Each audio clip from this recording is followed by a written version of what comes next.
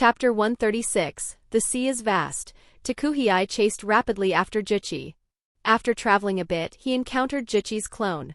He immediately recognized that it was a clone. He wanted to ignore it and move around, but the clone attacked him. After a small clash, Takuhei managed to injure the clone and dispel it. After reaching the place where he fought with Juchi, he found another clone. Not seeing Juchi anywhere, Takuhei decided to take his anger out on the clone. The water clone saw Takuhei and immediately attacked with water bullets. Takuhei made a few hand signs. Earth release, mud wall jutsu. He spat out a mud wall in front of him to block the attack. The mud wall blocked all the water bullets. Takuhei made a few more hand signs and slammed his right palm on the mud wall. The mud wall immediately began shooting out mud shurikens at the water clone. However, the clone managed to dodge everything.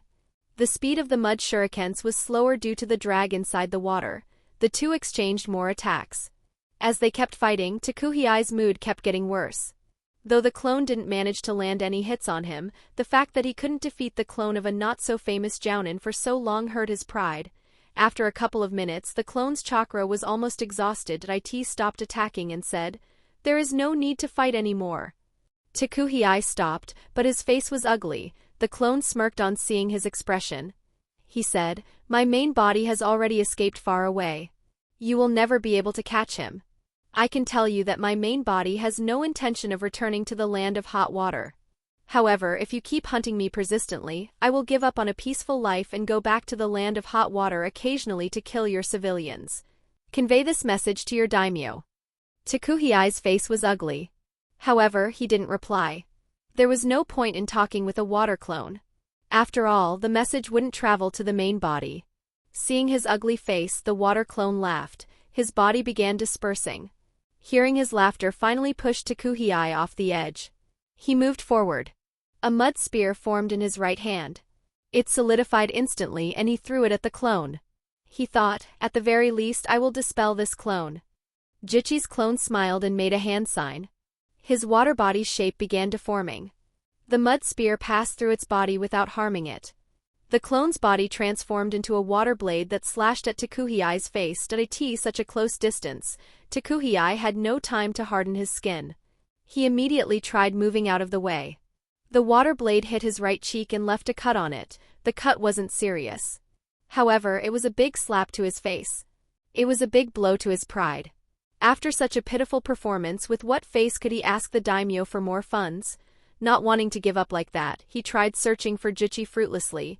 After killing Mitsuzuka, Renjiro stored his body and left for where Fumimaro and his clone had clashed to check if any trails were available. Meanwhile, Fujin, Mieko and Hoka tried to search for others. Renjiro's clone followed them silently. After searching for some time, Hoka finally saw Shisaku fighting against an enemy. Not having any way to sneak attack in the middle of the sea, they decided to attack from the front. They immediately flickered towards them. Shisaku and Saga Shiraku were equally matched against each other. Both had water affinity. They had just clashed with each other and were separated by a few meters when the trio flickered in and attacked without warning. Fujin was the first one to attack. He attacked from a distance with the air bullet jutsu. Hoka followed up with a vacuum palm. Shiraku had just noticed the trio when the attack arrived. He hurriedly made hand signs for water wall jutsu and tried getting out of the way. Fujin's air bullets pierced through the water wall with ease. Many of them hit Shiraku, but none hit him in a critical area. However, he was hurt and bleeding. The pain diverted his attention and he couldn't avoid Hoka's attack. Hoka's attack hit his heart and made him cough blood. Mieko didn't do a ranged attack and instead sped up towards him. She flickered in front of Shiraku right after Hoka's attack hit him and slit his throat. Shisaku was dumbfounded. The opponent that he was struggling with was killed so easily by the three kids he doubted. Fujin looked at the stunned Shisaku and asked, "Are you aware of where your fellow ninjas are?" Shisaku shook his head, "No." "But what happened to your opponents?" Mieko replied haughtily, "They are dead obviously." Unlike Fujin, Mieko took pleasure from Shisaku's stunned face. She was aware that the Yugakure ninjas underestimated them. Replying in this way felt satisfying. Fujin sighed and said, "We will have to search for them in the open seas. It's so tedious." Mieko and Hoka nodded. While the open seas didn't have any obstacles, it was way too big. Even with the huge range of Hoka's sight and Fujin's chakra field, it was difficult to find them. Mieko said, "Let's go look for someone else too." Fujin nodded, "Yeah, let's move." The trio were about to move when Shisaku asked with an embarrassed expression, "Can I come with you as well?" Fujin looked at Hoka and Mieko. Both their faces showed that they didn't want him. He chuckled internally. Fujin answered, "No. We have never worked with you before. So our teamwork will be affected. It'll be better if we search in opposite directions. That would double our chances of finding someone and helping them." Fujin, Mieko, and Hoka flickered without waiting for Shisaku's reply. Renjiro's clone, who was keeping a watch from afar, chuckled and followed them. Shisaku never sensed Renjiro's clone. Shisaku watched the trio with a dumbfounded expression. He thought, "This is the first time I have felt 3 kids looking at me as if I was useless. The kids in my village look up to me. Besides, how can my scouting skills compare to that of a Hyuga?" He shook his head and stored the body of the dead rogue ninja and went in the opposite direction. The trio continued searching for around 10 minutes but didn't find anyone. Mieko complained, "What the hell? How long are we going to search in these open seas? There is no one here." Hoka nodded. Fujin thought for a bit. He made a hand sign. Shadow clone jutsu. He used shadow clone jutsu multiple times until he made 6 clones. The clones immediately dispersed in different directions with their chakra field activated. Mieko and Hoka noticed that. Hoka said, "That's smart, Fujin."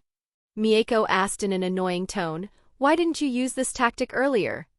Fujin shrugged his hands and answered, "Experienced ninjas are able to know when they are being sensed, especially if they are sensors. If they notice my clones, they will just run away. And with us being far away from our clones, the enemy will run away by the time we reach there." Mieko understood Fujin's reasoning. She said, "That makes sense." The trio waited at their spot. After a few minutes, one clone dispelled itself. Fujin received his memories. He said, "One of my clones found 2 Yugakure ninjas. They are carrying the dead body of the enemy they chased." Hoka sighed, "Well, that's useless for us." Fujin nodded. He created another shadow clone which replaced the one who dispelled. Fujin's clones searched for half an hour without any success. With their chakra dropping low, all dispelled themselves. Fujin received their memories and said, "It's hopeless. They didn't find anyone." He looked back and said, "Not even your main body sensei." Renjiro's clone appeared behind them and said, "It means that they are fighting too far into the sea. Leave it, there is no point in trying to find others anymore. Let's return to the beach and meet up with my other clone." The trio sighed and followed him. After a few minutes, they returned to the beach and met up with the clone of Renjiro who was looking after the 2 captured enemies. The other clone had dispelled himself to send memories to Renjiro. After meeting up, Renjiro's clone that was following his students also dispelled himself. Renjiro, who was a long way into the sea, received the memories of his clone. He thought, "Of the 9 we chased, 5 Chunins and their leader are confirmed dead. Fumimaro escaped. And we don't know the status of the other 2. He sighed, "I guess this will be the extent of completing this mission. It's difficult to kill every one of them. Especially the Jounins." Knowing that the search for Fumimaro was pointless, Renjiro decided to return to the beach. Chapter 137, Learning Sage Mode. Senju Renjiro returned to the beach. He found his clone, students and 5 Yugakure Chunins waiting there. Shunso had joined the 3 Yugakure Chunins along with their sleeping teammate. They had set up a couple of tents. Renjiro entered the tent of his students. He informed his students of how his fight went and they decided to wait for others to return. Late in the afternoon, Takuhei and the remaining 2 Chunins returned to the beach. Renjiro asked, "What's the status of your opponents?" Takuhei replied, "Mine managed to run away." The Chunins replied, "Our opponent ran away as well.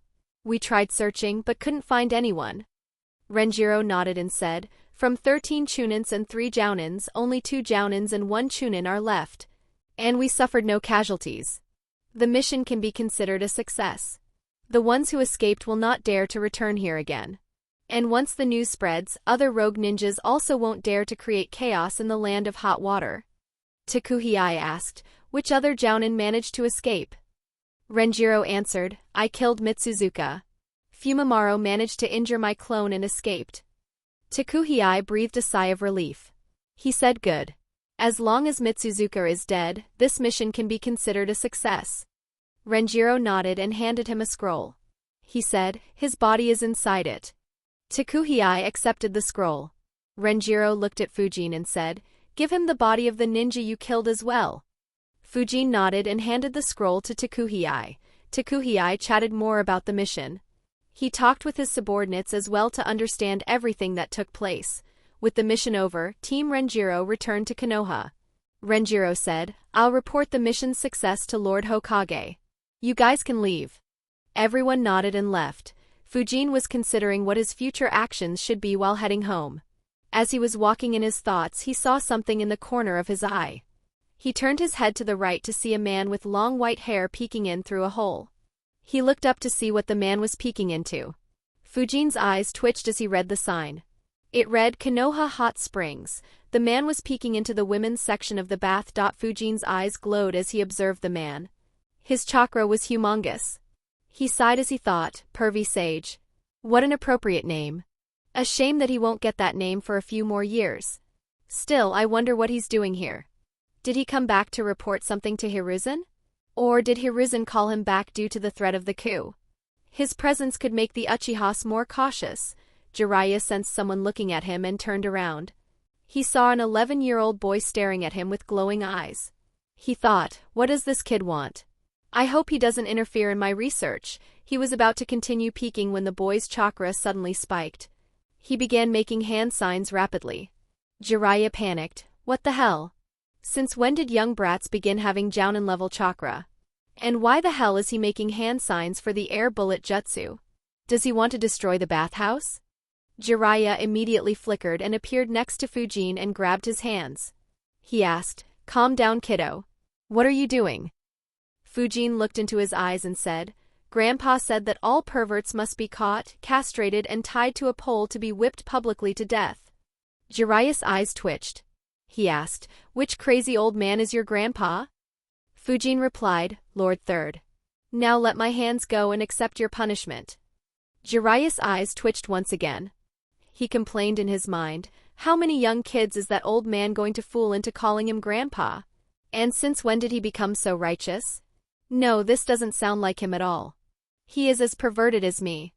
Jiraiya let his hands go and said, that old man is my sensei. So stop building your chakra up. Fujin looked back with deadpan eyes and said, his students are the legendary Sanins, not legendary perverts. Jiraiya laughed. Legendary perverts? Ha ha ha ha. He looked at Fujin and said, you are lucky that you met Jiraiya the Gallant and not the other two Sanins. Fujin thought in his mind, no shit. One is a pedo researcher and the other is a drunk hulk. Fujin looked at Jiraiya with surprise on his face. He said, are you really? Jiraiya smirked and said, that's right. You are looking at the one and only. Jiraiya slammed his hand on the ground. A lot of smoke appeared and from the smoke a toad appeared. Jiraiya jumped on the toad and moved as if he was dancing. He swirled his hair and head in a manner that he thought was cool. I am the hermit of Mount Mayaboku. The wise and immortal spirit. That's right. It's I, the toad sage Jiraiya of the legendary Sanins. A look of awe appeared on Fujin's face. He said, that's cool. But Gramps said that even if his students were perverts, he would still chase them down with a stick in his hand. Hearing that, Jiraiya's leg slipped and he fell on the toad. He thought, the first half doesn't sound like the old man at all. But him chasing with a stick totally sounds like him. Jiraiya looked at Fujin and said, what do you want, kid? You are interrupting my research. Fujin said, if you don't want me to tell Grandpa about your perverted acts, then you need to teach me what I want. Jiraiya was amused by Fujin. He asked, oh, and what do you want to learn? An innocent smile formed on Fujin's face. He said, sage mode. Fujin's reply shocked Jiraiya. His mouth fell open in disbelief as he heard what Fujin wanted. He forgot to swallow and the resulting coughs rattled through his chest like a storm, leaving him gasping for air. He took deep breaths and said, kid, go bother someone else. I have no time for you. Fujin squinted his eyes and said, you have to or I will never let you do your research. Jiraiya looked skeptically at Fujin and said, good luck catching me, kiddo. He made a hand seal and both he and the toad disappeared into the smoke. Some distance away, Jiraiya appeared. He muttered, "What an annoying brat." At that instant he saw a gorgeous lady walking next to him. His eyes immediately landed on her and a lecherous smile appeared on his face. However, he suddenly heard, "Stop perving around and teach me, old man." Fujin's voice wasn't soft. Everyone in the street heard him. Everyone began looking at Jiraiya with disgust. Jiraiya turned around to see Fujin standing behind him. His eyes widened. He asked, "How did you follow me?" A smirk appeared on Fujin's face as he said, "I have been taught by Gramps. Do you think you can get away so easily?" Jiraiya grabbed a smoke bomb and threw it on the ground and said, "Try following me now." Jiraiya appeared under a tree and said, "Finally got rid of the boy." However, he heard, "You didn't." Jiraiya looked up to see Fujin standing on a branch of that tree. Jiraiya disappeared once again. Fujin followed him. Both appeared in various locations in the village. Fujin tracked down Jiraiya every time. Jiraiya was annoyed. Not only does he have a high chakra, but he is also a sensor and can flicker seamlessly. So annoying. Realizing that he wouldn't be able to get rid of Fujin, he transformed into a toy bear. Fuji. A few seconds later, Fujin appeared at that location. He looked at the toy bear and frowned. He muttered softly, "That old pervert ran away. Shit, Grandpa will be disappointed with me." Jiraiya laughed in his mind as he saw anger and disappointment appear on Fujin's face. However, soon he was terrified. Chakra gathered on Fujin's fist as he punched at the bear with full power. Jiraiya immediately undid the transformation and moved out of the way. The punch hit the ground and left a massive hole in it. Cracks spread in the ground around it. Jiraiya's eyes widened as he saw how dangerous the punch was. What the fuck? Did Tsunade teach him? Fujin looked at Jiraiya and completely ignored the damage he had caused. He said with an innocent smile, "Oh, you are still here. I thought I lost you." Jiraiya complained in his mind, "Shit, this brat is worse than Orochimaru and Tsunade combined." He asked, "Why do you want to learn Sage Mode?" Fujin said, "Well, I asked Grandpa to teach me Sage Mode. But he said that only you know it. So he taught me Wind Vacuum technique instead. So I want to learn Sage Mode from you."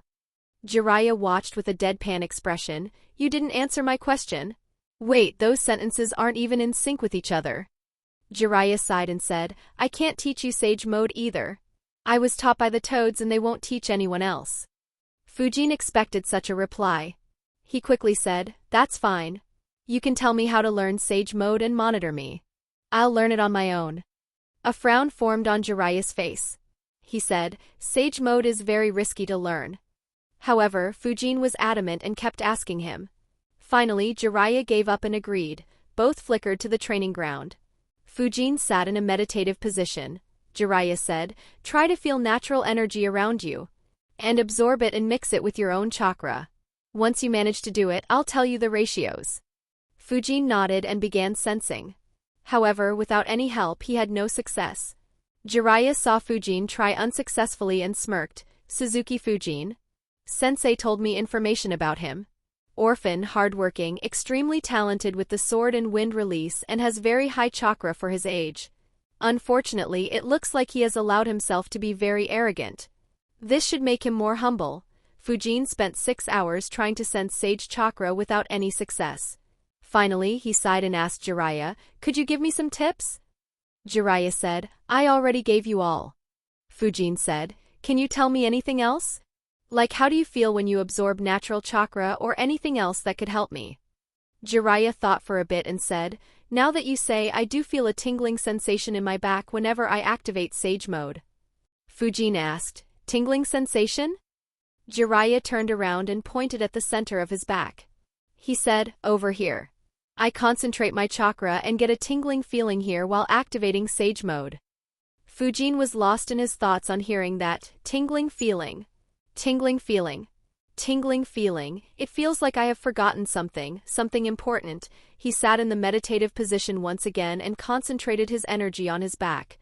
Soon he began feeling a tingling sensation on his back. He kept meditating and sending more chakra there. Jiraiya watched Fujin with curiosity. But soon his curiosity turned into shock. His mind couldn't form words as he sensed Fujin's chakra skyrocket. Finally, he gathered himself. What the fuck is happening? How can a human have so much chakra? It is exceeding tailed beast chakra levels. No, it has already exceeded them. Even nine-tailed fox doesn't have so much chakra. Fujin chakra kept skyrocketing. Soon a golden aura appeared around him. He gritted his teeth and focused. The aura caused high-speed winds around Fujin. Even Jiraiya had to move backwards. The winds spread throughout Konoha and every sensor looked towards the training ground where Jiraiya and Fujin were. The chakra was so intense that everyone was scared out of their wits. Suddenly, Fujin yelled loudly. He let out all his energy. The golden aura around him grew. His hair turned golden. He stood up and muttered, "Right, this is what I have forgotten." Soon lightning began appearing on his body. He said, "It's a good thing that I learnt lightning release." As soon as lightning appeared on his body, his energy once again skyrocketed. It increased by more than 10 times. His chakra spread throughout the universe. At a long distance away from Earth, there was a settlement in space. This area was ruled by a strong clan. The members of this clan were all very pale and had white eyes. Some of them had a third eye on their forehead. In this clan, an old man opened his eyes and looked in the direction of the earth. A serious look could be seen on his face. He was stunned. What energy! This doesn't feel like anyone from my Otsutsuki clan. Who unlocked such a huge power?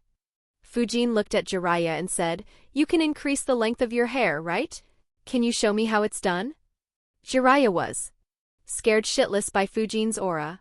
He nodded and made hand signs and increased the length of his hair. Fujin watched carefully and replicated his jutsu without making any hand signs. His hair began growing. They grew up to his waist. And his eyebrows disappeared. He said, "This is the power I want." His chakra grew many folds once again. He looked up in space and could sense every being in the huge space in the territory controlled by Otsutsuki. The leader of the Otsutsuki clan, who was wondering who could have such power, suddenly shivered as he felt Fujin sensing his location. A grin formed on Fujin's face as he said, "I will be the god of this world. No one can stop me." He began laughing like a maniac. Ha ha ha ha ha ha. Chapter 138, Concluding the Mission. Senju Renjiro returned to the beach. He found his clone, students and 5 Yugakure Chunins waiting there. Shunso had joined the 3 Yugakure Chunins along with their sleeping teammate. They had set up a couple of tents. Renjiro entered the tent of his students. Fujin had sensed Renjiro when he arrived close to the beach. All 3 students greeted him. Miko asked, "What's the status of the mission, sensei?" Renjiro's clone dispelled itself to transmit all the memories back to his main body. Renjiro answered, "Their leader Mitsuzuka is dead. The other jounin that my clone chased managed to escape." The trio were surprised. This was the first time they heard someone escaping from Renjiro. Renjiro looked at their expression and shrugged his hands and said, "It was a clone. It's difficult to stop a jounin with just a clone." The trio looked away awkwardly. Their expectations from Renjiro were too high. Fujin asked, "What about the ones who didn't return, sensei? We searched for them a lot but didn't find them." Renjiro answered, "There are 2 possibilities. The first possibility is that they are dead, with their bodies at the bottom of the seafloor or taken away by the enemies.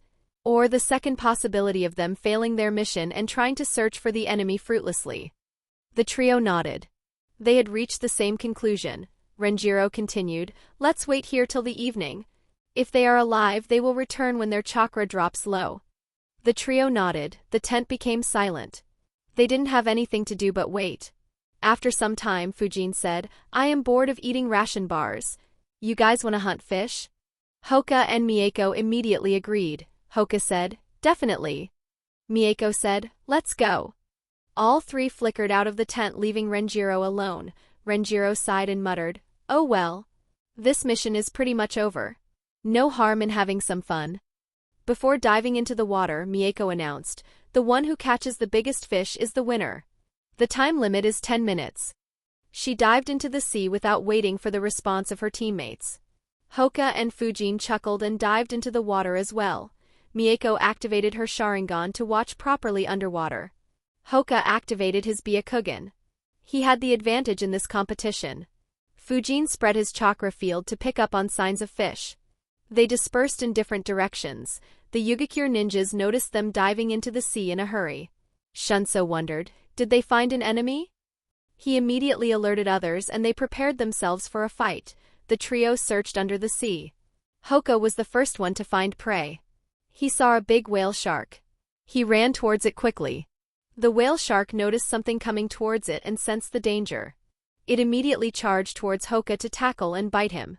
However, Hoka moved out of the way and hit it with the gentle fist style. A single hit killed the shark. Fujin was the next one to find his target. He found a giant crab.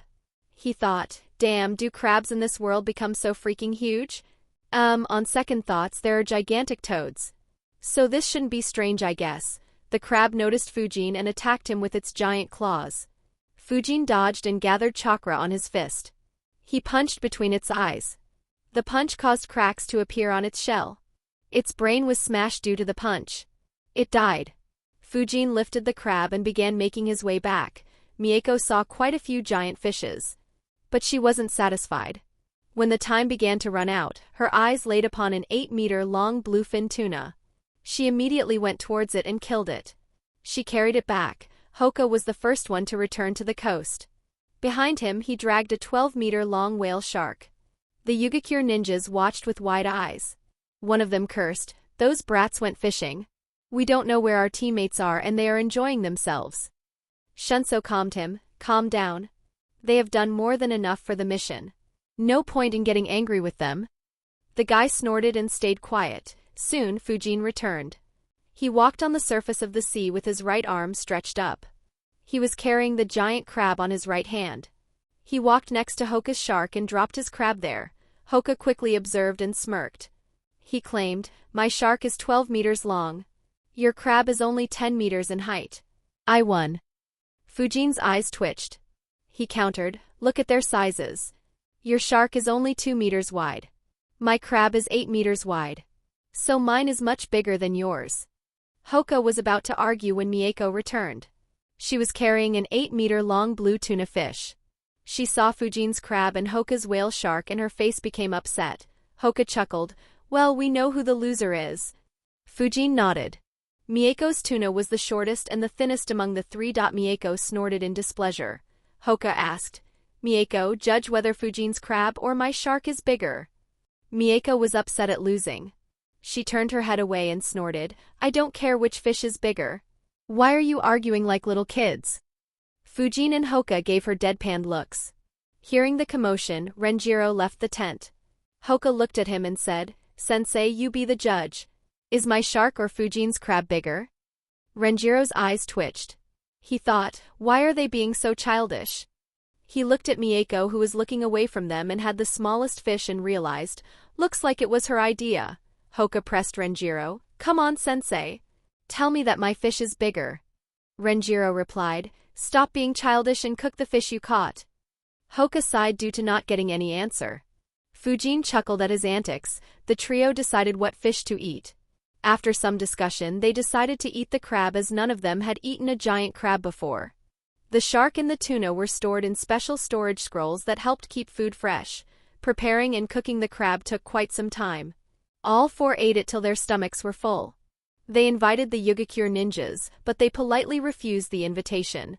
Late in the afternoon, Takuhei and the remaining two chunins returned to the beach. Renjiro asked, "What's the status of your opponents?"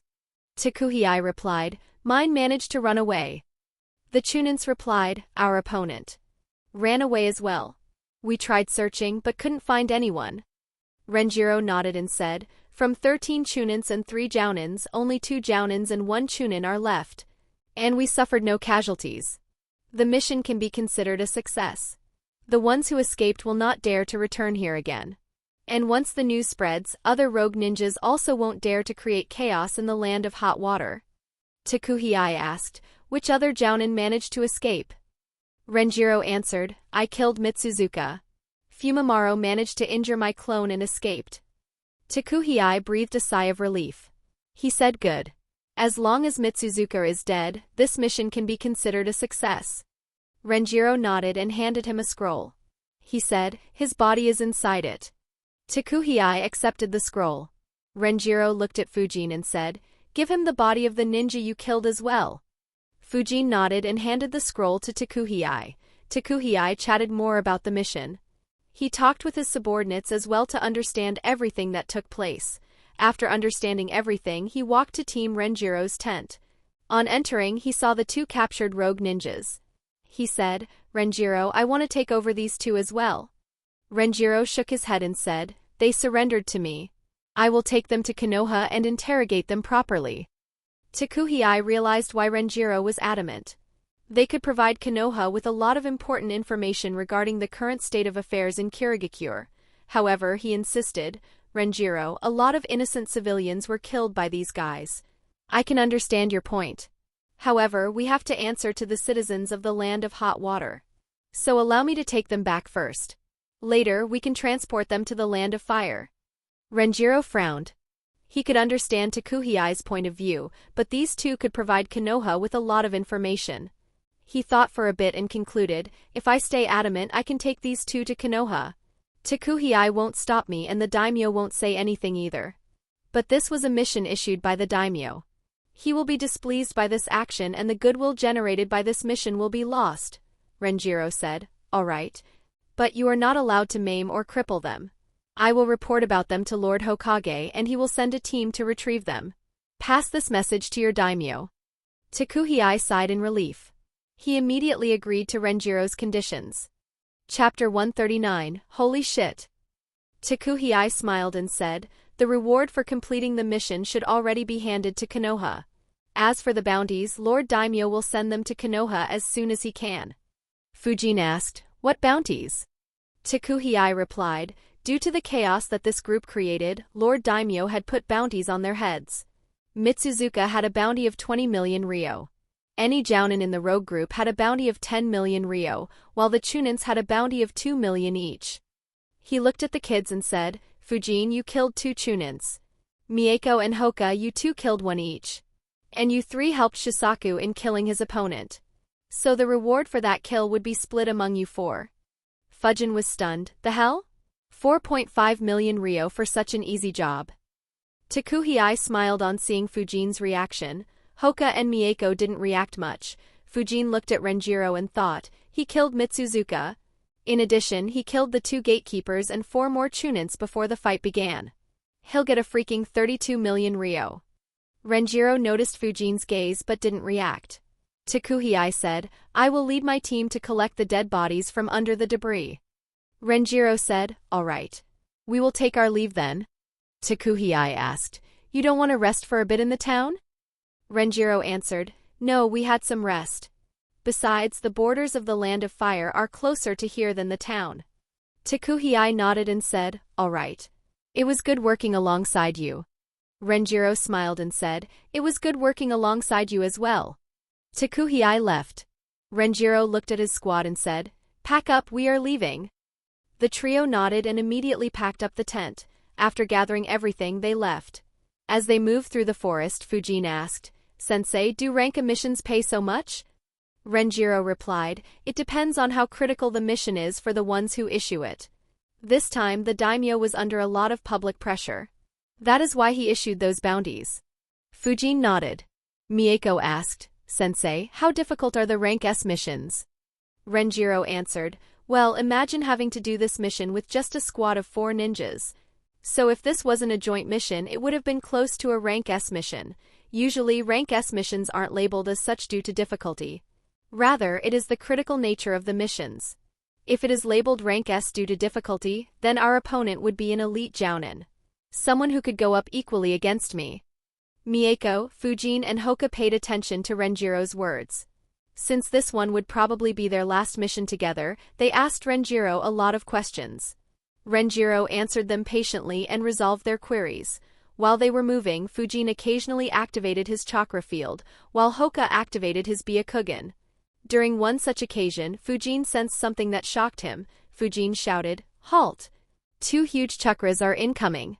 One has slightly lower chakra than Sensei, while the other one has more than twice Sensei's chakra." That shocked them. Hoka immediately activated his Byakugan, while Mieko activated her Sharingan.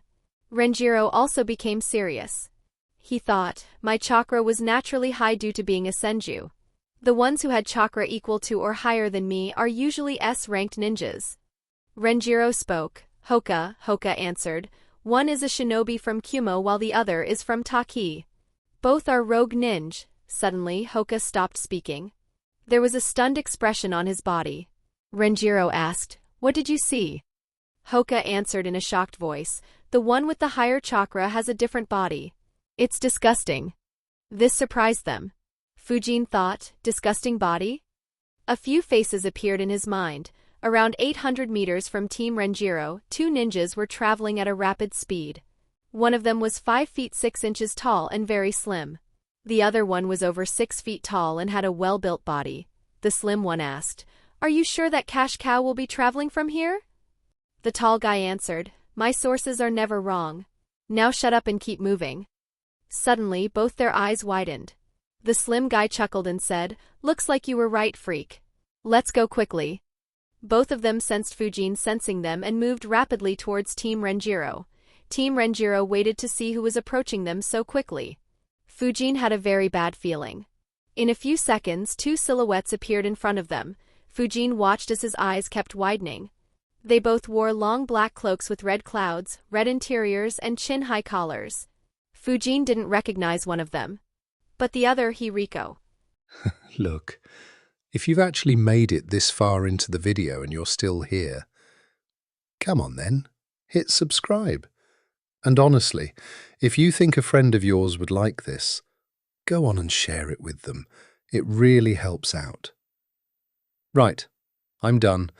I'll get out of your hair now so you can get back to the good stuff. But seriously, stick around till the end. It's well worth it. Niced very well. Fujin was scared.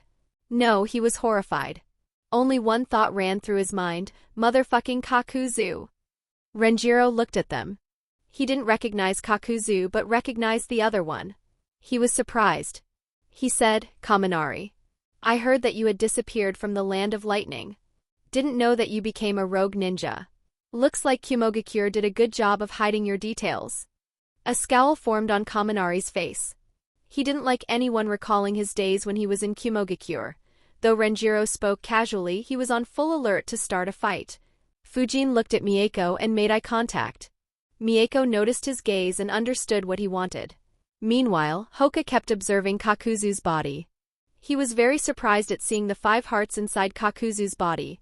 Kakuzu said, "Senju Renjiro, I have heard a lot about your war exploits. Today I will claim the 45 million Ryo bounty on your head." Kakuzu wasted no time and moved forward to attack. Kaminari joined him. Renjiro grabbed his sword to confront them. However, Mieko and Fujin were faster. Mieko made hand signs immediately. Fire release, Great Fireball Jutsushi released a giant ball of fire at the same time.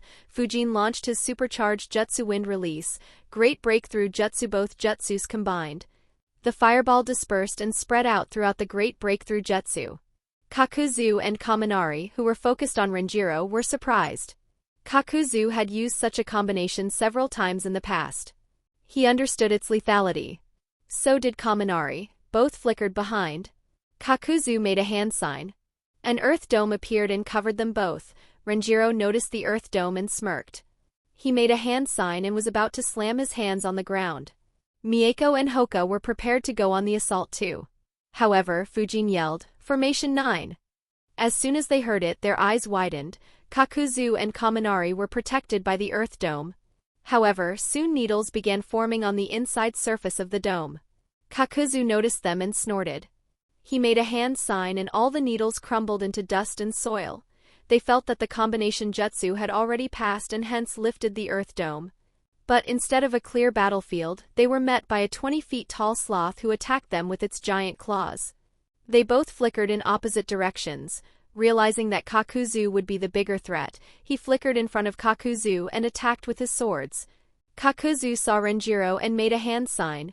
Earth release, Iron Skin Jutsu. Kakuzu's skin blackened. He raised his fist and blocked Renjiro's sword. Chakra flowed through Renjiro's sword. It hit the back of Kakuzu's fist. The attack left a small slash on Kakuzu's fist. Kakuzu was surprised. He said, "It's been a long while since someone could hurt me. I will enjoy killing you." Renjiro and the sloth were about to press on the attack, but they suddenly withdrew backwards. Renjiro looked at Kakuzu. It seemed as if there were monsters under his clothes, or perhaps under his skin, that were trying to break out. 4 black monsters appeared around Kakuzu. Each had a mask of different color on them. Renjiro, despite all his experience, was stunned. He thought, what the hell is this? And who is this guy? And why was there no mention of such a strong ninja during the previous wars? Kakuzu and the 4 monsters attacked Renjiro and his summon with perfect coordination. Renjiro kept his distance from them and tried his best to defend himself. He often resorted to diving into the ground to protect himself. Chapter 140, Fighting Against the Akatsuki. On the other side of the battlefield, Kaminari was confronted by Fujin, Mieko, and Hoka. Fujin flickered in front of him while making some hand signs. Wind release, air bullet jutsu. Fujin shot a dozen air bullets at him. Lightning sparks appeared on Kaminari's body. His speed increased a lot and he dodged all air bullets easily. Mieko and Hoka quickly attacked with shurikens, but Kaminari dodged them as well with ease. Fujin analyzed, there is no lightning armor on him, just sparks. Is this a toned-down version of Raikage's technique? After dodging, Kaminari moved towards the trio. His speed was incredibly fast. Fujin's eyes couldn't follow him. He instantly blew a great breakthrough jutsu in front of him. It didn't matter if he couldn't see his opponent's exact location. He would just attack the whole area. Kaminari saw the incoming attack and quickly moved out of range. He tried attacking from a different direction, but Fujin attacked again with the wide-range Great Breakthrough Jutsu. Kaminari tried attacking from different directions, but Fujin just kept attacking with the Great Breakthrough Jutsu. Kaminari was annoyed. This brat keeps trying to keep me at a distance. Does he think that he has infinite chakra? And that Uchiha girl is staring at me as well. If I try to break through his jutsu head-on, she will fire a fireball into this wind jutsu. Kaminari made a few hand signs. Lightning release, false darkness. Multiple spears of lightning formed and moved towards Fujin's group. Fujin sensed Kaminari building his chakra and made a few hand signs. Seeing the lightning jutsu, Fujin launched his jutsu. Wind release, infinite breakthrough jutsu. Both jutsus clashed. Fujin observed carefully. He thought, isn't this the same jutsu that Kakuzu used later? Did Kakuzu take his heart? Fujin's jutsu broke through the lightning spears and moved towards Kaminari. However, Kaminari had already launched another jutsu. Fire release, blast wave wild dance. Kaminari expelled a large stream of fire which moved in a spiral manner. It clashed with Fujin's jutsu. Kaminari smirked as he watched. My false darkness was stronger than his jutsu. However, the wind release has too much of an advantage against lightning. But false darkness reduced the momentum of his jutsu. And now my blase wave will be assisted by his jutsu. As Kaminari had calculated, his blaze wave entered the infinite breakthrough jutsu and spread throughout it. Fujin thought, damn, he is good. Hoka moved forward and slammed his hands on the ground. Earth release, earth wall jutsu. A huge wall appeared between them and the flames. He made another hand sign and slammed his hands on the ground again. Earth release, earth dome jutsu. A dome was formed that covered all 3 of them. The fire covered a large area. It flowed over the wall and heated the outside of the dome. Trees were set on fire for hundreds of meters. The jutsu even reached Renjiro and Kakuzu's location. Both immediately escaped into the ground. Renjiro's sloth summon had already been injured by Kakuzu and it had returned back. After a minute, the fire died down. Renjiro and Kakuzu had begun fighting underground. Kaminari quickly moved across the battlefield. He stood on top of the earth wall and noticed the dome below. Fujin noticed his chakra and made a few hand signs. Lightning sparks began appearing on Kaminari's body. He jumped down at the dome. Lightning release, lightning spear jutsu. A spear made of lightning appeared in his hands. He threw it at the dome. It hit the dome and pierced through it. However, right when the tip of the lightning spear appeared inside the dome, Fujin used his jutsu. Wind release, vacuum bullet jutsu. The vacuum bullet hit the lightning spear's tip. It pierced through the entire length of the lightning spear and completely dispersed it. Without slowing down, it targeted Kaminari, who was falling down towards the dome. Kaminari's pupils shrank seeing the vacuum bullet. The jutsu was aimed at his face. He quickly moved his head to the side. The vacuum bullet left a cut on his right cheek before hitting his right earlobe. Kaminari shrieked in pain as his right earlobe was pierced and the bottom half of his right ear was blown away. Fujin heard his shriek and followed it up with another vacuum bullet. The vacuum bullet pierced through the Earth dome and targeted Kaminari. But Kaminari managed to dodge properly this time. Kaminari thought, fucking hell. Why the fuck does someone so young know the wind vacuum technique? He was mad in rage, not giving him any time. Hoka placed his hands on the Earth dome. The outer surface of the dome transformed into spikes and they immediately launched at Kaminari. Understanding that he was at a disadvantage, he retreated 100 meters backwards. With the dome gone, Fujin, Mieko and Hoka looked at Kaminari. His face was ugly and full of rage. Kaminari was very angry. He thought, how many bastards does Konoha raise? That wind brat is already one of the top wind users I have seen.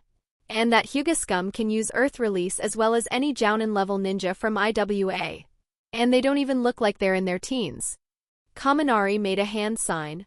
Lightning Release, Lightning Clone Jutsu. 2 lightning clones appeared around him. They immediately went on assault. All moved around at a rapid speed. Fujin once again attacked them head-on with a great breakthrough jutsu. However, all three moved out of the way. Kaminari attacked the trio from the back, while his clones attacked from left and right. They were so fast that they attacked when Fujin was still releasing the jutsu. Both Hoka and Mieko made hand signs and slammed their hands on the ground with perfect coordination. Earth Release, Topsy-Turvy Jutsu. The ground in front of the Kaminari and his clones immediately became uneven. Some parts of the ground went up a few inches, while some other parts went down a few inches. The aim of this jutsu was to make the attackers lose their footing and fall down. Kaminari and his clones noticed them and immediately slowed down. The slowdown was enough for Fujin to turn around and launch another great breakthrough jutsu at Kaminari. Hoka and Mieko also made hand signs. Water Release, Water Gun Jutsu. Fire Release, Flame Bullet Jutsu. They both launched jutsus on the clones. Kaminari and his clones had to retreat once again. While Kaminari was retreating, the trio were attacked from the other side. Kakuzu's fire mask had been useless against Renjiro. So he sent it to help out Kaminari, and it released a huge flame at the trio. Hoka made a hand sign and released Water Gun Jutsu to intercept it, while Mieko slammed her hands on the ground and raised an earth wall to protect them. They managed to defend perfectly. Kaminari didn't attack. He had some doubts. He thought, why is their teamwork so good? Even veteran teams might struggle to have such efficient coordination. They have left the attack to that wind user while the other two are perfectly complementing him. Kaminari kept feeling that something was off. And while he was analyzing, it finally hit him. Wait a minute. Why is that wind user fighting without considering his chakra wastage at all? His chakra has fallen very low now. In just a few more jutsus he will be dry. Kaminari analyzed, but couldn't figure out the reason why they were acting that way. Kakuzu and Renjiro were still stuck in a deadlock. Kakuzu had the absolute advantage over Renjiro, but he couldn't deal any injuries to him. Kakuzu analyzed, he is good. If it weren't for those 3 kids, he might have been able to escape successfully from me. That said, what is that useless Kaminari doing? I even sent my fire mask to help him. And he still can't kill 3 kids. The fighting continued for a few minutes. Team Renjiro was extremely exhausted. Fujin had one knee on the ground. Mieko and Hoka were tired as well. They had spent a huge amount of chakra on ninjutsu. Renjiro was also exhausted. Fighting against an S-rank ninja and the 3 masks took its toll on him. Kaminari observed them and smirked. Finally they ran out of chakra. Now let me see why they fought so recklessly. Kakuzu also observed very carefully. During the last few minutes he had seen endless tactics and tricks from Renjiro. He didn't want to get careless. Fujin looked over at Renjiro. Renjiro was looking at him as well. They both nodded their heads as soon as their eyes met. Hoka and Mieko noticed it. Immediately, all 4 flickered in different directions. Kakuzu and Kaminari immediately followed Renjiro and Fujin respectively, while Kaminari's clones followed Hoka and Mieko. If there was one thing that Team Renjiro prided upon, it was their skill with the body flicker jutsu. Even in an exhausted state, they all managed to flicker multiple times. Unfortunately, their opponents were very strong. All of them were chased down successfully. A/N, what will happen to Team Renjiro? What will happen to Fujin? Will they manage to escape or be caught? If caught, will Fujin be killed? Or will he have other paths? Find out in the Chapter 141, Death of a Powerhouse. Team Renjiro ran in different directions at a fast speed. However, they were all very exhausted. Kakuzu could match Renjiro's speed. While Kaminari and his clones were faster than Fujin and his teammates, after flickering 8 times, Fujin's chakra finally hit a low. He hid behind a tree and took deep breaths. Using the last bits of his chakra, he made a few hand signs. Kaminari arrived almost immediately after Fujin. He saw the tracks left behind by Fujin and saw where he was hiding. He went around the tree and appeared in front of Fujin. An evil smile appeared on his face. He said, "You brat destroyed half of my right ear. I will make you pay 1,000 times." He expected Fujin to be afraid. However, there was no hint of fear on Fujin's face. He was surprised. Fujin spoke with determination. "Ever since I became a ninja, I have always been determined to give my life for the village. Death doesn't scare me." Kaminari was stunned. But soon he broke into a huge laughter. "Ha ha ha ha ha ha." He looked at Fujin with a cruel look in his eyes and said, "Brat, let me educate you. Death is kind. I will show you how miserable life is. By the time I am done with you, you will be begging for death. Ha ha ha." Immediately a SCA. Red look appeared on Fujin's face. Kaminari's evil smirk grew bigger as he extended his arm to grab Fujin's neck. At the same time, Hoka and Mieko were also caught by Kaminari's clones. They seemed too exhausted to fight back. Kaminari's clones approached them. Soon after them, Renjiro was also chased down by Kakuzu. Kakuzu's lightning mask appeared behind Renjiro and pushed him to the ground and pinned him down. Kakuzu appeared and said, "Your mastery of water element is very good. I will take your heart and replace my water mask with your heart." Renjiro's eyes widened as he processed this information. Threads appeared from the lightning mask and drilled into Renjiro's chest. However, Renjiro smirked. Kakuzu immediately had a bad feeling. Boom! Renjiro exploded under the lightning mask. Kakuzu moved away quickly, but his lightning mask wasn't able to. It took the full brunt of the explosion. The mask cracked. Kakuzu was stunned. He lost one of his hearts. He watched where Renjiro exploded and thought, "Shadow clone explosion jutsu." But when did he make a shadow clone? Was it when he was escaping? No, I was keeping an eye. He didn't have any chance to make a shadow clone. So when did he do it? Kaminari's lightning clones approached Hoka and Mieko. As soon as they reached within range, both Hoka and Mieko exploded. The clones couldn't react fast enough and were caught in the explosion. Both were dispelled. Though lightning clones didn't transmit information, the main body could sense when the clones were dispelled. The clones were dispelled when Kaminari's hand was extending towards Fujin. Kaminari realized that both his clones got dispelled and became distracted for a fraction of a second. Fujin noticed it and he exploded as well. Kaminari noticed and immediately moved backwards. However, his right forearm felt the explosion. Its skin was burnt, his face became ugly. He thought in rage, when the heck did he create a shadow clone? He didn't have any chakra left to be able to create shadow clones. He looked around the area but found no signs of someone escaping. He moved towards where his other 2 clones were dispelled. But once again he couldn't find any signs of Mieko or Hoka escaping. After a few minutes of fruitless search, he ran back to where the fighting had happened. Kakuzu was inspecting the area that he appeared behind Kakuzu. Kakuzu immediately noticed the half-blown ear and a burnt right eye. Kaminari also noticed that Kakuzu's cloak was destroyed. Kaminari said, "The ones I chased were all clones. There were no tracks that showed someone running away." Kakuzu said, "Same here. The Renjiro I chased and escaped turned out to be a shadow clone. Bastard exploded it when I caught him." Kaminari said, "You too?" "The same happened with that wind user.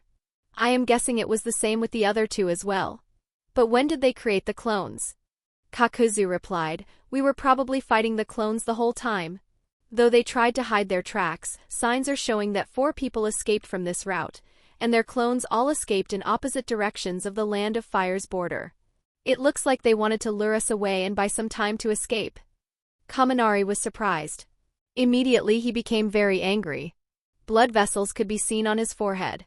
He said, "No wonder those 2 brats were so good with earth release and water release. They were Renjiro's disguised clones." His chakra flared up as he yelled, "Those bastards think that they can make a mockery of us? Kakuzu, you check their tracks and I will bring you to them. Those bastards can't escape from us." Kakuzu nodded. Sparks appeared on Kaminari's body. He grabbed Kakuzu and moved along the path. Kakuzu said rapidly, They were taking the shortest route to the Land of Fire. After running at max speed for 5 minutes, they finally saw 4 silhouettes. Kaminari immediately shouted, "Bastards! You think that you can make a mockery of me?" Team Renjiro heard the shout and stopped. They immediately took a battle stance. Kaminari dropped Kakuzu and rushed towards them. Kakuzu followed him but thought, something is off. Kaminari was much faster than Kakuzu. He reached them in a blink of an eye. Renjiro unsheathed his sword and attacked Kaminari. Kaminari grabbed a kunai and flowed lightning through it and attacked Renjiro. Renjiro blocked his attack. At the instant their weapons clashed, Fujin, Hoka and Mieko flickered next to Kaminari to surround him from all sides. Kaminari was surprised by this maneuver. He had a bad feeling.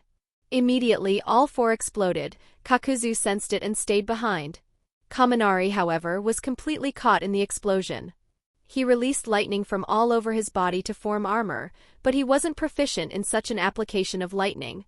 It helped reduce the impact of the explosion, but he was hit nonetheless. After a second, Kaminari jumped out of the dust cloud created by the explosions. His clothes were blasted. Almost all the skin on his body was burnt. He was bleeding a lot as well. Kakuzu appeared next to him and said, "The trail was left behind by clones. Since this was the shortest route to Konoha, we assumed that they escaped here. To think that they would set up another trap here." Kaminari looked at Kakuzu in rage and yelled, "Bastard. You led me into a fucking trap. And then hid behind and watched me getting hit." Kakuzu looked at him and said, "I didn't ask you to rush ahead like a moron. It was your stupidity." Kaminari yelled, "Asshole, are you calling me a moron? It was your dumb head that led us into this trap in the first place." Kakuzu didn't reply, but Kaminari kept yelling at him.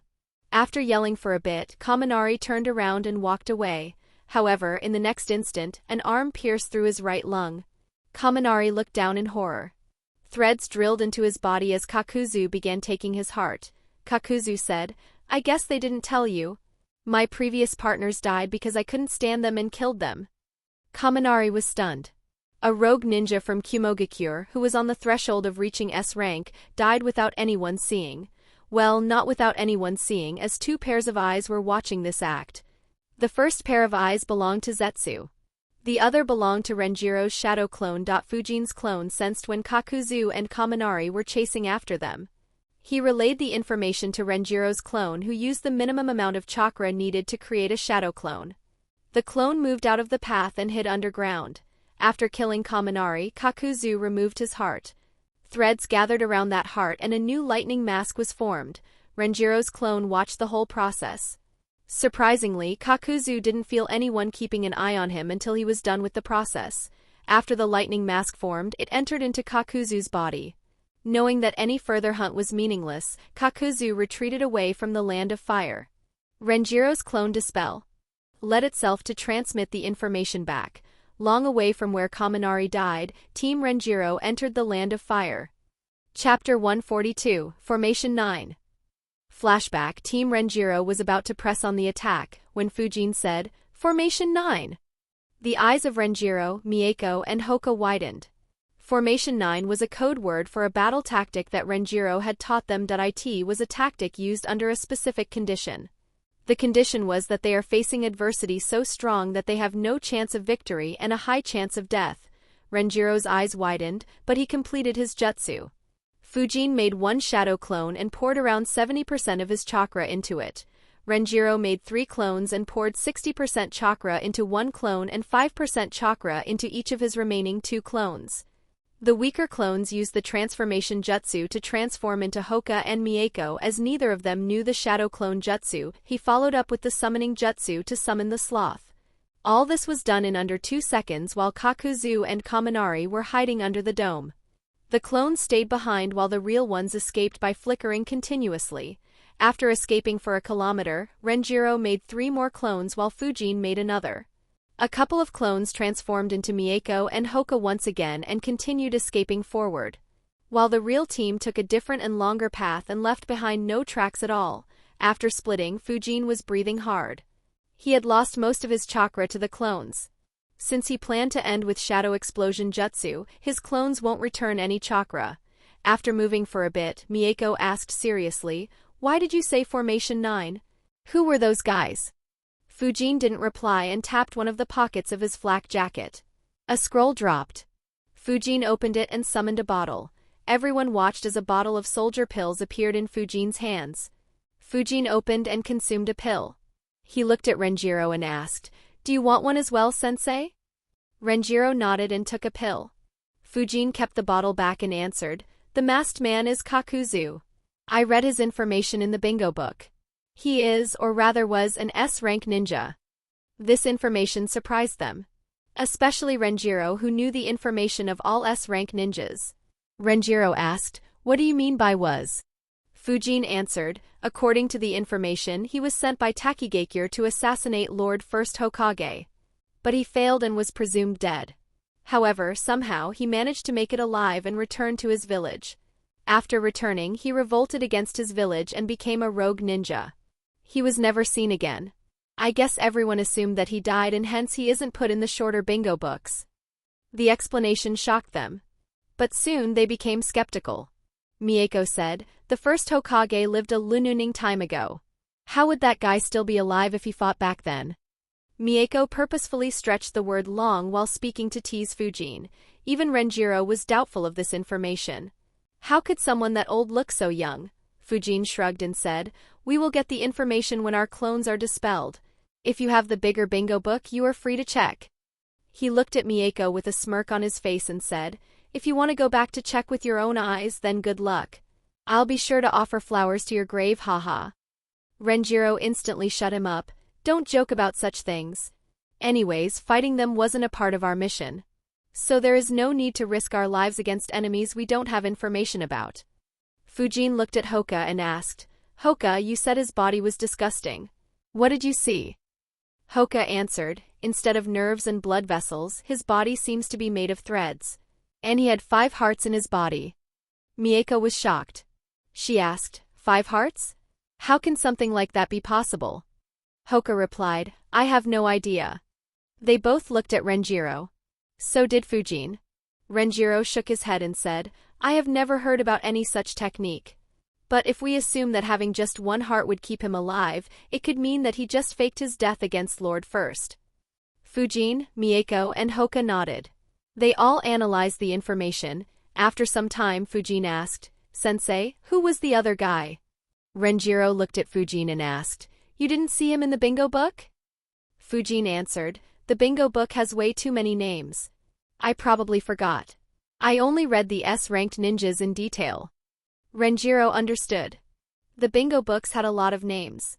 It was impractical to remember everything. He said, "The other guy is Kaminari. He was an elite jounin in Kumogakure. He is strong and very close to being ranked S.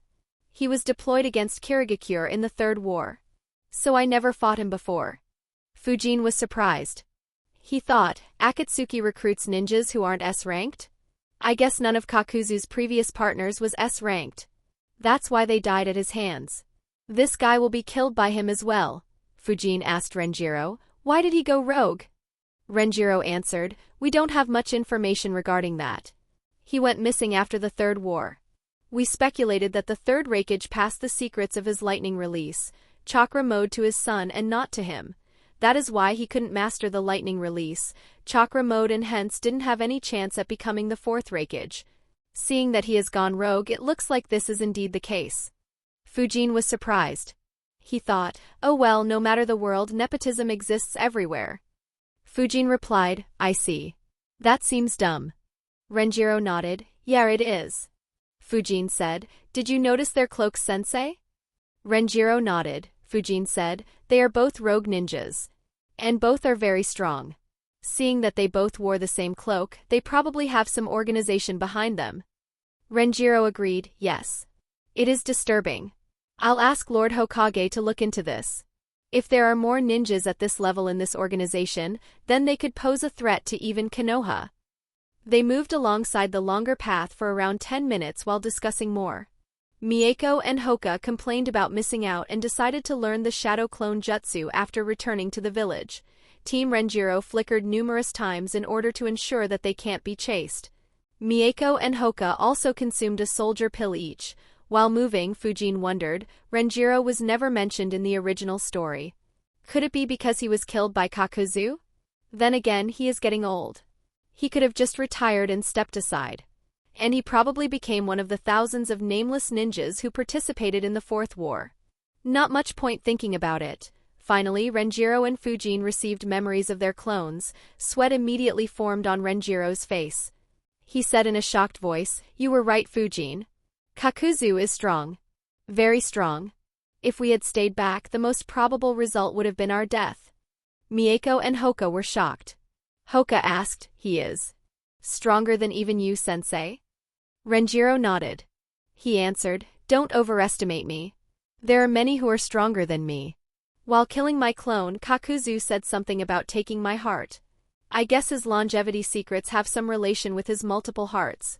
Also, he probably went a bit easier on my clone as he didn't want to damage my heart.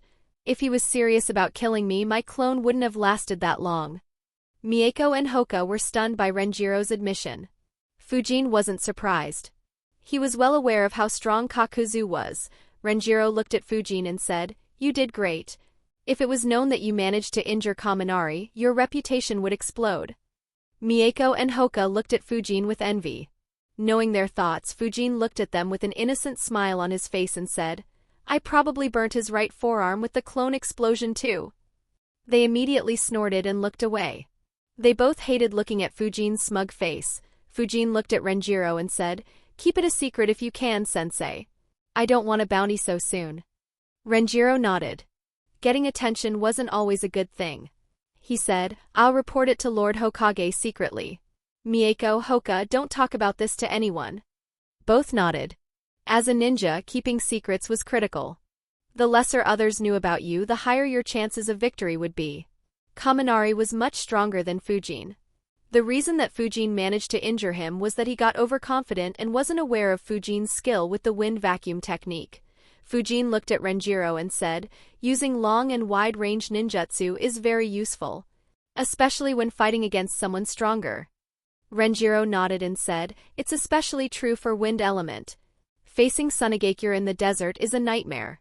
Even more so when they mix poison with it, but don't get overconfident. Kaminari didn't go all out as your chakra would eventually run out.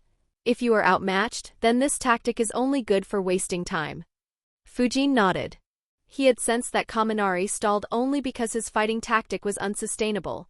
Fujin said, "I wonder if they will chase or not." Renjiro analyzed and said, "Probably no. They took 10 minutes to dispel our clones. Tracking would be tougher and they would have to move a lot faster." Fujin nodded. Chasing would be rather pointless now. But they were both wrong. A bit later, both received the memories of their clones again. Fujin said, "That was impulsive." Renjiro nodded, "Yes, it was." Mieko and Hoka asked, "What happened, sensei?" Renjiro answered, "They tracked our clones. Kaminari attacked recklessly. All 4 clones surrounded him and exploded. He should be injured, but his life won't be in danger. I guess he was just annoyed at getting fooled." Mieko chuckled, "That would teach him a good lesson for chasing after us." Renjiro replied, "Don't take it too lightly. This time we were saved due to Fujin reading the bingo books. When we return, you and Hoka should read it too. Also, this tactic worked perfectly this time. Next time it won't work so well. So work hard and become stronger." His students nodded. Though they got away without any injuries, the experience was very scary. After traveling for a bit, they finally reached the borders of the Land of Fire. Chapter 143, Akatsuki. While they were entering, Renjiro suddenly stopped. His students looked at him. Hoka asked, "What happened, sensei?" Renjiro replied, "Kaminari died." His students were shocked. Mieko and Hoka thought, how could someone so strong die suddenly? Fujin recovered from the shock fastest and concluded, "Looks like Kakuzu killed him for his heart." Though Renjiro didn't say anything, he probably managed to destroy one heart with his clone. "Most likely the lightning one," Hoka asked. "How did he die, sensei?" Renjiro answered, "Looks like they had an argument. When Kaminari turned his back, Kakuzu attacked him. His technique does depend on hearts. He stole his heart after killing." Renjiro thought hard. After some time he said, "Don't tell anyone about him. I'll make a secret report to Lord Hokage and have him investigate Kakuzu." His students nodded. The death or betrayal of an elite jounin during peacetime would always be a huge deal. Such matters are better left to the village to handle. The team kept moving forward at a fast speed. Hoka asked, "Sensei, aren't we going to go to the patrol outpost?" Renjiro shook his head and answered, "No. A lot of things happened during this mission. It's best to report to the village right away. As for Seiichi, I'll talk with him later." Fujin thought, yeah, that would be the best. Though we are inside the land of fire, I wouldn't call it safe. Due to eating the soldier pills, they weren't tired. So they continued moving without any breaks until they reached Konoha, Land of Rain. Deep within the dense forests of the Land of Rain, a hideout existed. Even light had difficulty reaching it. The number of people who were aware of its presence can be counted on one hand. A man sat still in this hideout. Suddenly, a figure began appearing from the ground. It appeared right in front of him. The man opened his eyes. His eyes shone with purple colors.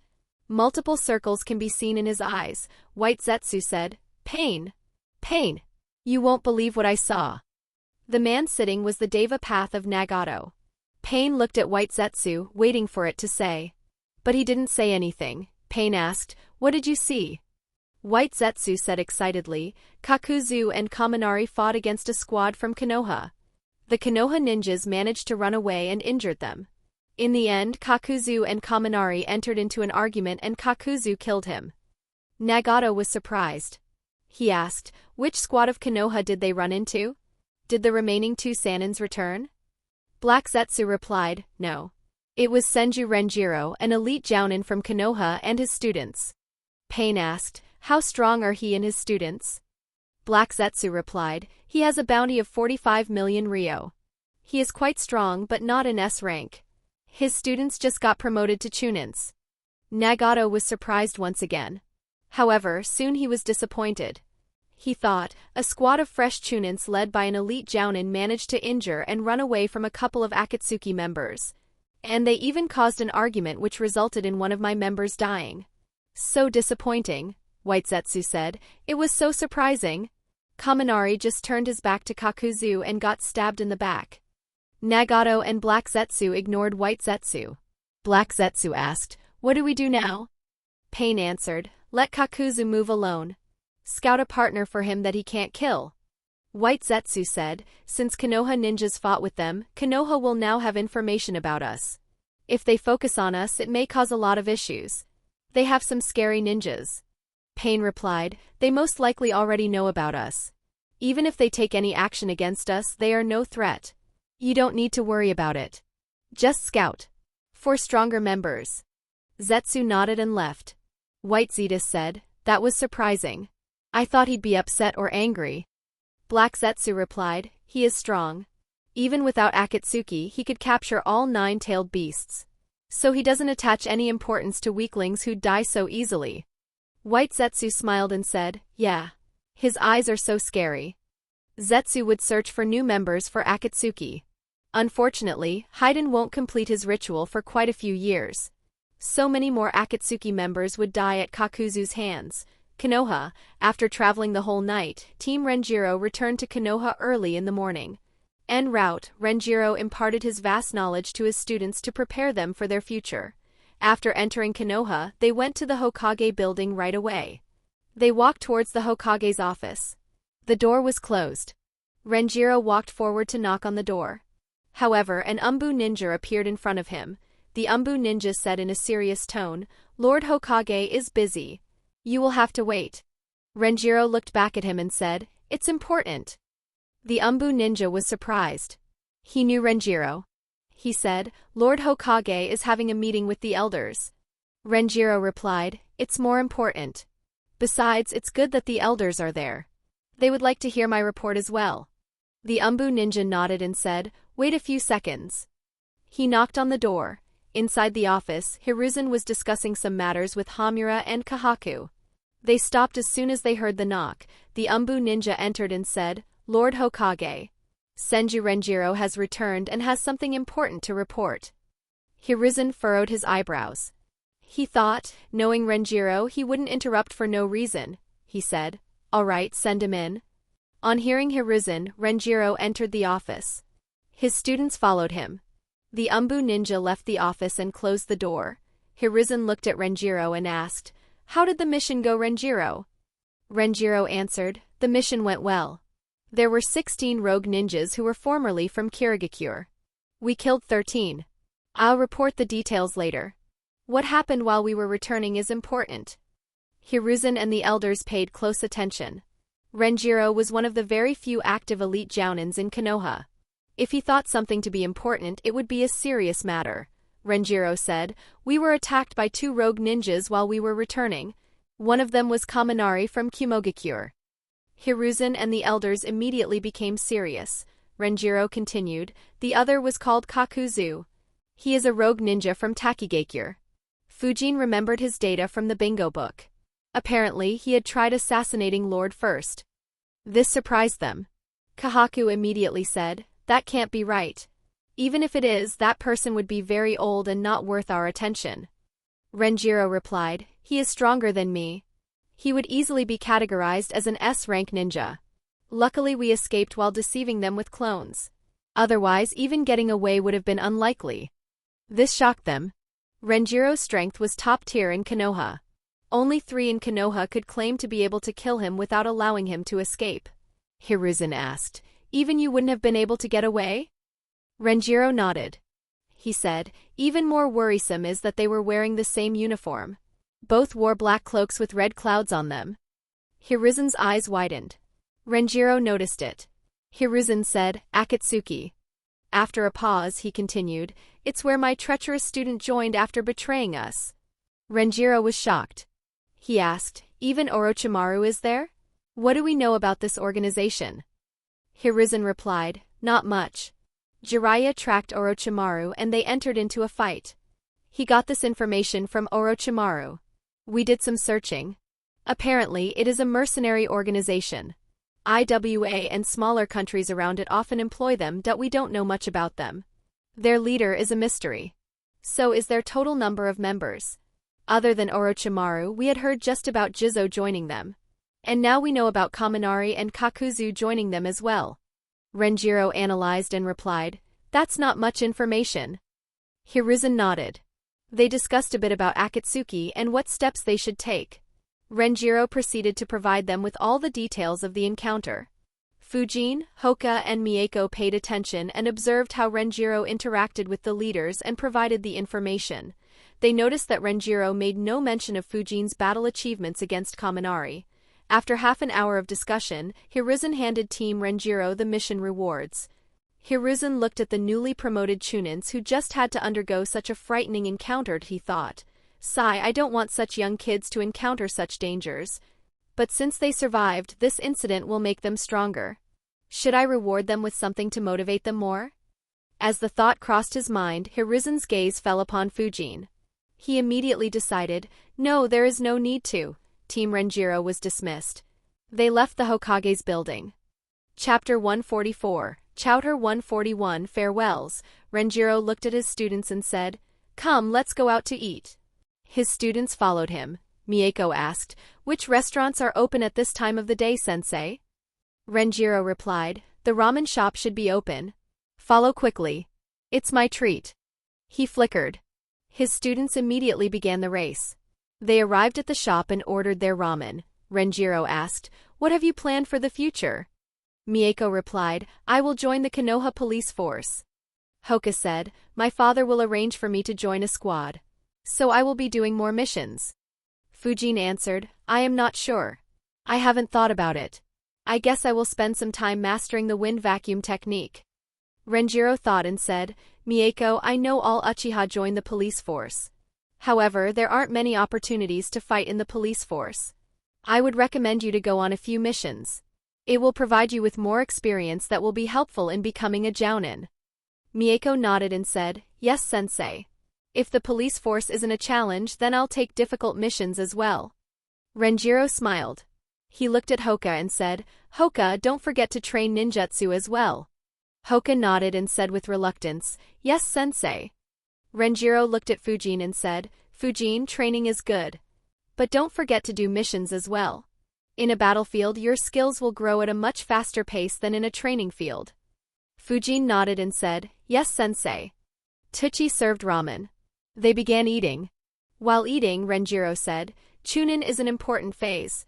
Your leadership skills will be developed at this rank, and you will be able to undertake a variety of missions and cooperate with a large number of fellow Chunins. When undertaking missions, do a few missions with Chunins you have never worked with. It will help you understand the skills of a lot more ninjas. And you could also find techniques or jutsus that suit you perfectly. So keep your mind open and observe everyone properly. He took a pause and said with a serious tone, Of course, the most important thing is that you take care of your life. Don't take unnecessary risks and complete the missions in the most efficient ways. Don't try to get interesting fights when you can finish your enemy off with lesser efforts. All three nodded seriously. Until now they could play around as they had Renjiro looking after their backs. But that won't be the case anymore, Renjiro said. There is another thing that I want you to know. Fujin, do you recall our conversation about Kekkei Genkai? Fujin thought for a bit and said, Yes, sensei. Mieko asked, What did you discuss? Renjiro replied, We didn't discuss much. He looked at Fujin and said, Last time I didn't tell you some details as you were still training. The truth is that other than inheriting a Kekkei Genkai from a bloodline, you can also create a Kekkei Genkai by fusing two natures. Mieko and Hoka were surprised to learn this. Fujin was shocked. He thought, What the hell? Kekkei Genkai can be created? By people who don't have any relations to that bloodline. Mieko asked, How can Kekkei Genkai be created, sensei? Renjiro said, Let's take the example of Scorch Release. It is a Kekkei Genkai that forms from the fire and wind natures. If a ninja has mastered these two natures and can fuse the two natures perfectly, then that ninja will be able to use Scorch Release. Mieko quickly asked in an excited tone, Does this mean that I can have two Kekkei Genkai? Renjiro nodded and said, If you can fuse two elements perfectly, then yes. He paused for a few seconds to let his students absorb this information. He continued, However, it is almost impossible to do this. Very few are known to attain a Kekkei Genkai through this method. I didn't tell you about this earlier because I didn't want you to waste your time on this. Even someone as talented and strong as Lord Hokage couldn't manage to do this. Fujin thought, Oh. Even Hiruzen can't do it. But he said that very few could do this. Who were they? And how did they manage to fuse them? Mieko asked, How to fuse two elements, sensei? Renjiro smiled and answered, I don't know. I never managed to do it. The basic requirement is that you should have a complete mastery of two natures. Only then can you attempt to fuse them. No one from Konoha ever managed to do this. Lord Second and Third spent quite a few years trying this but never succeeded. One of the Sanins, Orochimaru, also tried without any success. But we researched this a lot and concluded that managing to fuse two natures needs a lot of luck and maybe some sort of epiphany. While talent is also a factor, it isn't enough to achieve this. This information decreased the hopes of Fujin and Mieko. Hoka wasn't concerned about this. Fujin thought, An epiphany. I guess that is the only explanation that can explain the likes of Kakashi, Hiruzen, and Orochimaru not achieving this. Still, this is definitely worth a try. Though I need to decide which elements to try. After analyzing, Fujin asked, Sensei, is this method only valid for elemental Kekkei Genkai? Can Kekkei Genkai such as Sharingan, Byakugan, or Shikatsumiyaku also be created? Mieko and Hoka were surprised by this question. They both looked at Fujin as he had just mentioned their Kekkei Genkai. Renjiro answered, No. At least there has been no record of those three Kekkei Genkai appearing outside their bloodlines. Fujin was disappointed. He sighed internally thinking, Just when I thought I had an easier way to climb to the top. I am not sure how much aid an elemental Kekkei Genkai will provide me. But something like Sharingan or Shikatsumiyaku would have buffed me up a lot, Renjiro said. Anyways, don't bother trying to fuse two natures anytime soon. None of you has even mastered one nature manipulation to a sufficient degree. Fusing would need two natures at a similar level as my earth and water natures. I told you just so that you guys would be aware. So that if one of you gets lucky and has that epiphany in the future, you won't miss out on the good fortune. The trio nodded. Fujin thought, My wind element is still not at that level? Guess there really is no need to consider this anytime soon. The group finished their ramen and left the shop. Renjiro looked at his students and said, I am glad that Lord Hokage assigned me as your sensei. You have become fine ninjas. All three respectfully bowed and said in unison, "Thank you for teaching and training us, sensei." Renjiro looked with an emotional look and said, "Leave. Take some rest." He flickered away. Fujin, Hoka and Mieko saw Renjiro flickering. Hoka said in a sad voice, "I'll miss training under him. We got so strong in a year." Fujin nodded, "Yes. We were lucky to have him as our sensei. From what I have heard, other senseis don't put this much effort into their students." Mieko nodded and said, "Yes. Even my parents were very respectful of him." The trio looked at each other. Fujin said, "I guess it means that we won't see each other often either." Hoka and Mieko nodded. Hoka said, "Well, we could take missions together once in a while." Mieko nodded, "Yes, that will be fun." She looked at Hoka and smirked. "Maybe you would learn something that could help you join Mai and Fujin's combo attack." Hoka's shoulders dropped. Though he had developed a lot of combination jutsus with Fujin and Mieko, none came close to Fujin and Mieko's wind and fire combination. Fujin said, "I heard that Jiraiya of the Sanins uses oil jutsu to strengthen his fire jutsus. I am not sure if that is a part of water release. But if it is, then you can check that. That way both oil and wind would amplify Mieko's fire jutsu." Both Hoka and Mieko were surprised by the suggestion. Hoka said, "I had never thought of oil." Mieko said, "Me neither. Fire, wind and oil combination seems very strong." "Great idea, Fujin." Hoka asked, "Why didn't you tell me about this sooner?" Fujin shrugged and answered, "I just had that thought. Besides, did you really want to learn more ninjutsu while our training was on?" Hoka immediately became embarrassed. He replied, "Sorry, good point." The three exchanged glances. They didn't have any more words.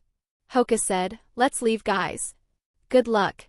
Next time we meet, let's have a battle royale again." Hoka and Mieko grinned. Fujin replied, "Sure.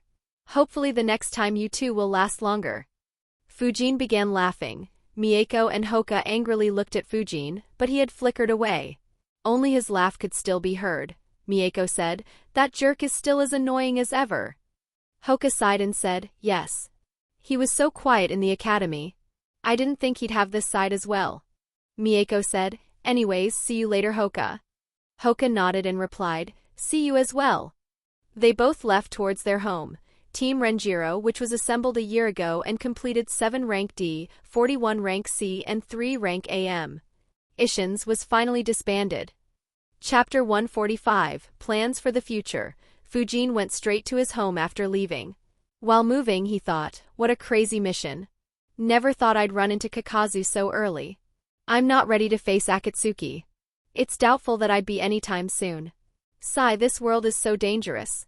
I need to increase the intensity of my training. And I need better ways of escaping. I am not sure if wind instantaneous body jutsu would be sufficient." After reaching his house, Fujin jumped into his bed. He was mentally exhausted from the encounter and physically exhausted due to running non-stop for hundreds of kilometers. He fell asleep but he slept till late afternoon. After waking up, he thought, "So what to do now?" He thought for a bit and said, "I will have to calculate a lot. Let me fill my stomach first." He went out for lunch and returned in the evening. Before returning, he went to the Hokage's building and booked the training ground 23 for himself for the next few months. After returning home, he grabbed a book and a pen and sat on his bed. He sat in a meditative pose and began analyzing.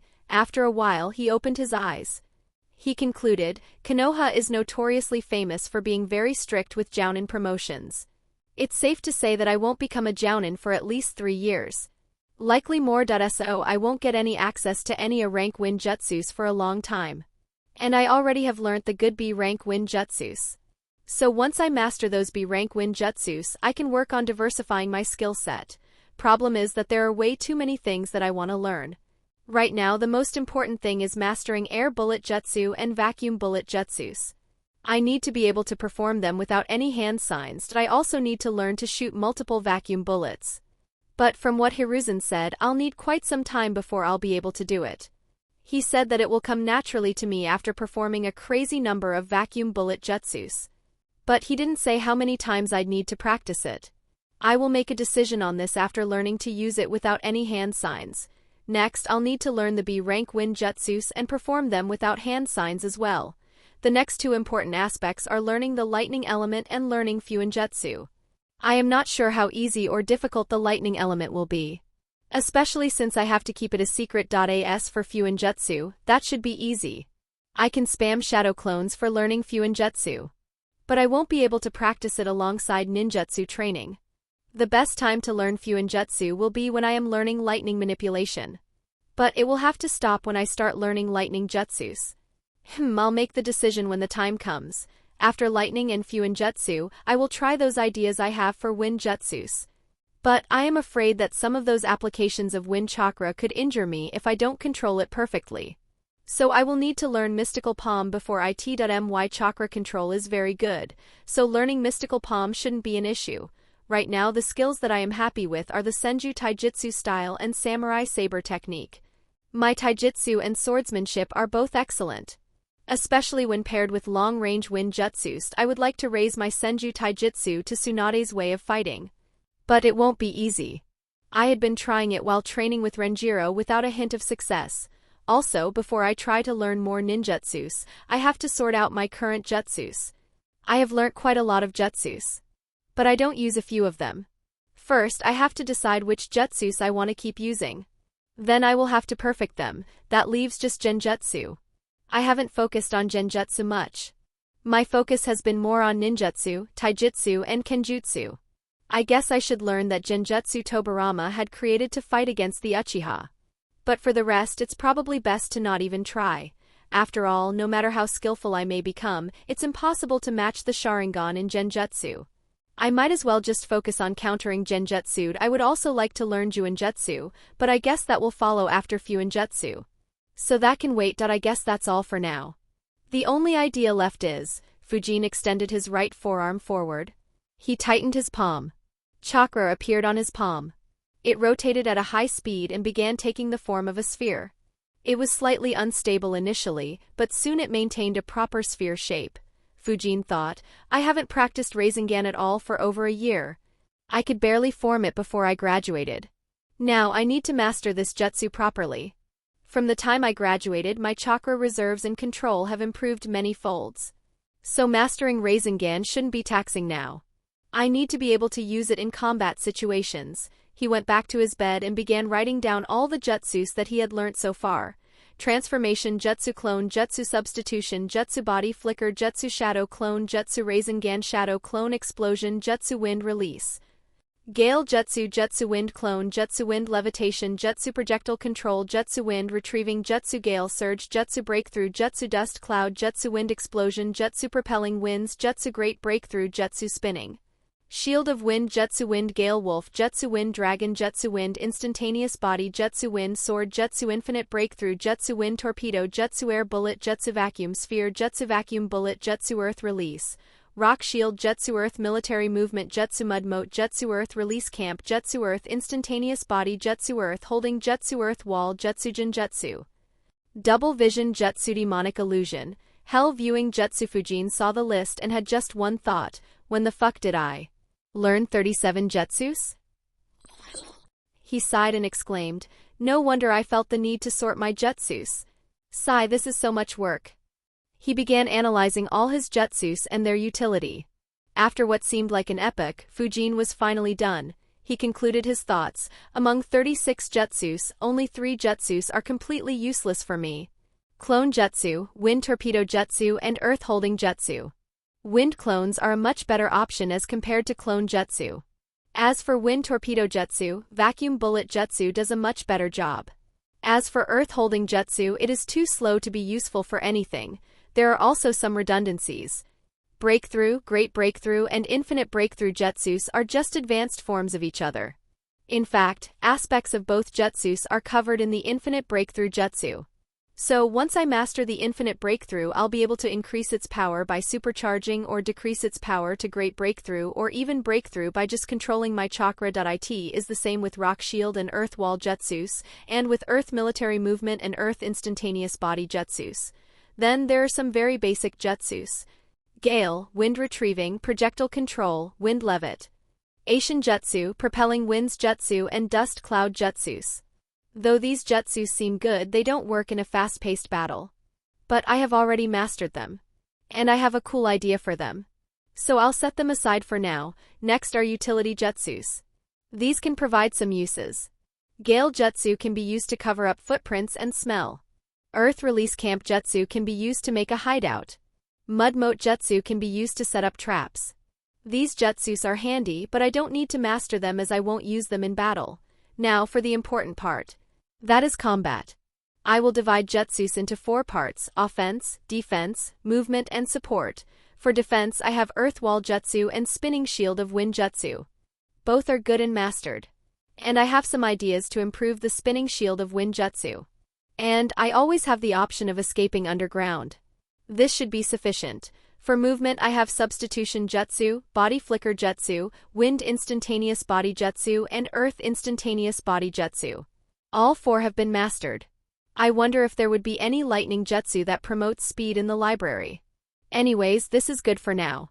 The only ways that I know to improve this substantially are learning the lightning chakra mode or flying thunder god.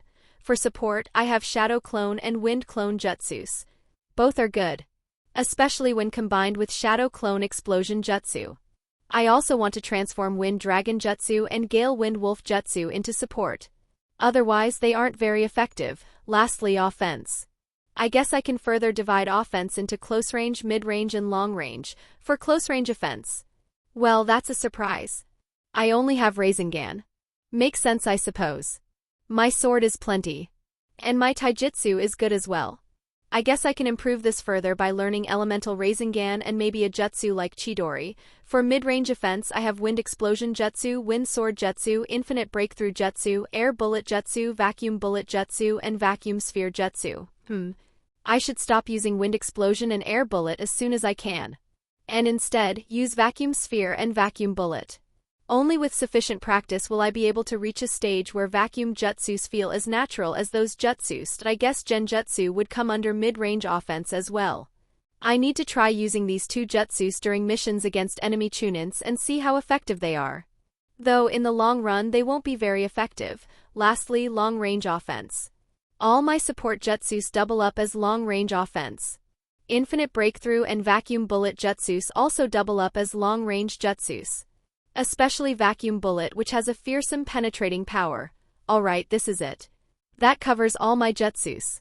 I can form a battle system, Senju Taijutsu style and swordsmanship for close range, Vacuum Bullet, Wind Sword, Vacuum Sphere, and Infinite Breakthrough for mid and long range attacks, Earth Wall and Spinning Shield of Wind for defense, Wind and Shadow Clones for support, Body Flicker and Substitution for dodging, Wind/Earth Instantaneous Body Jutsus for escaping, and my Chakra Field to sense or scout enemies. The only aspects that are missing are healing and maybe sealing. Once I learn Mystical Palm Jutsu and a good seal, I should be a complete ninja who covers all aspects. Once this is done, I will pick one aspect and just focus on it till I reach among the top-tier ninjas in that aspect. Fujin's face became very determined. The determination to become strong could be seen in his eyes. Fujin once again looked at the jutsus he had written and sighed. To think that just analyzing my current skills will get so complicated. That too when I have just focused on only one element. What a mess will this become if I master a few more elements and learn more jutsus. Fujin took one final look at the book. Suddenly, chakra appeared in his hands and covered the book. The book was shredded into tiny pieces. Fujin used wind levitation jutsu to keep the small pieces afloat. He collected them and burned everything, leaving no signs of it. With the jutsus analyzed, Fujin began thinking about Renjiro's words. So elements can be fused to create a Kekii Genkai, huh? While I had thought, I really didn't think it'd be possible. But should I try to create one? Fujin began thinking. After a while he concluded, an elemental Kekii Genkai is very helpful in distinguishing from other normal ninjas. If I were to master an elemental Kekii Genkai at this very moment, I'll become strong enough to confront veteran Jounins by myself. I might not win, but fighting equally and retreating would be very easy. But beyond this, an elemental Kekii Genkai isn't much help. At max, I can expect to reach the elite Jounin level. But considering that it'll be a few years till I master 2 elements, I should already be close to that level. So an elemental Kekii Genkai wouldn't be that useful. Another question is that if I decide to create one, which Kekii Genkai should I create? My top 2 elements are wind and lightning. That gives swift release. My third element is fire. I am not sure what fire and lightning do together. Fire and wind together should give scorch release. Scorch release is relatively good. The only known user was at S rank, so getting it could be a good help to reach that level. As for swift release, their bloodline was wiped out during the warring period. Though a few swift release users pop up, none have been famous. And there is barely any information in the library. That said, swift release is a bit unidimensional. All it does is increase speed. And I am already very fast. The main question will be, does swift release amplify my max speed? Or would it just help me reach some default speed and be useless if I already exceed that speed? If it's the latter, then it'll be a waste. But if it's the former, then it can be insanely good. If in the future I get my hands on the Rakege's lightning chakra mode technique and combine it with swift release and my own speed and they all stack up, I'll easily be the fastest ninja ever. And there is no need to even think about how overpowered that speed would make me. Especially if I even add the flying thunder god to the mix. Suddenly, Fujin stopped thinking.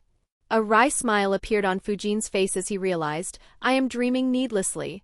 I don't know whether I'd manage to learn even one of those 3 skills, let alone all 3. Not to mention, I have no whatsoever expertise in fire or lightning elements. I haven't learned even a single jutsu of those 2 elements. And Renjiro said that even my wind nature hasn't reached that level. So it's pointless to think or dream about this right now. After concluding his thoughts, Fujin decided, I'll rest for today. Tomorrow morning my solo training begins. Chapter 146, New Routine and Advanced Fuinjutsu. Fujin woke up at 4:30 a.m. After freshening up, he turned up his training seal's power to 60% and left for the training ground he had booked. He began the physical training that Renjiro used to put them under. He trained hard till 9 a.m. After a short break to rest and eat, he began practicing the air bullet jutsu. His aim was to reduce its required hand signs to 0. He trained for a couple of hours before taking a break for lunch. He trained another couple of hours after lunch, till his chakra started to drop low. He sighed. So stupid. I didn't consider the fact that I will run out of chakra. Especially while practicing B-rank jutsus. Anyways, what to do? I could increase my stamina by consuming soldier pills. But it won't be healthy in the long run. I guess I should just devote time to other activities. When I am close to running out of chakra, I should go to the library and read Fuinjutsu scrolls. Though Ichiraku comes first. And once my chakra has regenerated, I can do something less chakra intensive. So I suppose taijutsu or kenjutsu. Alright, let's do that. I'll practice sword fighting with a shadow clone. Fujin left for Ichiraku. He filled his stomach with a few bowls of ramen and went to the library. He thought, I have completed the Fuinjutsu scrolls from sections E and D during the academy days. Let's see what the scroll in section C has. He entered the C section of the library. He searched for a bit and found the scroll he was looking for. He grabbed the scroll and went to a desk and sat down. The title of the scroll was Intermediate Fuinjutsu Guide. He opened it and began reading it. He read the entire scroll in one go and summarized. So finger carving seal is at intermediate level. And so is the 5 seal barrier. Considering that this barrier stopped a Jinchuriki, a medical ninja surpassed only by Tsunade, an S-rank ninja and a former S-rank ninja, I thought that it would be much higher in rank. Still, it is very complicated. Learning it will be tough. Binding cloth is also here. It was what was used to seal the Edo Tensei. But the seal tag isn't here. Binding cloth without that sealing tag is kinda useless. And lastly, there are details about making explosion tags. Sigh, there isn't much in this scroll. It was disappointing. I hope that the scroll in the B section has better and more Fuinjutsu. He closed the scroll, put it back where it was and went to the B section. The number of scrolls in the B section was very low. But when he found what he was looking for, he was surprised. Fujin thought, what the hell? The C section barely had anything related to Fuinjutsu. And this section has 6 scrolls. He began reading the names of each scroll. They were titled, Advanced Fuinjutsu Theory Miscellaneous Seals I Miscellaneous Seals II Miscellaneous Seals III Battlefield Seals Sealing Tags. Fujin grabbed the Advanced Fuinjutsu Theory scroll and began reading. This scroll had a lot of advanced level theories about Fuinjutsu. It introduced a few more special characters that were needed to make more seals. And it described the information about other scrolls. After reading, Fujin analyzed so many additional theories. But many of them haven't been implemented successfully yet. Anyways, the miscellaneous seal scrolls apparently have a lot of seals to make daily life easier. They were made for the benefit of the common people and to promote safer trade and transport. Looks like it was a project undertaken by Yuzushiogakure, but left incomplete due to its destruction. The battlefield seals scroll has seals that can be used on the battlefield. Though they aren't useful in an actual battle, they can be used for other purposes. And lastly, the sealing tag scroll. This is what I am looking forward to the most. Additionally, the scroll also says that if I manage to learn all the seals in these 5 scrolls, I will be considered a seal master. He put back the scroll and grabbed the sealing tag scroll and began reading it. His excitement dropped a bit. He analyzed. There are only 3 seals here. The sealing tag, which can be used to seal Edo Tensei. It can also be used to stop summons and has quite a few applications. Then there is the chakra suppression seal that Renjiro used. And lastly, the barrier tag. It can be used to form barriers, though it needs maintenance. So I can't use this and leave. Anyways, though not plenty, they are good. Kinda wish that the 4 symbol seal or 5 element seal was here. But looks like they will be in the A section. Or at least I hope so. It would suck if it isn't available in the library at all. He changed the scroll for battlefield seals and began reading. This scroll had a lot of seals. After reading them all, Fujin analyzed, wow. I didn't think this would be so useful. There are seals for all sorts of battlefield applications. Fujin's surprise wasn't unwarranted. The scroll had seals to isolate sound. It even had seals to absorb light and make a place or object very difficult to see.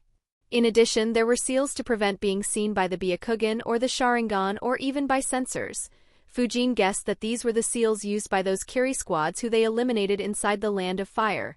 There were a lot more useful seals in the scroll. Fujin was very impressed. He thought, no wonder Yuzushiogakure was eliminated. These seals are very potent. If an entire army learnt these seals, they would become a nightmare to face, especially in the midst of battle. Finally, he began reading the miscellaneous scrolls. While reading, Fujin's eyes lit up. The seals that were in the meditation room in the central tower of the Forest of Death in these scrolls. Even the seals on his training seal were in these scrolls. After reading all 3 scrolls, he concluded, these seals are good too. If the 5 big villages had cooperated and focused on these, then this world might have been a much better place. These seals are very good to develop this world quickly. Anyways, the most useful seals for me would be the ones used in that meditation room. In addition, there are also storage seals that can store living things safely. These too could be useful. After reading all the scrolls, Fujin put them back and sat in the library. He analyzed, there is a heck of a lot to learn in Fuinjutsu. Actually, much of the stuff in the B section should have been placed in the C section. But I guess the village wanted to restrict their access to elite chunins and above. I'll need a lot of time to master these. Fortunately, I do have a lot of time. Additionally, I should check all the scrolls in the B section. It would be good if I find any good jutsus. More importantly, I want to see if there are any barrier jutsus, but I guess they can wait. Let me complete my current plans. He left the library and returned back to the training ground. He made a hand sign and created a shadow clone. The shadow clone appeared in front of him. Fujin summoned a couple of normal swords from his scroll. Both grabbed 1 sword each. They began fighting without exchanging any words. The main focus of the spar was swordsman. Ship. Neither used chakra flow. After a couple of hours, Fujin and his clone were standing in front of each other. Both were breathing hard. The clone stabbed the sword into the ground and said, "My chakra is exhausted." It dispelled. Fujin received all his memories and experiences. Fujin thought, this is good. Getting experience from both sides provides me with both perspectives.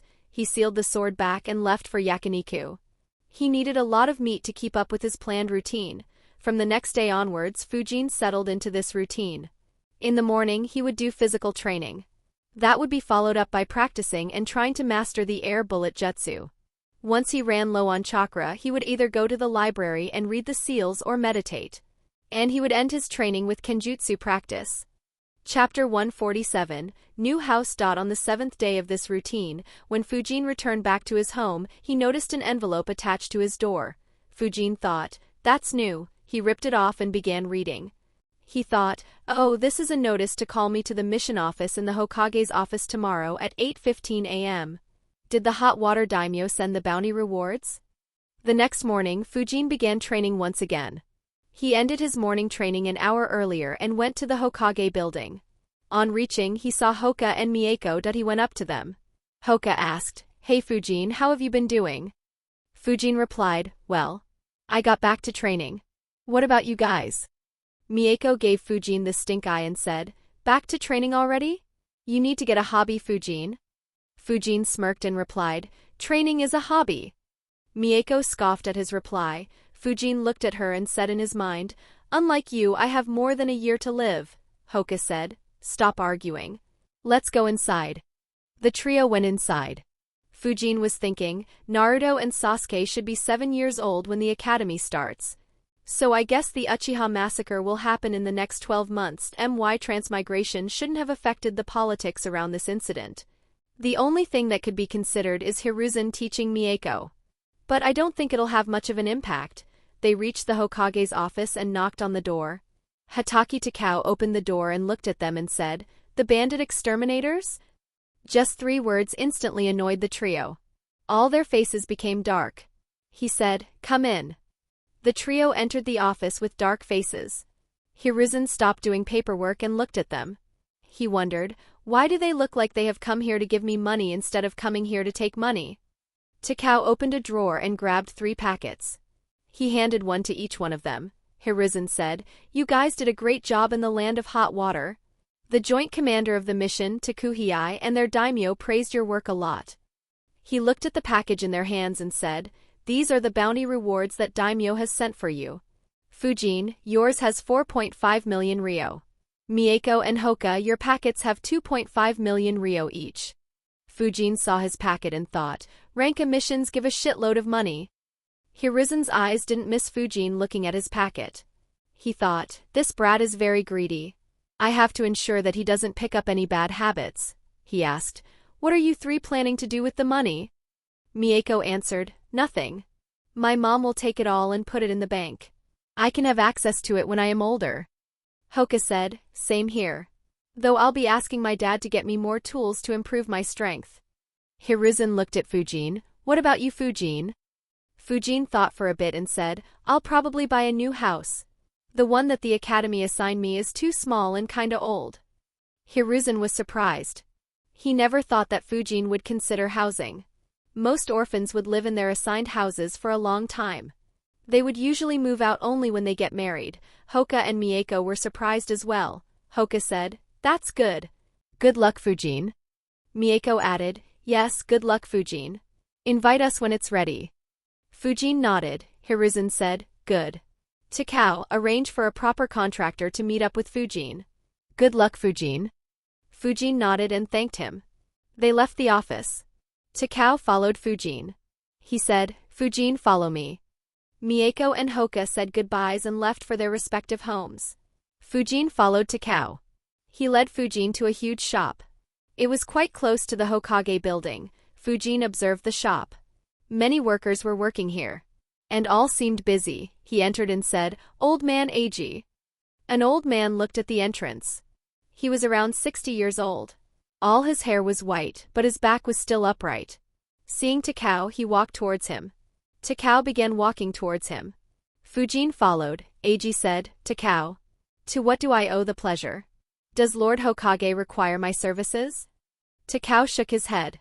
He said, "This young man is planning to buy a house. Lord Hokage sees a lot of promise in him. So he asked me to recommend you to this young man." Eiji took a good look at Fujin. He suddenly realized and said, "Fujin-kun, I remember watching you in the Chunin exams. No wonder Lord Hokage values your talent." Fujin thought, wow, I didn't think I'd be recognized. Does that make me a minor celebrity? Haha, the old man continued, I actually lost some money in the betting. But seeing promising young men like you was worth it. Ha ha ha ha, he began laughing loudly. Fujin watched him with a deadpan look. Takao looked at Fujin and said, "Fujin, old man Eiji here is one of the best architects in Konoha. He has built many houses and usually has a few on sale too. He will give you the best deals. So choose the house you like." Fujin nodded. Takao left. Eiji watched his back as he left. Though Takao spoke only a few simple sentences, which any outsider might think were casual, there were a lot of hidden messages in them. Even Fujin didn't notice any. When he said that Hokage found Fujin promising, it meant that Fujin was someone with a bright future. Eiji shouldn't try to be underhanded with him or take advantage of his younger age. When Takao told Fujin that Eiji would give him the best deals, it was actually a message for Eiji to give Fujin the best deal he could and only make minimal profits. Eiji obviously picked up on them. This wasn't the first time he had interacted with Takao. While he was impressed with Fujin's dominance in the Chunin exams, he was more impressed with the fact that he made Takao speak for him. Usually, Eiji would give the job of showing houses to one of his employees. But since Takao brought Fujin, he decided to attend to him. That he looked at Fujin and asked with a smile on his face, "So Fujin-kun, have you decided on what type of house you want?" Fujin thought for a bit and answered, "I haven't decided much. The only requirements I have are that it'd be big and spacious." Eiji looked at Fujin for a second and thought, that is pretty much like saying nothing. Fujin looked at him and asked, "Can you tell me some houses first?" He said, "Sure. Can you tell me what your budget is?" Fujin replied, "That will depend on the house." Eiji was speechless by the reply. He sighed and thought, this will be a long day. He didn't know how right he was. He nodded and said, "All right. Follow me." He began walking outside. All the prime area in Konoha was already sold and occupied. So no place near the Hokage's buildings was for sale. They walked a few blocks away. After walking a bit, they reached a place where 5 houses had just been built. Eiji said, "In this area I have just constructed these 5 houses. Check if you like any of them." Fujin observed the houses. From the outside all looked great. All were built on an area of around 1,200 square feet. And all houses had a spacious living room on the ground floor along with a kitchen and a bathroom. On the upper floor there were multiple master bedrooms. Fujin thought, not bad. The houses are good. Well, at least much better than my current one. But none of them has a basement. I could try to build a basement using the camp jutsu, but I am not sure that it won't harm the foundation of the house. Also, the houses are kinda close to each other. Though they are separated by a fence, I'd like it if the houses were farther apart. Eiji stayed outside and watched Fujin. He just kept flickering from one house to another. He chuckled, kids. So enthusiastic about everything. Though this one would not be in his budget. Unless of course Lord Hokage is paying for it. After a few minutes, Fujin left the house. He looked to be in thought. Eiji asked, "Did you like the houses, Fujin-kun?" Fujin looked at him smiling. He answered, "Yes, they are well built. But do you have any houses that are not close to other houses? Also, it'd be great if they have basements." Eiji didn't expect that reply. He thought, these are a few of my best houses. But he doesn't look impressed at all. Chapter 148. Picky youngster, he said, "Why do you want your house to not be close to other houses?" Fujin tilted his head and said, "I did say I want them to be spacious, right?" Eiji was surprised again. He thought, what do you plan on doing with so much space? He said, "These are my houses with large empty spaces around them. I do have a few with even larger space. But they don't have any basements. As for the ones with basements, they don't have a large space around them." Fujin thought and said, "Can you show them to me?" Eiji nodded and said, "Sure, follow me." They began walking to the next house. While walking, Fujin asked, "How much were those houses for Mr. Eiji?"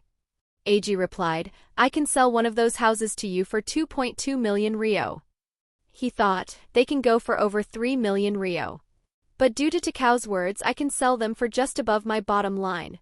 Fujin was surprised. He thought, so an elemental crystal is worth more than one house? Renjiro wasn't kidding about their rarity. Eiji took Fujin to look at a lot of houses. The one Fujin liked the most was a 2-story house built in a 1,500 square foot area. The land around the house was unoccupied. But it didn't have a basement. And the roads around the houses were quite busy. Since the house was in a good area, it was very pricey too. After seeing all of the houses, Fujin asked, "Do you construct new houses as well?" Eiji was tired from taking Fujin on a tour. He answered, "Yes, I do." Fujin asked, "So, can you make a new house for me with a new design?"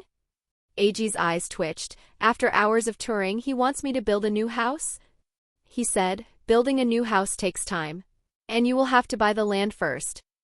Fujin looked at him with a confused look and asked, "Don't you have contacts with any sellers of land? How did you build all these houses?" Eiji didn't reply. He didn't want to argue against Fujin. It just felt like hitting his head on a wall. He sighed and said, "Yes. But buying land suddenly is very expensive. Especially if you want it in a good area. Only the land at the outskirts of the village would be cheaply available." Fujin thought a bit and said, "Being on the outskirts of the village doesn't matter. It'll be best if it's closer to the training grounds." Eiji said, "Okay. I'll contact a friend of mine. Meet me back at the shop after a couple of hours." Fujin nodded. He said, "Thank you for taking the time to show me the houses." Eiji's dissatisfaction with Fujin decreased. He watched Fujin as he left and sighed, "He is an orphan. No wonder he was speaking so formally and without much emotion. I guess that he is still an innocent kid. But why are his demands for a house so strict?" He sighed and went to contact his old friend who usually sold him the land. Fujin had lunch and went to Eiji's shop in the afternoon. On entering the shop, he spotted another old guy next to Eiji. When Fujin arrived, they showed him a map of Konoha that showed the plots he had for sale. There were 5 that were suitable for Fujin. However, 3 of them were close to the residential areas of the Uchiha, Hyuga, and Aburame clans. Fujin didn't consider those. One of the plots caught his eye though. It was a 2,500 square meters, around 26k square feet plot. It was about 100 meters away from the civilian residential area. No clan was close to this place. And Training Ground 23 was very close to here. Fujin visited the plot along with the 2 old men and decided to buy it. Eiji was shocked again. Today was not a good day for his heart. He asked, "You want to buy the whole plot and not just a small part of it to build your house?" His friend looked at him with a frown on his face. He was stopping his business. Fujin said, "Oh, we can buy a small part of it as well. What's its cost?" Eiji's friend replied, "That area is very far from the center of the village. So the prices are cheap. I can sell a 1,000 square feet area plot for 100,000 Ryo. But if you buy the entire plot, I can sell it to you for 2 million Ryo." Fujin thought, "Not bad, that's much better. Though still quite expensive. Anyways, I don't have any big expenses lined up."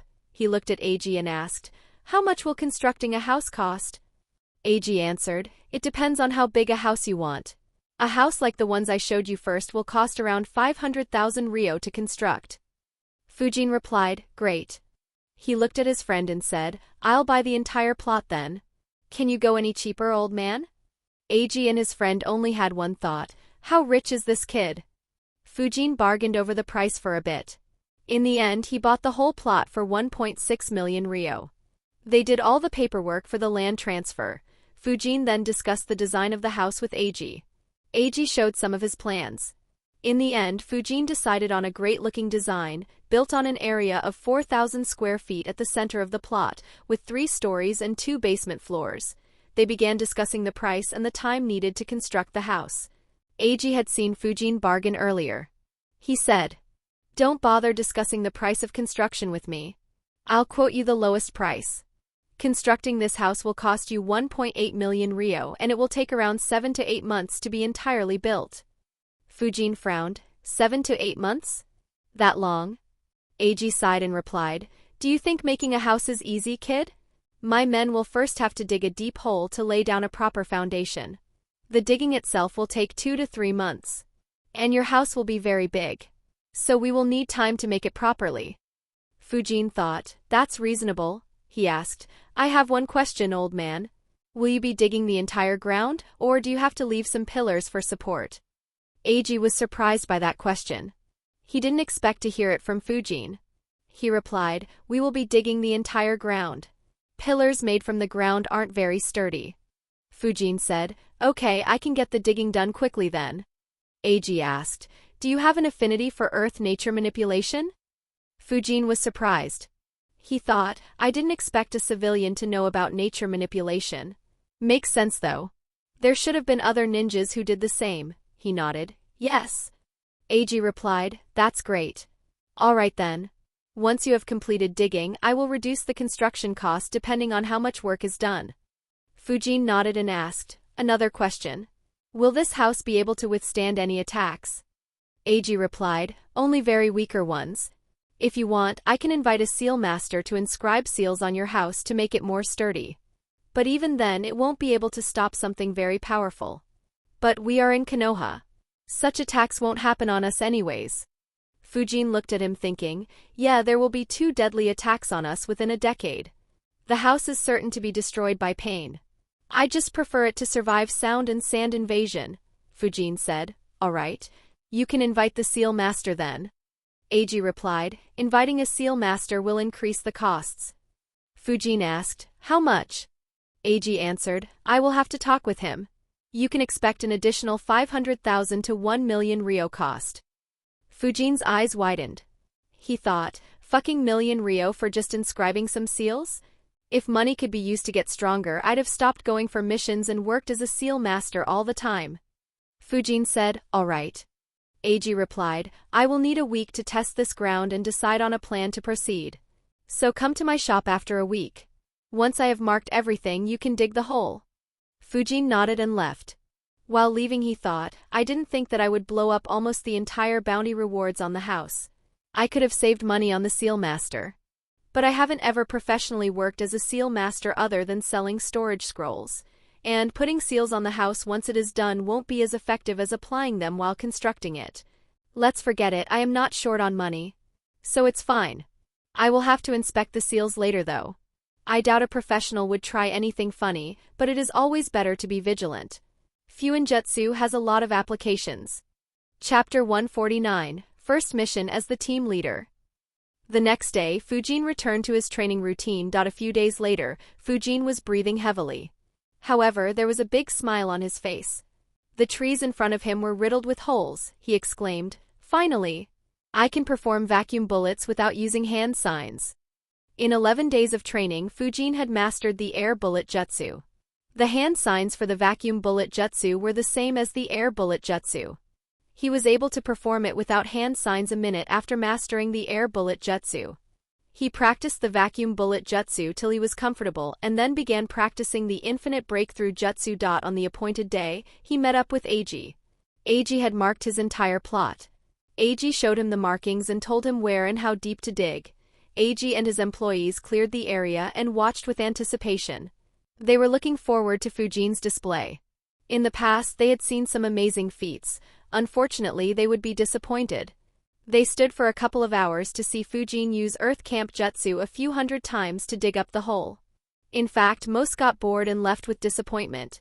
Fujin checked his work and left the hole. He walked towards Eiji only to see a dumbfounded expression on his face. He asked, "What's the matter?" Eiji sighed and replied, "Nothing." Fujin said, "Please check if everything is all right." Eiji complained in his heart, "How can there be any mistakes when you work so slowly?" He said, "It's all right. It'll decrease your construction cost by 400,000 Ryo. I also talked with the seal master. We decided on 600,000 Ryo cost. Is that all right?" Fujin nodded and asked, "Can I watch when he inscribes the seals?" Eiji said, "Sure. It's your house after all. I'll send a worker to your house to give you the message." Fujin thanked him and left back for training. The next afternoon, Fujin was practicing the infinite breakthrough jutsu. He had already learnt how to use it without any hand signs. Its similarity with the great breakthrough jutsu allowed Fujin to master it quickly. He was now practicing supercharging this jutsu quickly. However, he suddenly stopped practicing and looked in a direction. He thought, "Someone entered the training ground? Who?" The chakra signature is very low. So either he is weak or good at hiding his chakra level. The person Fujin sensed was moving towards him. Fujin stopped practicing and waited to see who it was. After a little while, a young man in his early 20s appeared. He looked at Fujin and asked, "Hey, you are Fujin, right?" Fujin nodded and asked, "Yes. Who are you?" He answered, "I am Endo Tadao. I came here to call you to the mission center." "You are called there." Fujin thought, "Are they finally assigning me a mission? Is he a messenger or someone who works there?" He replied, "All right, I will be there." Tadao looked at Fujin. He seemed to have no intention to leave. He said, "Can you leave now? They have called you immediately." Fujin sighed and said, "All right." Tadao expected Fujin to follow him back. However, Fujin just disappeared. He was shocked. What the hell? I just blinked my eyes and he disappeared. He immediately looked around himself but didn't find anyone. However, he saw the destruction Fujin had caused in that training ground. He muttered, he really left like that. Shichiro wasn't lying about his skill and strength. He turned around and began running back to the Hokage building. Fujin flickered to the Hokage building. He entered the building and walked into the mission center. On entering, he saw a few chunins who were working there. In addition, there were a few more ninjas. Looking at Fujin, one of the chunin officers stood up and called him. Fujin recognized him. He was the one who assigned most of the bandit hunting missions to Team Renjiro. Fujin walked towards him while noticing two other ninjas standing in front of his desk.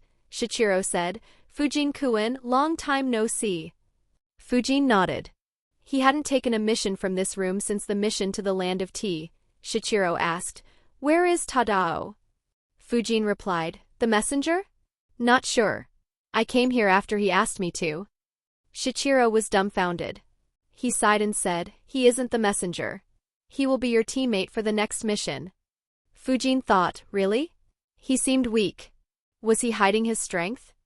Shichiro introduced the two ninjas next to him. He is Kimiyama Yasuoka and he is Obake Kani. Along with Endo Tadao, they will be in your team. You will be the leader of this team for this mission.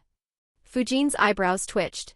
He thought, both their chakra levels are weak as well. Don't tell me. Shichiro took a document and handed it to Fujin. Fujin read the title and his face immediately became dark.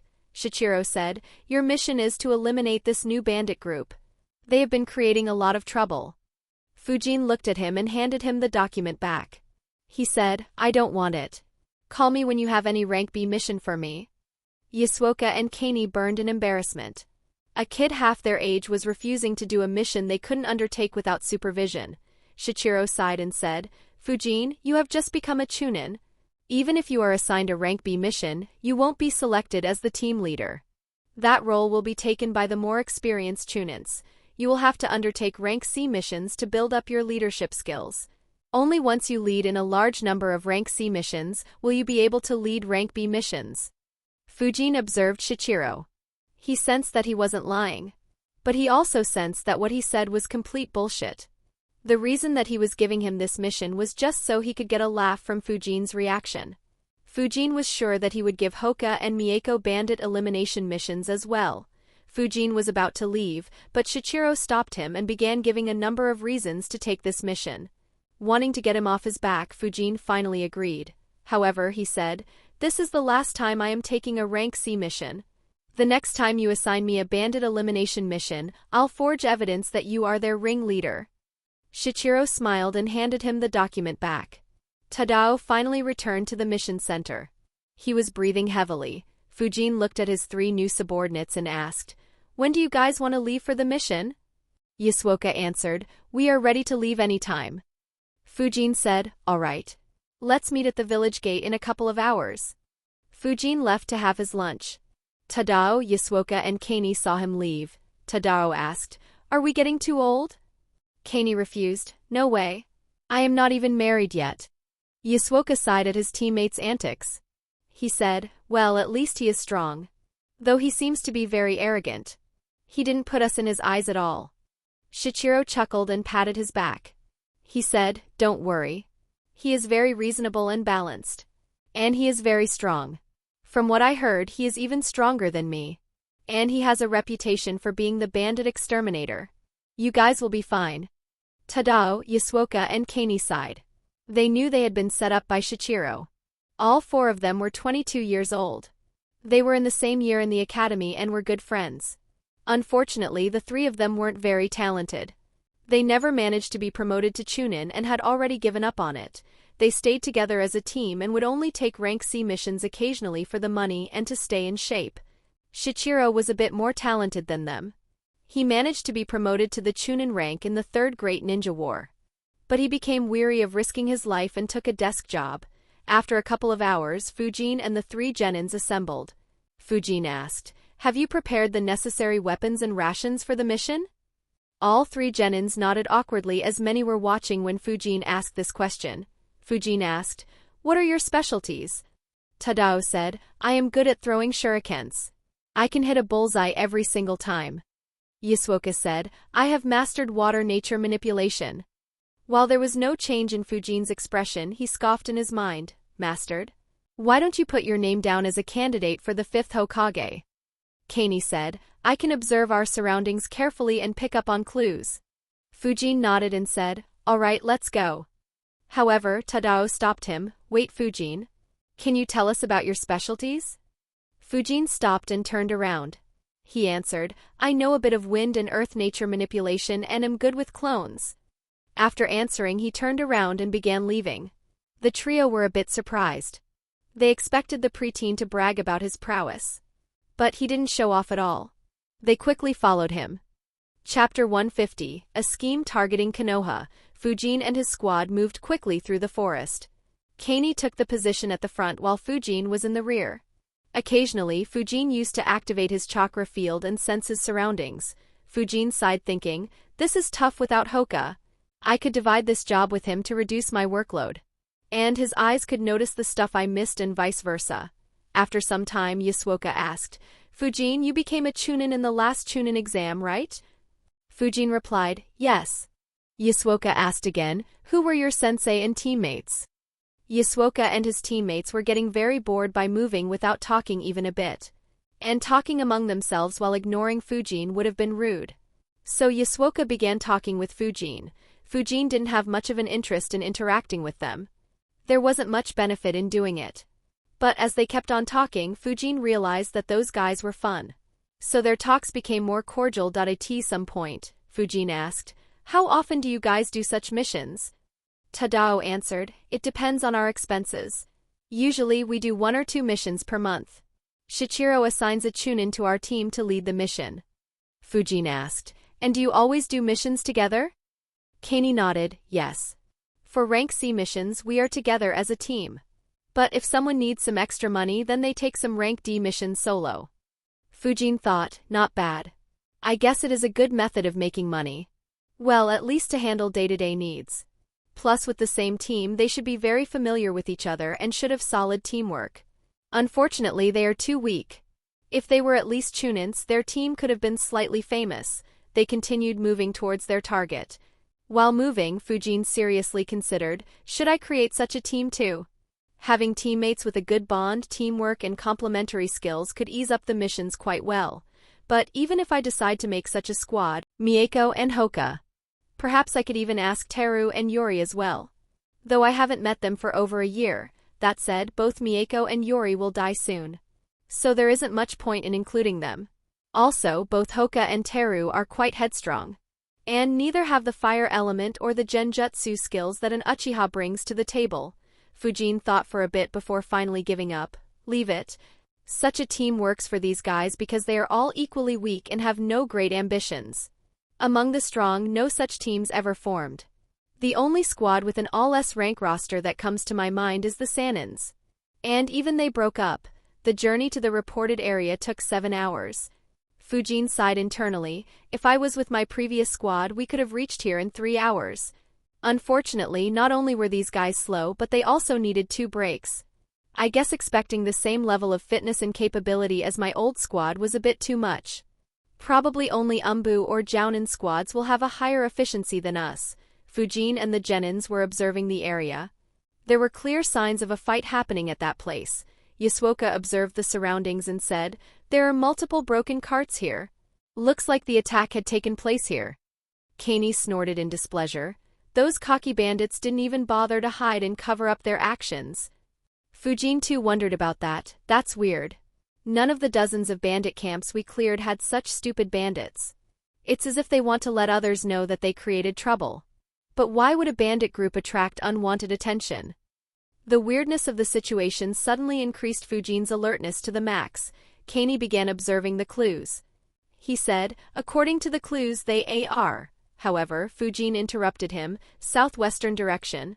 About 1,100 meters from here. Move quickly and quietly. The trio were surprised. They never thought that Fujin would be a censor as well. They immediately followed his instructions without any complaints or doubts. They moved over a kilometer in the direction that Fujin pointed before they could see the camp. Genin was very surprised. He said softly, first they left all the clues on the road.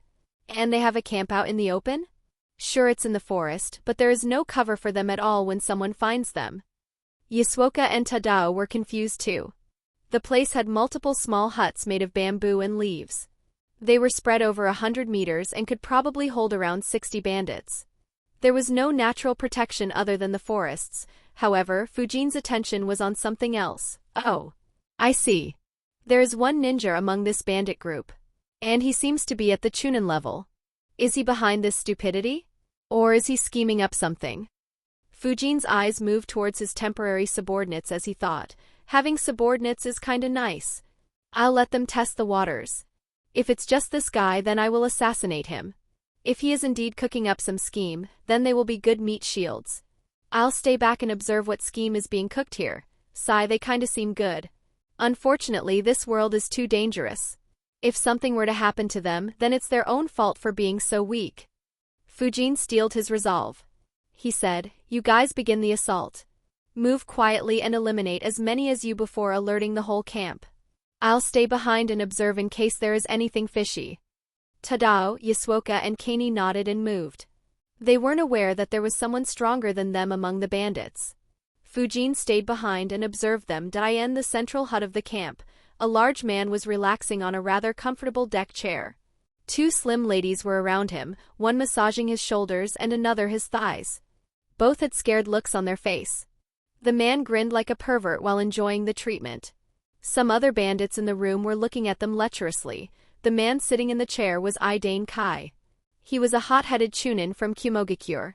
Due to his hot-headedness, he killed a civilian and hence ended up in a prison. Fortunately for him, he was able to get out of prison due to special circumstances. A month ago in the rakeage office, an old man entered the rakeage office and placed some documents in front of him. He was an elder in Kumogakure. He said, these are some reports that we received from the Land of Fire. Mabui took the reports and began reading. The fourth rakeage frowned. He asked, is Konoha up to something?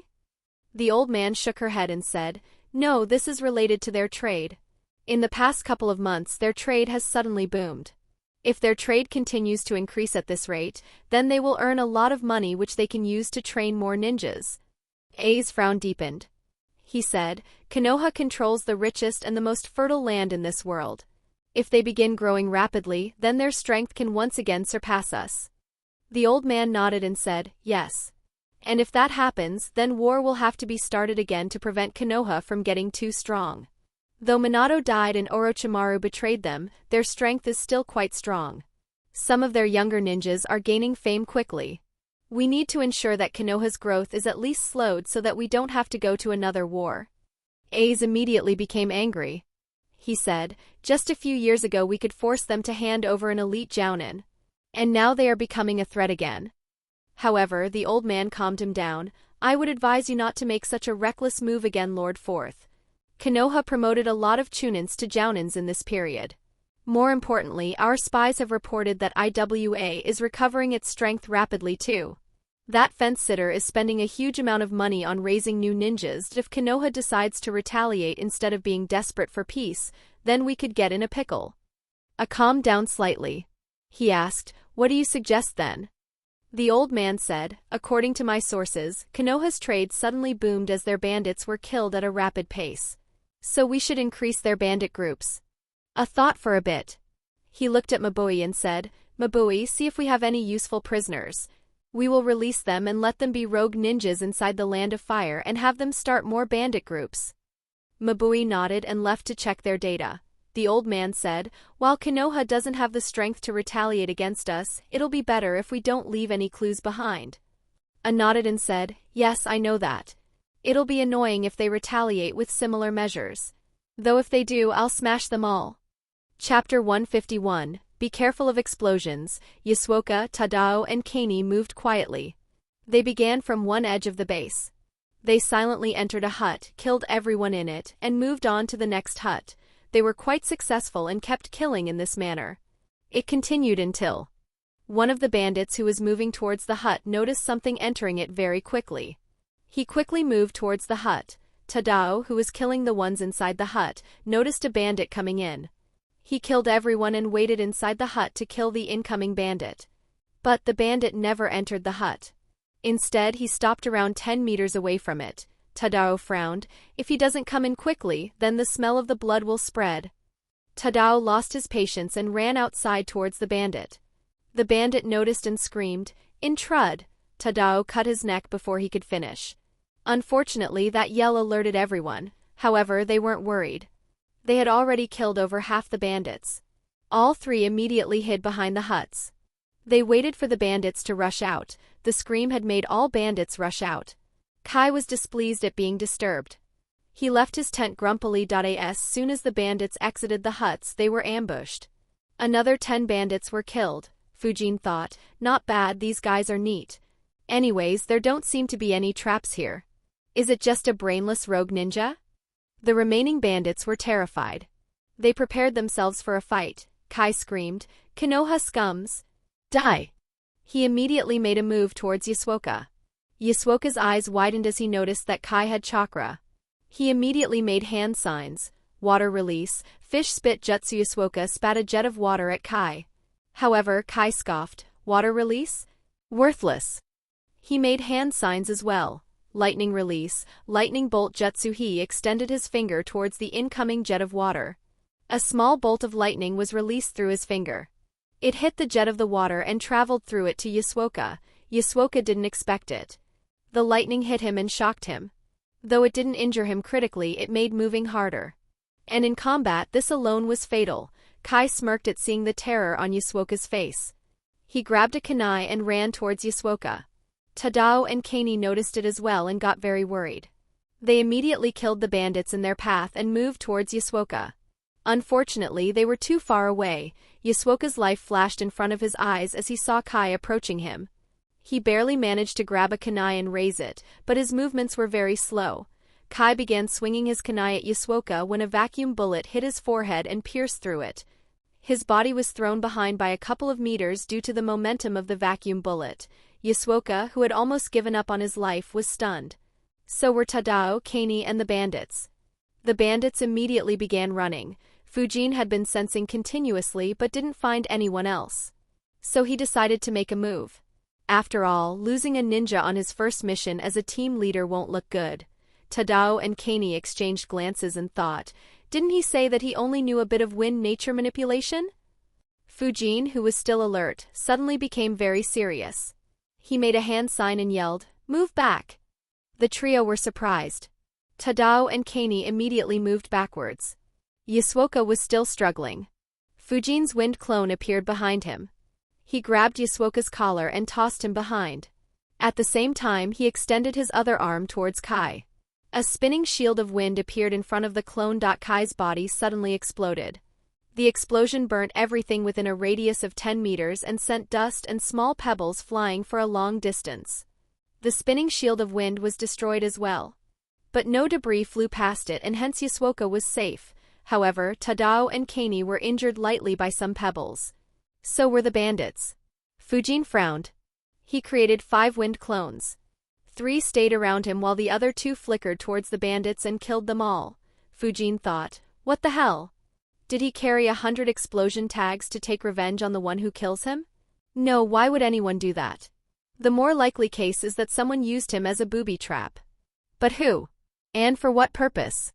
Fujin wasn't sure of his analysis, but it was on point.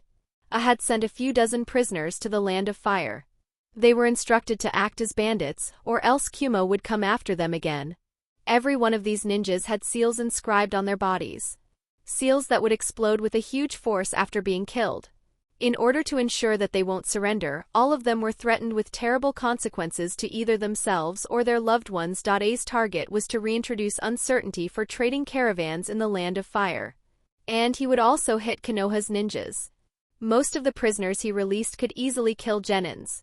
It'd be especially good if they killed younger Genins. And if they were killed by Chunins or Jounins, then the explosion could have a slight chance to kill them as well. For Konoha, who had just begun recovering, such a loss could be a setback. Unfortunately for A, in this particular instance, his opponent was a ninja who loved his life too much to fall for such a trick. But if it was to learn of the disappointing performance of Kai, he wouldn't care much. Kai and his bandit group had already killed 3 trading caravans mercilessly. When this news spreads, it'll create panic among the traders and they won't trust the Land of Fire to provide them with complete safety. Even after all the bandits were killed, Fujin didn't sense anyone. So he flickered on the nearest tree to the explosion and said, "Gather here." The trio nodded and began moving towards Fujin. The Genins now looked at Fujin in a new light. Without him, it was very likely that they might have not returned alive. Fujin created a shadow clone who gathered and stored whatever remained of Kai's body in a scroll. Fujin asked, "How are your injuries?" Yasuoka said, "I am fine. My body was restricted a bit by the electric shock. It has recovered." Tadao said, "I am fine too. Just some scratches from the pebbles." Kani said, "Same here." Fujin nodded. None of them had any serious wounds. Yasuoka asked, "Fujin, you are a sensor, right? Did you sense that ninja before we attacked?" Fujin shook his head and said, "No. I didn't sense any chakra from him. I guess either he knew how to suppress his chakra or had some sort of seal that allowed him to hide his chakra from sensors." Yasuoka's face became grim. If such events happened frequently, then their risk while doing rank C missions would increase exponentially. Both Tadao and Kani had grim faces too. Fujin understood why their faces were grim but didn't say anything. Fujin's shadow clone had stored the dead body and then gathered all the survivors in the camp. There were 8 young girls. All were very afraid due to their horrible experience and the gore around them. Fujin asked, "Are any of you good with first aid?" Kani said, "Me." Fujin said, "All right. Apply the necessary first aid to them. We will move away quickly." Kani applied first aid to them and comforted them a bit. Seeing that they were Konoha ninjas, the girls relaxed slightly. The group moved away a few kilometers before setting up a camp to rest. They rested for the night and began the journey back to Konoha the next day. Since the civilian girls also traveled with them, the journey back took 1.5 days. After returning to Konoha, they handed the girls to the proper authorities and went straight to the mission center. Fujin reported the details of the mission to Shichiro. Shichiro was surprised. He said, "I didn't think that such a new bandit group would have such a strong ninja." He sighed in relief, "I am glad I chose Fujin. Else some of them might have died." Shichiro had seen many of his classmates die. He didn't want to see more dying, that he handed a paper to Fujin and said, "Fujin, as the team leader, you have to write the mission report. Please fill in the details in this form and describe how the mission went and any observations you made." Fujin nodded and took the form. Shichiro continued, "Since this mission involved a Chunin-level ninja as the enemy, I will upgrade your mission to rank B. Your rewards will also be increased from 50,000 Ryo to 500,000 Ryo." Hearing that improved the moods of the Genins. With 10 times the rewards, they could afford to not take a mission for almost a year. They could perform safe rank D missions for some money if they needed it. Fujin took 200k Ryo and gave the 3 100k Ryo each. The 4 said farewells and left. Before leaving, Fujin looked at Shichiro and reminded him, "Don't assign me to rank C missions again." Shichiro's eyes twitched. He said, "This was a rank B mission." Fujin replied, "It's not the same. If you assign me another rank C, I'll refuse to take it." Without waiting for his reply, Fujin left. Shichiro muttered, "These kids are so annoying. And how can I even assign him to a rank B mission? Did Renjiro-sama not talk with him?" Chapter 152, 3 months of non-stop training. After returning home, Fujin began writing the report. He finished it before having dinner and meditated for a bit before sleeping. The next day, Fujin submitted the report and got back to training. He began practicing the vacuum bullet jutsu. He had 2 aims. The first was to decrease the amount of time needed to form and shoot the vacuum bullet.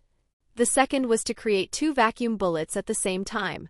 While Fujin was training, his report, along with a few others, landed on Hiruzen's table. Hiruzen's expression wasn't good. There were quite a few people in his office.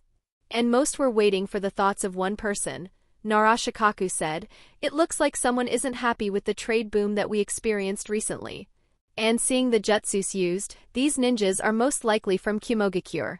I believe that Kumogakure is using its prisoners to do this suicidal task.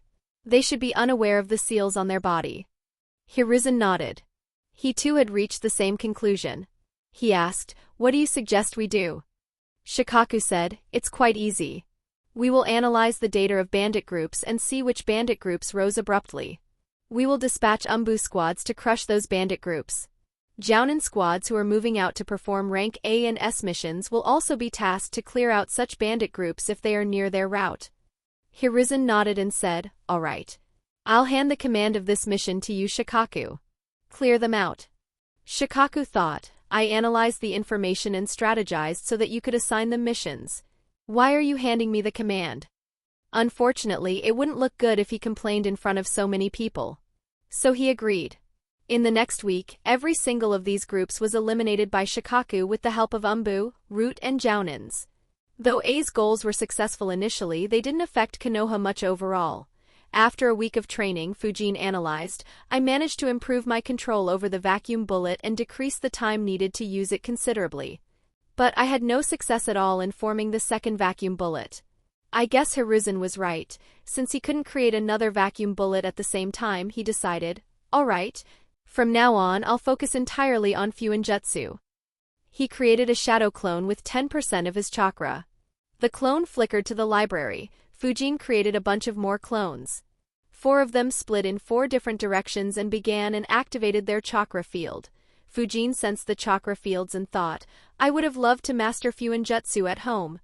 But my house doesn't have enough space for my clones. Oh well, it's not like my house can hide me from Byakugan or that perverted crystal ball. Besides, the training ground rarely has any visitors. The only 2 who visited me here so far are Renjiro and Tadao. So it should be safe.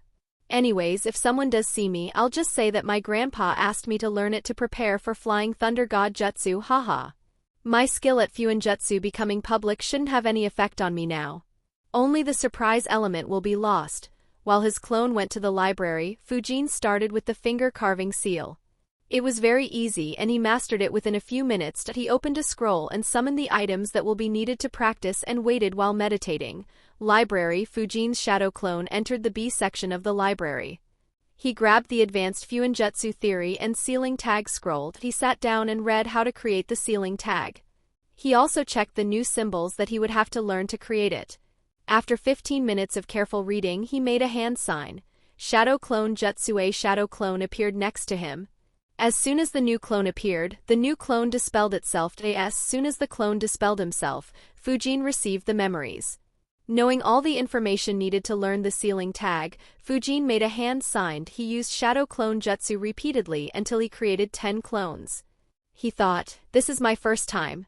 So I'll limit myself to 10 clones. If my head is fine, I'll create more. Fujin and the 10 clones began creating the sealing tag individually.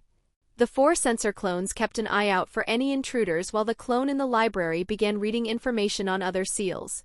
Fujin and his 10 clones practiced for half an hour. Fujin dismissed his clones. Memories of the clones rushed into his head, causing a small headache. Fujin thought, that wasn't bad. Working on the same thing reduces the impact of sudden memories. I can try with 15 this time. Fujin meditated for a few minutes to properly understand the gains of all 10 clones and combine all information into one. After 5 minutes, he began using Shadow Clone Jutsu again. While making the clones, he thought, I need to get the multi-Shadow Clone Jutsu. Creating them one by one is kinda tedious. That said, how do I ask Hiruzen or Renjiro for a forbidden jutsu? He thought for a bit but couldn't come up with anything reasonable. He thought, leave it. I'll ask when the opportunity presents itself. Till then, I will consider this as a form of training to master the Shadow Clone Jutsu. I still can't do it without that last hand seal. Fujin continued learning Fuinjutsu in this manner. Eventually, he increased the number of shadow clones to 20. For 3 whole months, no one disturbed him. In these 3 months, Fujin managed to learn to create the explosion tag, sealing tag, chakra suppression seal, barrier tag, 5 elements tag, cloth binding technique, silence seal, anti-Byakugan seal, anti-Sharingan seal, stealth seal, light absorption seal, training seal, resistance seal, gravity seal, and a bunch of other seals.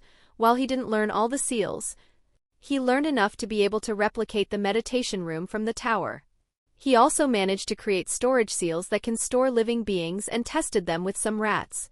While he couldn't be considered a Fuinjutsu master yet, he was very close to end these 3 months. He also kept increasing the difficulty of his morning physical workout. He had increased the training seal's power to 68%. In addition, he also practiced his ninjutsu once a week. During this period, Eiji contacted Fujin twice to view the 2 times when the Fuinjutsu master that he invited inscribed seals on his house. Fujin observed the process carefully. He didn't recognize the Fuinjutsu master. But the Fuinjutsu master was definitely more skilled than him. However, Fujin recognized all the seals he inscribed. There wasn't any funny business. While Fujin made massive progress, one thought popped up often in his mind. Why am I not being called for any missions? I expected that I would be assigned to a few B-rank missions at least. After all, shouldn't wind element ninja be in demand in a village where most have the fire element? However, he never did anything about it. He was very happy with the progress he was making with Fuinjutsu. Finally, Fujin's training in isolation was disturbed. While he was practicing a seal, a Chunin entered training ground 23. One of Fujin's clones sensed him and dispelled himself. Fujin and his clones received the memories. In a few seconds, all items were packed and stored in the scroll. Fujin kept the scroll back and dispelled his clones. The Chunin didn't realize that he was sensed. In a few seconds, he arrived where Fujin was. Fujin saw him. He looked like in his late teens. The Chunin said, "Hey Fujin, I am Hataki Ryota. You have been assigned to our squad for a mission. Come with me." Fujin nodded and followed him. He dispelled his clones that were sensing. Fujin wondered, why exactly did I not get any mission for 3 months? Did Hiruzen spy on me learning Fuinjutsu and decide to give me a break? But that doesn't sound like him at all. Fujin's analysis couldn't have been farther from the truth.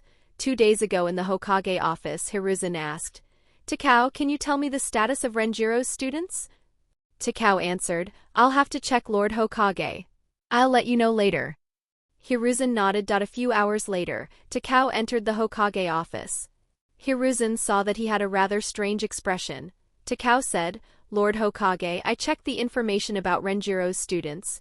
Hyuga Hoka joined a Chunin squad arranged by his father. He fulfills the typical Hyuga role in a squad. He has led in 7 rank C missions and participated in 3 rank B missions. Uchiha Mieko joined the Uchiha police force. In addition, she has led in 3 rank C missions and participated in 5 rank B missions. Both Mieko and Hoka have shown great promise." About Fujin, Hiruzen was looking forward the most to Fujin's performance. But he wondered, what exactly did Fujin do for Takao to make such a strange face? Takao said, "Fujin has led in just 1 rank C mission about 2 weeks after that rank A mission. The mission got upgraded to rank B, but he completed the mission without any casualties. But after that he took no mission at all." Hiruzen was surprised. He didn't understand Fujin's behavior. He asked, "What has Fujin been doing?" Takao said, "I did some research. He booked training ground 23 for 9 months. He has been visiting it daily and spends most of his time there." Hiruzen said, "I can understand Fujin training. But why didn't he take any missions?" Takao said, "I am not sure." Hiruzen thought for a bit. Suddenly it hit him. He said, "Wait, don't tell me." Chapter 153, The Importance of Socializing. Takao saw Hiruzen. He wondered, what did Lord Hokage realize for him to be so surprised? Hiruzen thought, no wonder Fujin never did any mission. He never joined a team. From what Genki had said, Fujin stayed alone and never interacted much with others. Renjiro noted the same thing and said that Fujin preferred being and acting alone. So Fujin has no contacts outside his small bubble of friends. And most of those friends are still in their Genin squad or in the academy. He shouldn't be in touch with any Chunins other than maybe his academy teachers. And since he is an orphan, no one arranged for him to enter a squad. And with both his teammates being from big clans who were arranged in squads by their families, he was left with no one to make a team with. Hiruzen said, "Takao, call Sarutobi Tamatsu to my office." Takao nodded and left the office. Hiruzen sighed, Renjiro didn't teach that kid to socialize. And Fujin didn't even approach anyone about it. If he had visited the mission center a few times and let others know about his wind release capabilities, lots of teams would have extended an invitation to him. Even if no one invited him, at least he could have improved his leadership skills by clearing out the rank C missions. Instead, he just chose to not do any missions at all. Hiruzen analyzed a few more things. In the end, he decided, I need to keep checking on Fujin's progress every month. While he isn't as talented as Minato or Orochimaru, he is still good. It'll be a waste if he loses interest due to not doing any missions and only training. Back to the present, Ryota led Fujin to Yakiniku. Fujin asked, "Shouldn't we be going to the mission center?" Ryota replied, "Not really. Meet up with the team first. We will accept the mission officially tomorrow." Fujin wasn't sure what Ryota was up to, but he followed him in. Ryota led him to a table where 3 other people and a dog were sitting. Fujin observed them. One of them was overdressed. Fujin noticed some bugs buzzing around him. Fujin concluded that he was from the Aburame clan. Another was a definite Inuzuka. He was in his late teens as well. A huge ferocious-looking dog lay behind him. The dog noticed Fujin's gaze and stared back at him. The last person looked to be in his mid-20s. His face had a large burn mark. There were multiple scars on his arms as well. Of the 4 people in this team, his chakra was the highest. The Scarface guy looked at Fujin and smiled.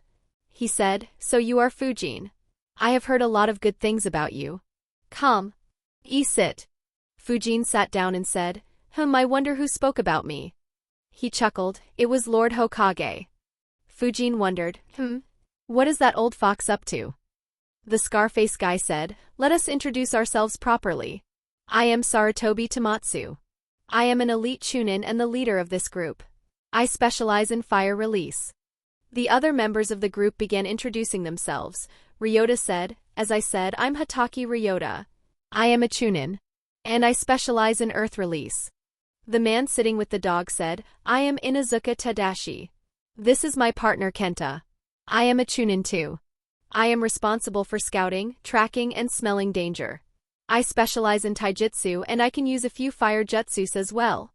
Kenta barked at Fujin as if to say hello. The last member, who was very quiet, said in a neutral tone, "I am Aburame Katsumi. I am a chunin. I am responsible for scouting, tracking, and trapping enemies. I can use some water jutsus." Fujin heard them carefully and remembered their specialties. Tamatsu said, "Our team lacks explosive power. So we were looking for someone who specialized in wind release. That way we could use a fire-wind combination jutsu. Unfortunately, ninjas with good control over wind manipulation are very rare in Konoha. That's why when Lord Hokage recommended you, I agreed. So Fujin, would you like to join our squad?" Fujin was a bit surprised. He asked casually, "I can refuse?"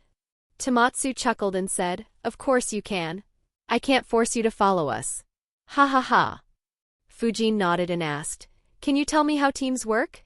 Like how many missions you do? What are the rules or common practices of your group?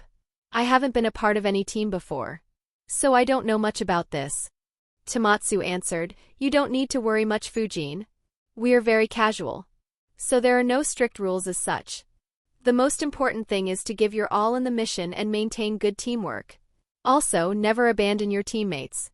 If you are found slacking or putting your teammates at risk, then we won't keep you in the team anymore." "Of course, the same applies to the rest of us too," Fujin nodded. What Tamatsu said was basic. Tamatsu continued, "As for missions, we only do rank B missions. We take them continuously with a few days break between missions depending on how tired we are after the missions. The reward money is equally divided among all team members. When you are a part of the team, all your rank B missions will be with us. You can take up missions with other teams only if we take a long break. I wouldn't recommend wasting time on rank C or D missions, but you can take them on your own on rest days if you want. The only exception would be if Lord Hokage assigns you on a separate mission or if you get invited for a rank A mission. In that case, give preference to those missions. Of course, let us know that you'll be busy on those missions if possible." Fujin thought for a bit and concluded, "That's very reasonable." Tamatsu asked, "So, do you want to be a part of our team, Fujin?" Fujin replied, "Sure. I would like to be a part of your team." He sighed and said, "Besides, I haven't been assigned any mission for 3 months. So I don't really have any other choices." On hearing Fujin, Ryota, Katsumi, and Tadashi had weird expressions. Tamatsu had an idea. He said, "Fujin, you are aware that you have to form a team and then go to the mission center to get missions, right?" Fujin looked at him and raised an eyebrow. He asked, "What do you mean?" He said, "You get missions only if you go to the mission center with a team." Fujin was surprised. He thought, what the heck? I recall Hiruzen and Tsunade sending messages when they had to assign missions. I thought that job is done by Mission Center here instead, he asked. Are you sure? Tamatsu replied, yes. You will be called only if Lord Hokage has a special mission for you. And usually only elite jounins get missions assigned that way. Fujin was stunned. He exclaimed internally, fuck. No wonder I never got any missions. Fujin's new squad chuckled at his expression. Tamatsu didn't want Fujin to feel embarrassed on day one. He said, introduce yourself, Fujin. Fujin sighed again and said, I am Suzuki Fujin. I specialize in wind jutsus. I am also a censor. So I could aid Tadashi-san and Katsumi-san a bit. Tamatsu said, good. Also, no need to be formal with us, Fujin. Just use our names. Fujin nodded, all right. At that time a waiter came in and delivered meat. Tamatsu said, let's celebrate getting a new team member. The group began eating while chatting casually. At one point, Fujin asked, Tamatsu, how do you become an elite chunin? Is there an exam similar to the chunin exam? Tamatsu said, no. There is no exam. You get assigned this rank by doing missions. The missions that you complete are analyzed by the village. When they are satisfied with your performances, they promote you to elite chunin. Fujin was surprised. He asked, on what parameters do they decide? Tamatsu replied, well, the basic requirements are your strength and overall capability. If you have any obvious weakness, you won't be promoted to elite chunin. Once you meet those requirements, they check your mission record. There are no fixed criteria regarding the missions. So I can't comment on what parameters they check here. But it'd be safe to say that you need to have completed at least 50 rank B missions. Fujin thought and said, oh. Thank you. Tamatsu smiled and said, no worries. There are a couple more things that you should know about elite chunins. Other villages aren't as strict as Konoha while promoting to jounins. So most elite chunins from Konoha can go up against jounins of other villages. So don't expect to be promoted quickly. Also, if you want to be promoted to jounin or special jounin ranks, then you first need to be an elite chunin. Otherwise, you won't be considered for jounin promotions. Fujin nodded. He had expected that. After eating the food, Tamatsu said, I have already accepted a mission. Tomorrow, we will escort a noble from the land of rice back to his country. Meet up at the gate at 11 a.m. And bring enough supplies for a couple of months. Fujin and the others nodded and left. After leaving, Fujin headed back to the training ground. Chapter 154, the first mission with a new squad. En route, Fujin thought, so that's why I never got assigned a mission again. Sigh, at least someone should have said something to me. I guess Tamatsu's words indirectly came from Hiruzen. That said, even if I did know this, I don't have connections with any chunins. It's the same issue that I concluded while going on the mission with Yasuoka and the rest. Just going around advertising my wind jutsu capabilities would have been stupid. After all, who knows what squad I'd join up with? I guess the only choices available were to ask Renjiro or Hiruzen to assign me to a team. It's probably what Hiruzen did. That said, not having any connections is kinda an issue. I didn't give much thought to this earlier, as this is the world of the strong. As long as I keep working hard and reach the top, everyone would be trying to create a relationship with me. But reaching such a level will need a lot of time. And I might need aid along the path. At the very least, the help I got from Renjiro was critical. And unlike Hiruzen, it was a selfless act from him. Sigh, I will have to interact more with other ninjas.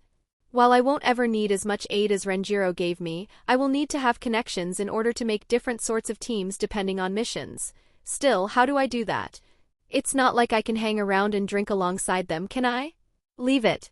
No point in acting desperate. I'll just make connections as I get opportunities in the future. Anyways, it's not an issue to not have done any missions in the last 3 months. These months have improved my skill with Fuinjutsu a lot. I have learnt all the important seals. In terms of effectiveness, I should be on par with seal masters. I'll probably need a couple more months to learn all the remaining seals. But I think it'll be better to stop for now. I should practice the seals I have learnt for some time. After all, it's very unlikely that Hiruzen would give me the scroll for Flying Thunder God so soon. Fujin trained with his shadow clones to practice his ninjutsu, kenjutsu, and taijutsu for a few hours. The next day, Fujin began moving towards Konoha's entrance gate. He thought, land of rice. I hope I don't end up encountering Orochimaru. Encountering Kakuzu was plenty of excitement for a few years. Fujin gathered with his new squad at the gate. Tamatsu said, "Our client will arrive here in a few minutes. I'll brief you on the situation." The land of Rice had been peaceful after the Third Great Ninja War. But in the last few years there have been many turbulences in the land of Rice. Many rogue attacks have been reported. Many nobles are targeted too. Even their daimyo's retinue was targeted once. So we have to be very careful during this mission. Tadashi, you will be responsible for smelling any possible attackers. Katsumi and Fujin, you two will back him up. Ryota, you will be responsible for keeping our client safe. You will cooperate with his bodyguard. I will be responsible to attack any attackers. Tadashi will assist me and Katsumi will provide long-range support. Fujin, for this mission, only observe us. If you get an opportunity, you can attack. Fujin nodded. The arrangement was reasonable as he would need some time to fit into their team. Tamatsu briefed his team on a few matters until two men arrived at the gate. The younger man was a blonde wearing an expensive robe. The older man dressed as a ninja and had a similar mask to Kakashi. Two swords could be seen on his back. They greeted Tamatsu as they interacted with him on the previous day. After discussing for a bit, they left. The young noble and his protector walked at the center. Tadashi, Kenta and Tamatsu walked in front of them.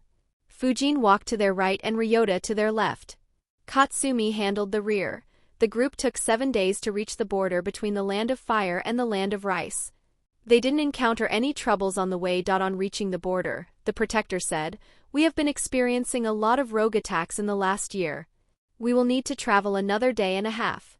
Please be on guard and protect us." Tamatsu replied, "Don't worry. We are always alert." The group continued moving. After a few hours, Inuzuka Tadashi stopped and said, "There are 3 scents at this location. Someone was here not long back." Tamatsu looked at Fujin and Aburame Katsumi. Fujin activated his chakra field. Some bugs appeared around Katsumi and spread in the forest. Fujin said, "No one in 1 kilometer radius around us." Fujin chakra field could sense up to 1.25 kilometers. But he decided to report only 1 kilometer. In the future, if someone became aware of Fujin's capabilities and decided to hide just outside his stated range, then they would lose their element of surprise. Tamatsu nodded and looked at Katsumi. After a few minutes, Katsumi said, "No one is hiding around us." Tamatsu instructed, "Have your insects keep a watch. If those guys are planning trouble for us, then they might appear soon." Katsumi nodded and let his bugs fly around the group. The group continued walking for another kilometer. Some distance ahead of the group, 4 ninjas were waiting on a tree. One of them said, "Boss, that noble called Kobe Takuma should be traveling on this route soon. But he should be escorted by Konoha ninjas. Should we attack?" Before he could answer, another guy said, "Let's attack them and even kill Konoha ninjas. That way we will become famous throughout the Land of Rice." The third guy also wanted to attack. So their leader agreed and said, "We will attack and kill them all. Hide properly. We will launch a sneak attack and kill them before they even understand what's happening." All 4 dispersed in different directions and got in position. Unknown to them, their small meeting was conducted under the surveillance of a few bugs. Katsumi spoke without giving any signs of tension. "Don't react. For rogue ninjas are planning an ambush ahead. About 1.5 kilometers from here." Tamatsu asked, "How strong are they?" Katsumi replied, "Not sure.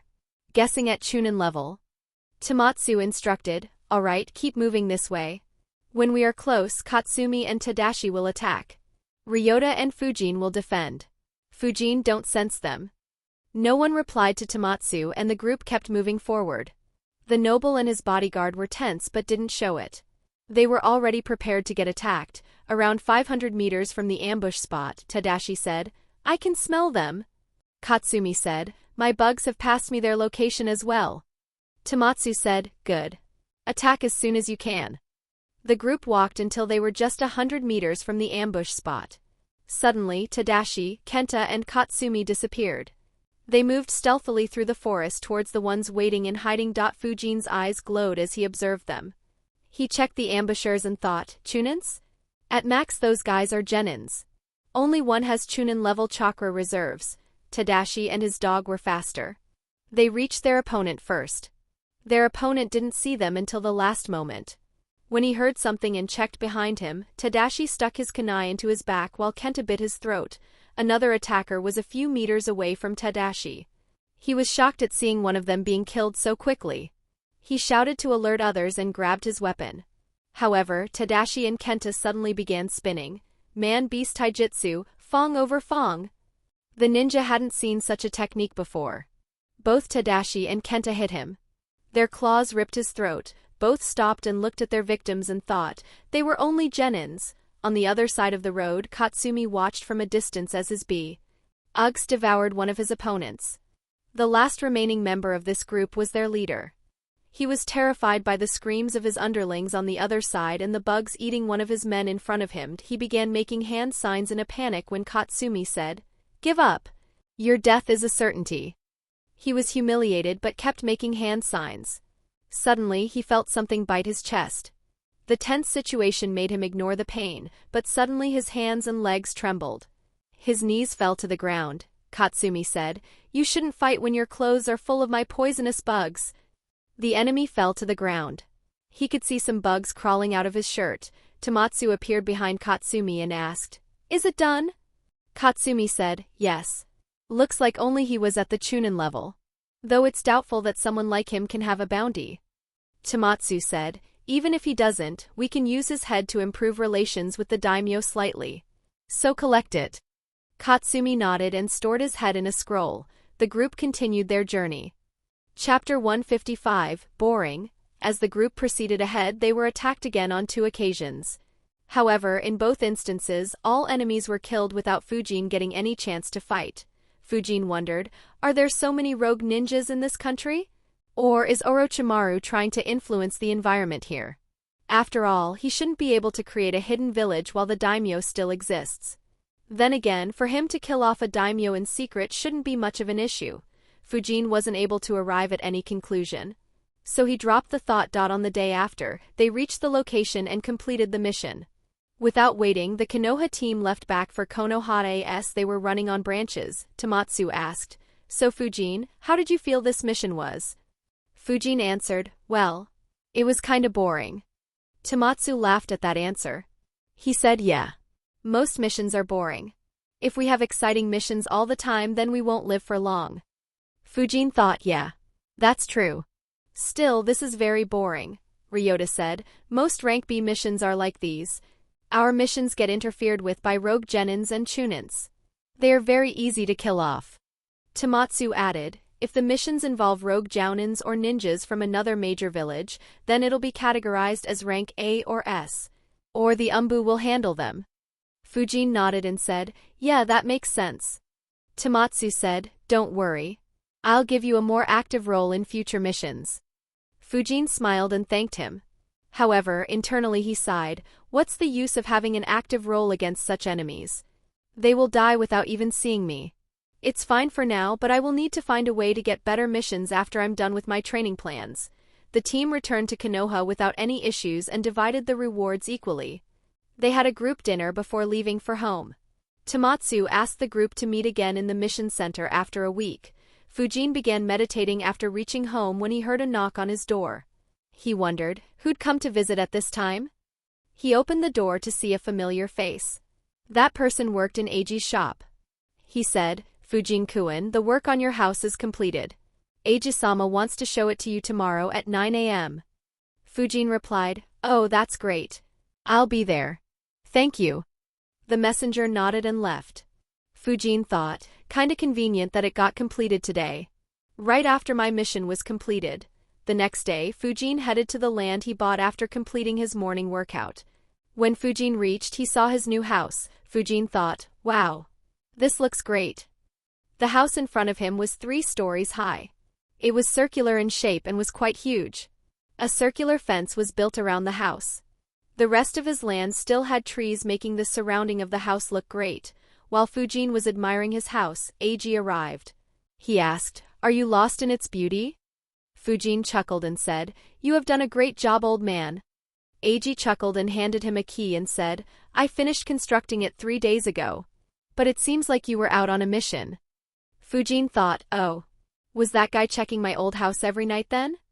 He nodded and said, "Yes, I returned yesterday evening." Eiji said, "Let me show you the house from the inside." Fujin took the key and entered the house. The ground floor was huge.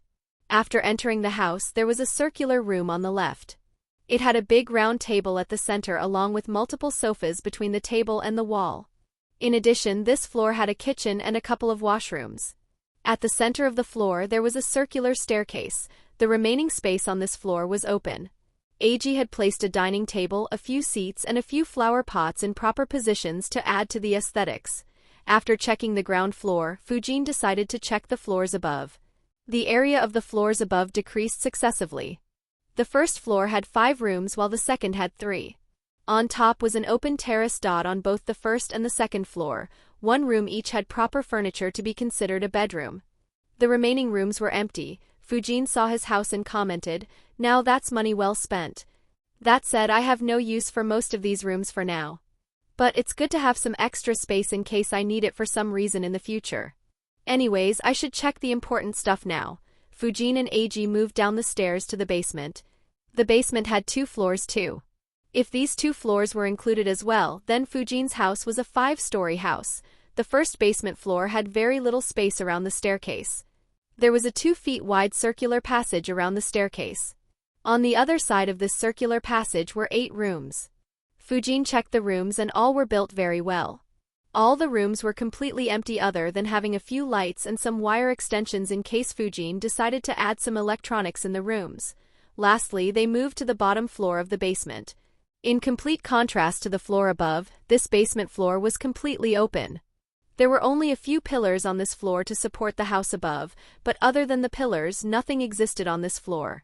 Eiji said, "As you had asked, this floor is completely open. And everything here is extremely sturdy and strengthened even further by the Seal Master." Fujin nodded and built his chakra up.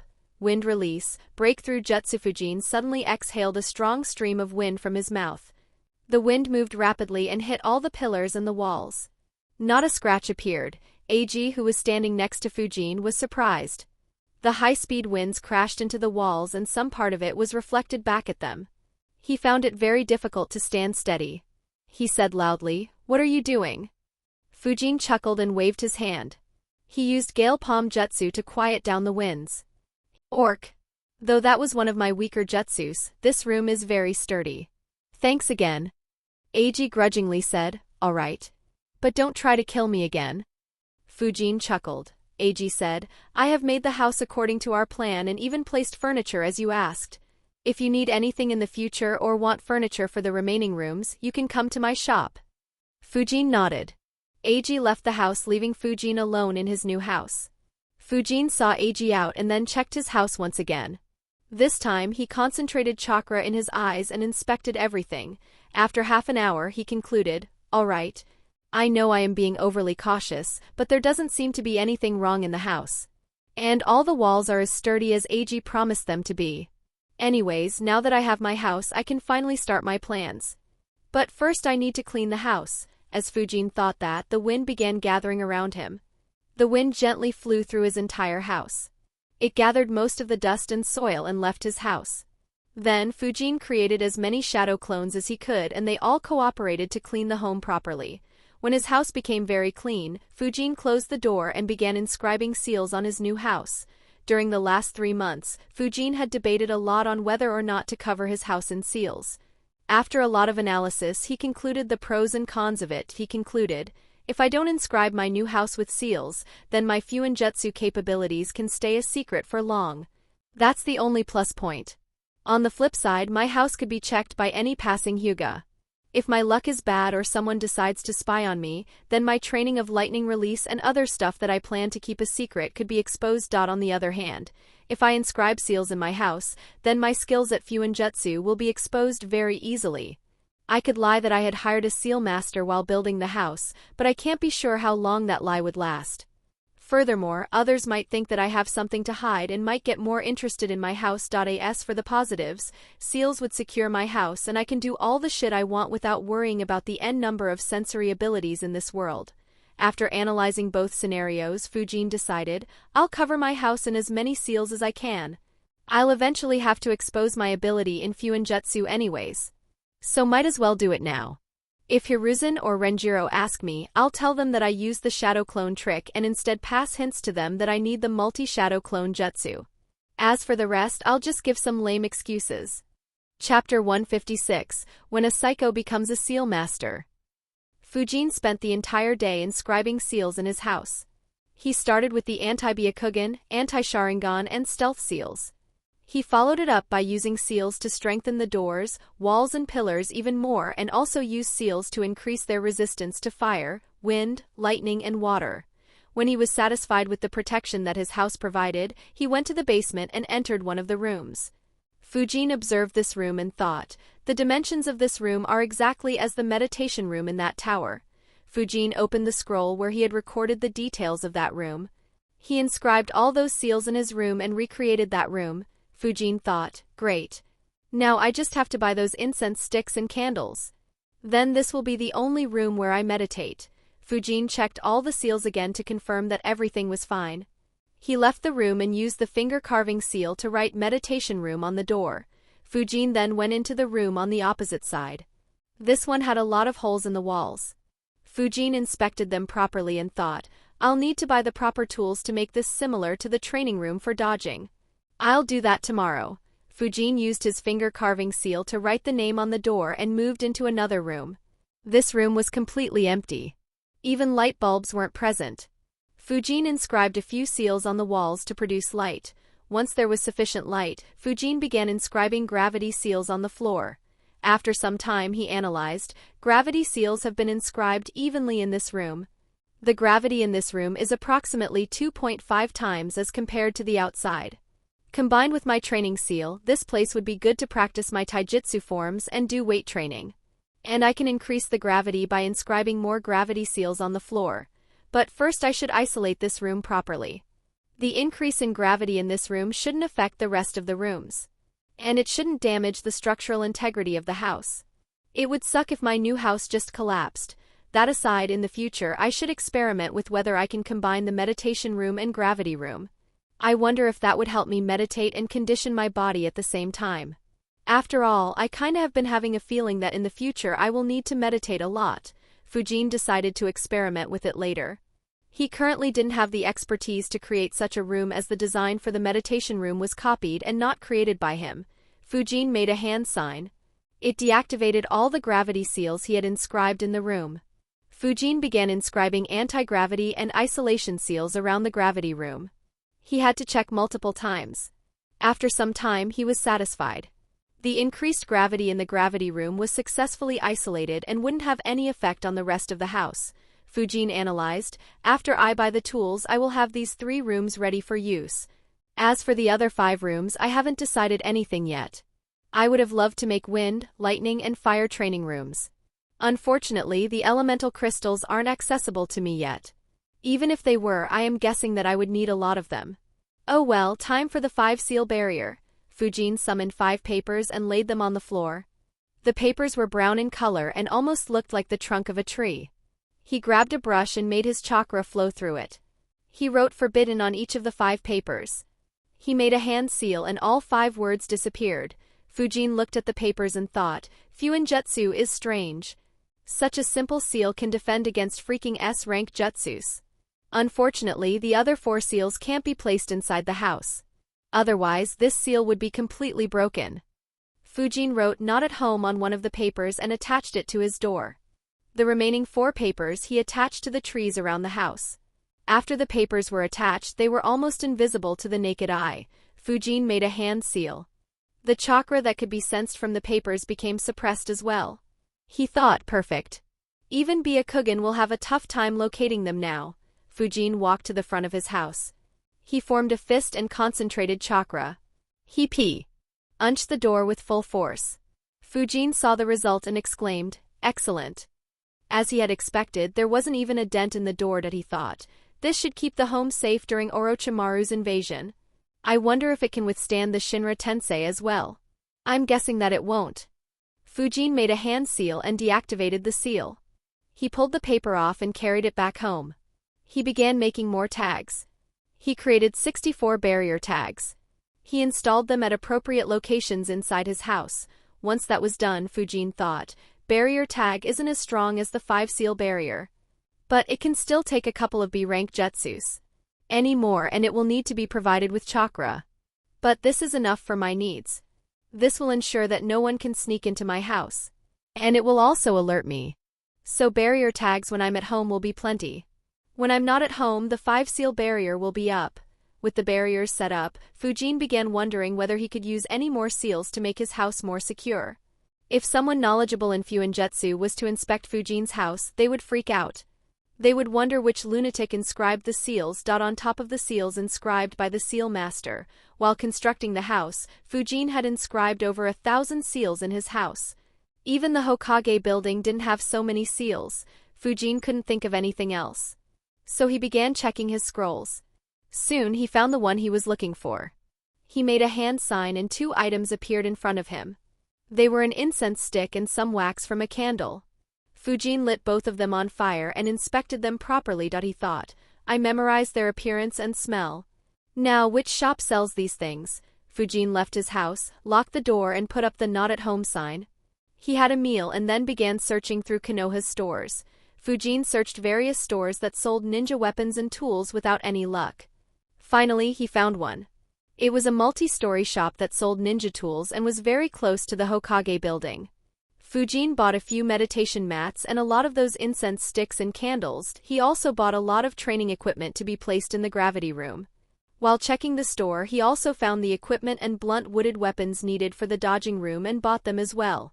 After that, Fujin bought groceries, utensils, and other necessary items for his house. He also took all the items that he needed from his old house, vacated it and completed the formalities and procedures related to it. By the evening, Fujin's new house was set. Fujin exhaled in relief. I forgot how much work it is to change residence. When I left the orphanage, I didn't own anything and barely had any necessities. Anyways, pretty much everything is set. The only remaining task is setting up the equipment and mechanisms in the dodging room. I'll do that tomorrow. For now, Fujin entered the meditation room and began meditating. He opened his eyes after 3 hours of meditation. A smile could be seen on his face. He thought, excellent. This room is a total success. Happy with his work, Fujin went to sleep in his new cozy bedroom. The next day, Fujin made a change to his training routine. He cut the morning physical training in the training ground from 4 hours to 3 hours. That last 1 hour he spent training in the gravity room. He spent the remaining day setting up all the mechanisms in the dodging room. He tested the room a few times and had to make some changes until he was satisfied. Fujin thought, I think I can improve the efficiency of this room even more. Right now I depend on my eyes and ears to sense incoming weapons and dodge. Once I'm able to dodge all weapons consistently, I will begin attempting it with my eyes closed. When I'm able to do that, I will use the silence seal to eliminate all noise. That should help improve my instincts. Anyways, all the plans that I had are completely implemented. Only one last thing to do. Chapter 157 Party. Fujin left the basement and got on the ground floor. He opened a scroll and summoned a very long cloth. Fujin began inscribing some seals on the cloth. After some time, Fujin made a hand sign. Cloth binding jutsu. The cloth began moving around the staircase. Soon it covered up the way down to the basement completely. The remaining cloth kept rolling over it to form multiple layers. The staircase and the basement below became completely invisible. Fujin made a hand seal and the cloth began hardening.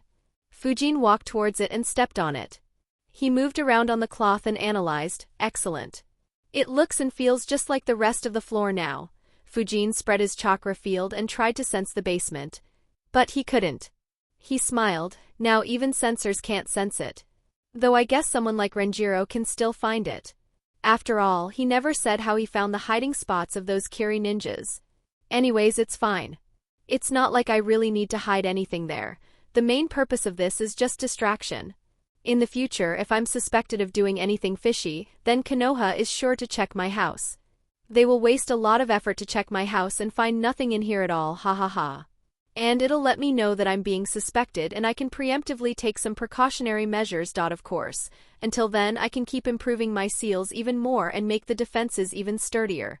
Hee, how fun it'd be if I can have half a dozen types of barriers and a few dozen traps in my home. And all that to hide nothing. Fujin laughed at that thought. He calmed down thinking, anyways, now that the house is ready, I should call a few people in. Mieko and Hoka had asked me to invite them. And I can invite Renjiro as well. Should I invite others? Who all? I can invite Genki in. Though he would probably not like to be among kids. I should also invite Teru, Yori and Hana. But probably best to not have them alongside Renjiro. As for my new team, I have just met them. So probably not a good idea to invite them right now. I could mention it after the next mission. So in what order to invite? Fujin thought for a bit and decided, I'll invite my old team first. Then I can invite Hoka again to hang alongside our classmates. Genki I'll call later. Fujin made 3 shadow clones. The first one flickered towards the Senju clan compound. The other 2 waited for a bit and left for Uchiha and Hyuga clan compounds. The clone headed to the Senju clan reached first. Unfortunately, Renjiro was out on a mission. The clone passed a message about his new house and left. He searched for Teru's house and invited him. He chatted for a bit with Teru and dispelled himself. The memories of the clone were transferred to Fujin and other clones. The other clones had reached the respective compounds but didn't enter till they received the memories. Since Renjiro wasn't available, they invited Mieko, Hoka, Yori, and Hana after. Fujin received their memories, he thought. That's surprising. All are available for tomorrow. Luckily I bought a lot of snacks. Oh well, let's see how my first time playing host in this world goes. Unfortunately no video games here. I should buy some board games and cards though. Might be handy if I decide to keep interacting in the future. Fujin created a couple of clones. One went to Genki and invited him to visit in the evening. The other clone went to civilian shops and bought some games. The next day, Fujin once again began his day with the new morning workout routine. At 9 a.m. he went out to buy chicken. He made a shadow clone and went to the meditation room.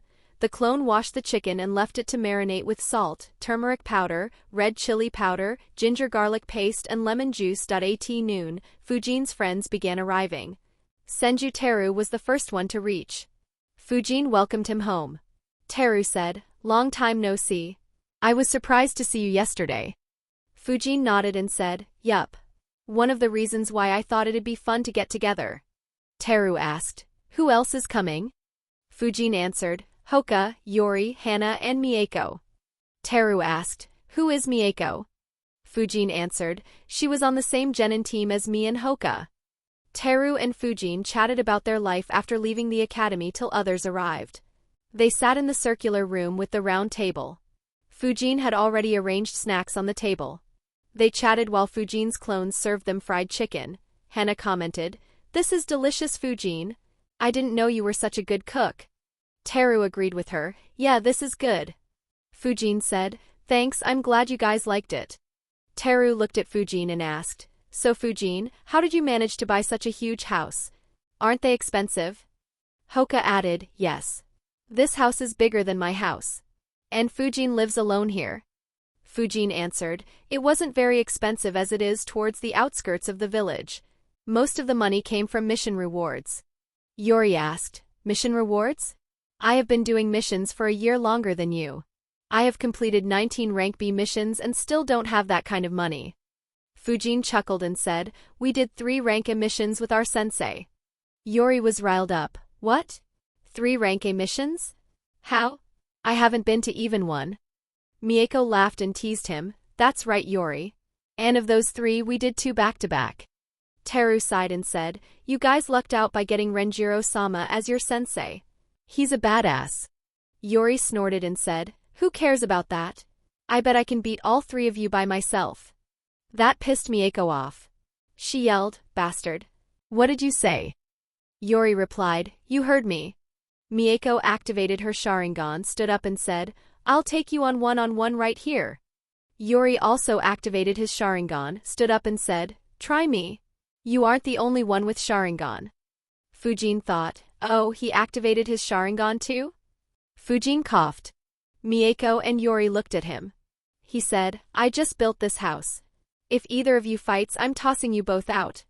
Both calmed down a bit. They didn't want to ruin a new house. The others chuckled at their reaction. Fujin grinned and said, "Besides, if you want to fight, then I have booked the training ground closest to here. Let's go and check Yori's claim there." He thought, Why did I even bother buying board games? The best way to build a bond in this world is to fight. Well, other than using talk no jutsu. Teru chuckled and asked, You booked a training ground? Did you anticipate that Yori would start a fight? Fujin said, Not really. I booked a training ground for a few months. Hana was surprised. She asked, A few months? Fujin said, You guys use your clan grounds for training. I don't really have that option. Teru said, Still. A training ground for a month would cost around 75,000 Ryo. That's almost worth one rank B mission. Are you sure you aren't secretly loaded, Fujin? They began moving towards the training ground. Fujin said, Well, I did win a few million Ryo by gambling some time back. So training ground costs aren't really an issue. The group was surprised. Mieko furrowed her eyebrows and nagged, Fujin, you are gambling? Have you been wasting your time and risking your money in gambling after our team was disbanded? Fujin was surprised. He stared back at Mieko. After a few seconds, he commented, You are taking after your mother well. Mieko's face immediately became red. She looked away, Fujin said, and no. I gambled before our team disbanded. Hoka asked, When? Fujin smiled and said, During the Chunin exams. Hoka and Mieko took a few seconds to realize. Both their eyes widened as they looked at Fujin. They said, You didn't. Fujin chuckled and didn't reply. Yori asked, You didn't what? Hana realized it as well as she said, You bet on yourself during the Chunin exams? Fujin replied, Bingo. I bet most of my money on myself. Mieko cursed, Asshole. We were participating in it too. Even Hoka was displeased. Fujin chuckled and said, Sorry. But it was kinda good money. Both snorted. Soon they arrived at the training ground. Yori looked at the destruction around him and asked, Did a hurricane pass through here? Fujin chuckled and said, I guess you could say so. Anyways, how do you guys want to fight? One-on-one or something else? Mieko said, I'm kicking Yori's ass first. Yori snorted and replied, I can beat all of you together.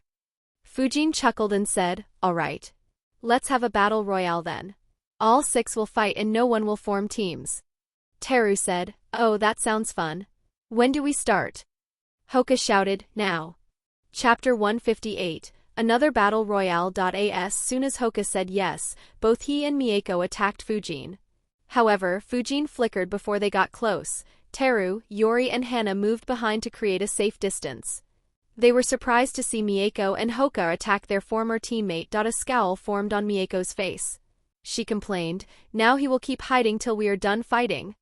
Teru asked, What do you mean? Hoka was about to answer when everyone noticed something. Very strong winds were headed towards them, Yori thought, right? Fujin has an affinity to wind nature. Wind is weak against fire. He quickly made hand signs. Fire release, fireball jutsu. Mieko and Hoka saw the fireball and flickered away.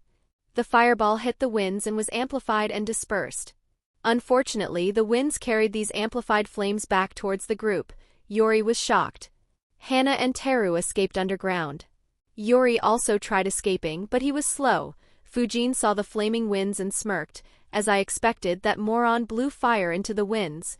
The jutsu he used was a powered-down variation of the infinite breakthrough jutsu.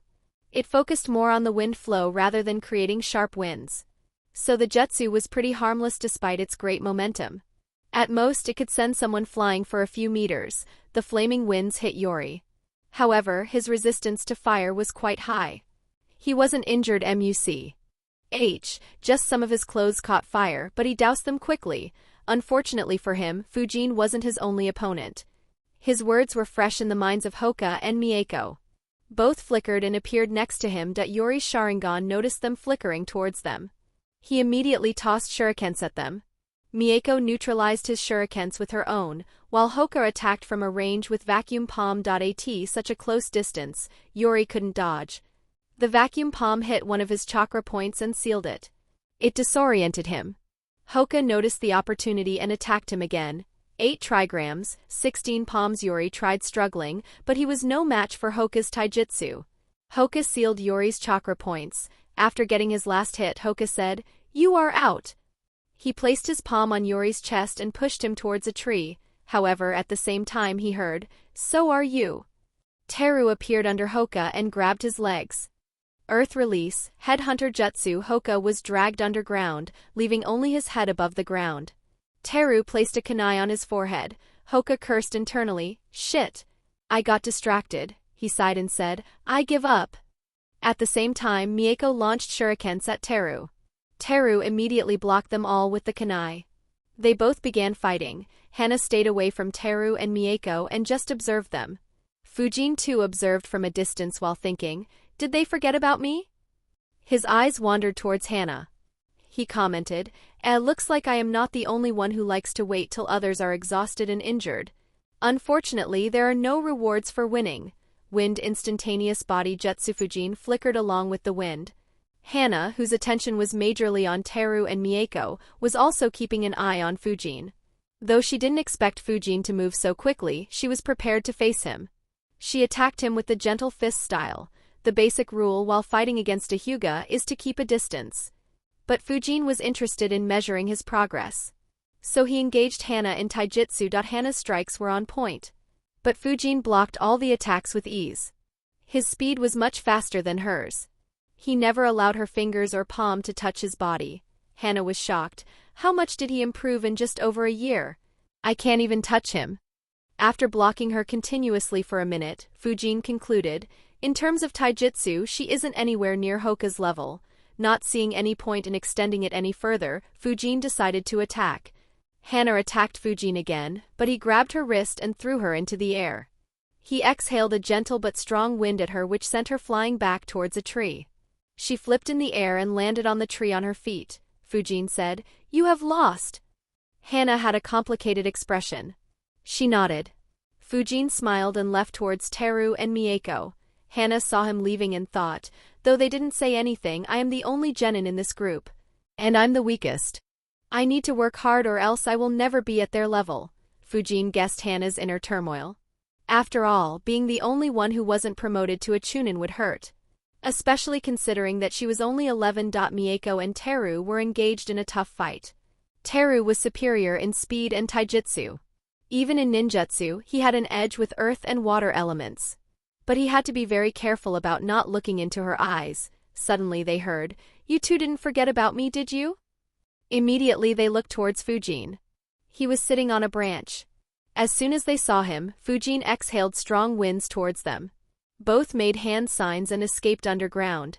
Fujin muttered, While escaping underground is a good defense, it doesn't mean that you can abuse it without any consequences.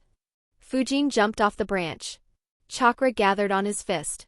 He punched the ground right above them. Cracks formed on the ground. The impact of the punch could be felt underground. Teru felt the shock waves and frowned. He wondered, is Fujin good at earth release as well? Teru made a few hand signs. The ground around him hardened. It protected him from the shock waves. However, Mieko was hit. She escaped above ground, only to have a kunai placed at the back of her neck. Fujin said, You have lost. A scowl formed on Mieko's face. She gave up unwillingly while complaining in her heart, I always manage to detect and neutralize sneak attacks in mission. Why do I fall to his sneak attacks every time? As soon as she gave up, spikes formed on the ground and launched at Fujin. Fujin instantly flickered out of the way. His eyes glowed as he watched Teru's location underground. More spikes and spears kept forming and launching at Fujin. Fujin dodged all that he thought. While hiding underground isn't always good, if someone hides like a porcupine, then I don't have a second way of dealing with them. Just vacuum bullet, but that might kill him. So not usable in this situation. Realizing that he was only wasting his chakra, Teru left the underground. He said, You have grown strong, Fujin. I didn't expect your wind release to improve so much. Fujin replied, So have you. I never thought you would develop a porcupine-like battle tactic. Teru smirked. This battle tactic was very annoying. He enjoyed using it against Yori. Fujin said, Wanna end this the old way? Teru replied, With our fists? Sure. Both rushed towards each other. Their fists clashed. They followed up with a flurry of punches and kicks. Teru was stronger and faster than Hana. But Fujin was still faster and stronger than him. In a minute, Fujin landed 7 hits on Teru. Fujin kicked at his chest. But Teru raised his forearms in defense. The kick landed on his forearms and sent him flying for a few meters. Fujin didn't pursue him. Teru flipped in the air and landed on his feet. He complained, "Shit. What have you been eating?" Fujin just grinned without replying. Teru said, "I'll use my full power. Be careful, this is the taijutsu of my clan." Chakra began gathering around Teru's fists and feet. Fujin could see it clearly. He understood what Teru was up to. A smile crept on his face. Teru didn't understand why Fujin was smiling. He sent a punch straight at Fujin's chest. Fujin formed a fist and gathered chakra in it. He punched Teru's fist. Both the punches clashed. Teru's eyes widened in shock as he felt the strength in Fujin's punch. Fujin applied more force and sent him flying. Teru flipped in the air once again and landed on his feet. But this time he was sent flying for 25 meters. And he skidded backwards a few meters more. He asked, "How do you know Senju Taijutsu style?" Fujin said, "Did you forget who my sensei is?" Teru smiled bitterly. "I didn't think he would teach it to someone outside the clan." Teru shook his right hand and said, "I give up. I can barely feel my right hand anymore." Fujin said, "Yeah, mine kinda hurts too." He thought, "I should check whether Kakuzu's skin-hardening jutsu is in the library. It might be a perfect combination with the Senju Taijutsu style. Maybe I should discuss it with Renjiro." Chapter 159, Questioning Life Choices. With the fight over, the other four gathered around Fujin and Teru.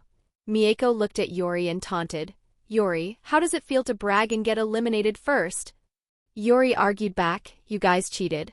The rules said no teams, but you two know you three cooperated to deal with me." Mieko scoffed, "Who said they could take all three of us by himself?" Yori was about to argue more, but Teru said, "Drop it, Yori. There's no point in arguing." Yori snorted and stayed quiet. The group discussed for some time their jutsus, battle tactics and so on. After an hour they dispersed. Fujin went back to his home while thinking, "Not bad, this went much better than I thought. I never thought we would spend most of our time talking about jutsus and tactics." Was surprisingly insightful. After reaching home, Fujin cleaned up the mess and waited for Genki to return. He made a shadow clone and sent it to the library. The aim was to find Kakuzu's skin-hardening jutsu and any other good jutsu available in the B section. Sometime later, Genki arrived. His jaws dropped on seeing Fujin's house from the outside. He thought, what the hell? Why does he need such a huge house? And where did he get the money for this? Did he somehow convince Lord Hokage to give him another reward? He knocked on the door with his mind full of questions. Fujin opened the door immediately and welcomed him in. Genki awkwardly said, "It looks like you are doing very well, Fujin."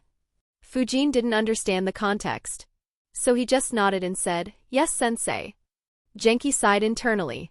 He realized that Fujin didn't understand him. Fujin asked, "Would you like to have something, sensei?" Genki was surprised. He asked, "What do you have?" Fujin answered, "Well, I have some snacks. And can cook a few pieces of fried chicken quickly." Genki said, "Sure." Fujin made a shadow clone who got to work. Genki saw the clone and thought, he is using clones for this? Don't tell me he made such a huge house to accommodate his clones. Genki said, "While your clone cooks, tell me what all you have experienced after graduating, Fujin." Both sat down as Fujin began telling Genki most of the unimportant events. Genki listened carefully while asking questions or passing comments, compliments, and criticisms. They ate the fried chicken while discussing. After they finished chatting, Genki asked, "Fujin, did Lord Hokage give this house to you as a reward?" Fujin tilted his head and asked, "Does Lord Hokage give houses as rewards?" He looked down and muttered softly, "Did I just get scammed? I should go and ask him." Genki heard that and freaked out. Given his past experiences, Genki was sure that Fujin would take his name and ask the Hokage to reimburse him. Heck, he might even ask for interest. He quickly refused, "No. Lord Hokage doesn't reward like this. I just asked because I was wondering how you could afford such a place." Fujin understood and said, "Oh. We did back-to-back rank A missions. I killed some ninjas with a bounty during it." Genki was surprised. He asked in disbelief, "Rank A missions?" Fujin nodded and said, "Yup. Renjiro-sensei took us with him." Genki didn't say anything. He thought, Fujin and his squad already did rank A missions? They did rank A missions at an age when I was still in the academy. Heck, I did my first rank A mission after Fujin graduated. Genki had arrived here to motivate and encourage his student and inspire him a little bit. Instead, he began questioning his life choices and achievements. He recalled how he introduced himself as an elite chunin to every class he taught. He recalled how he celebrated all night when he was promoted to jounin. And now he found out that his students undertook missions at the same level of difficulty as him in just a year's time. And his students seemed to be doing financially better than him too. Genki sighed in his heart thinking, when I taught the class I always thought that I will feel pride when my students surpass me and have great achievements. I never imagined that I'd be depressed. In all those thoughts I was already old and my students were in their 20s. Fujin didn't understand why Genki was lost in thoughts. He said, unfortunately the missions were classified. So I can't tell you the details, sensei. Genki replied, it's fine. Anyways, rank missions are very dangerous. It's fine when someone as strong as Renjiro leads. But don't try it without him. Fujin nodded. Even with Renjiro they almost died. Though it was likely that Renjiro's presence attracted Kakuzu. Fujin asked, are you still teaching sensei, or are you doing missions? Genki answered, I was promoted to jounin after you guys graduated. So I have been doing rank missions. Fujin's eyes brightened. He said, congrats sensei. Genki smiled. Some of his pride returned. Though it was fated to be crushed again, Fujin asked, can you invite me on rank missions, sensei? Genki immediately refused, no. They are too dangerous. He thought, what the hell? I thought he admired me. Instead, he just wants to take advantage of me. His greediness hasn't decreased one bit. Fujin said, come on sensei. I can handle myself as long as I am not facing jounins. And my sensor skills and wind nature manipulation provide the perfect support. However, Genki remained adamant. No, Fujin looked at Genki with a deadpan expression. Genki thought, why is he looking at me like this? He became a bit uncomfortable and asked, what? Fujin said, at least give a proper argument. Genki sighed and said, I am a newly promoted jounin. I am not our team leader. So I can't bring you along anyways. Fujin thought for a bit, that is reasonable. Still, Fujin sighed and said, alright sensei. But at least recommend my name if you need someone with a skill set like mine. Genki finally nodded and said, alright. But don't keep your hopes too high. Fujin smiled and nodded. Genki gave Fujin some advice on how to take care of the house and left. After he left, Fujin sighed, playing host is too much work, though it should be fine once in a while. Also, none of my guests today noticed the basement. Looks like this cover is good enough. Fujin created a shadow clone. It dispelled itself almost immediately. The memories of the clone were passed to the clone in the library. It dispelled itself. Fujin received the memories and was surprised. Wow! I didn't think there was so much good stuff that I never checked. The jutsu Kakuzu used is called the Iron Skin Jutsu. In addition, many barrier jutsus are also placed in the B section. They will be good to have alongside my Fuin Jutsu. There is also the Summoning Jutsu, Rashomon. That would be another good defense to have. Though there is no triple or more layered Rashomon Jutsus. Still, even without them this is great. Wild Lion's main jutsu is another good one. It is the jutsu that Jiraiya used to extend and strengthen his air. And Needle Jizo Jutsu, based on this jutsu, is also there. Actually, I can form a new defense system with Rashomon, Iron Skin, and Lion's main jutsus.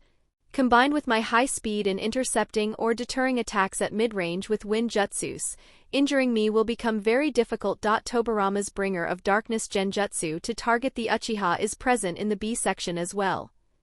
So 5 B rank jutsus that I will need to master.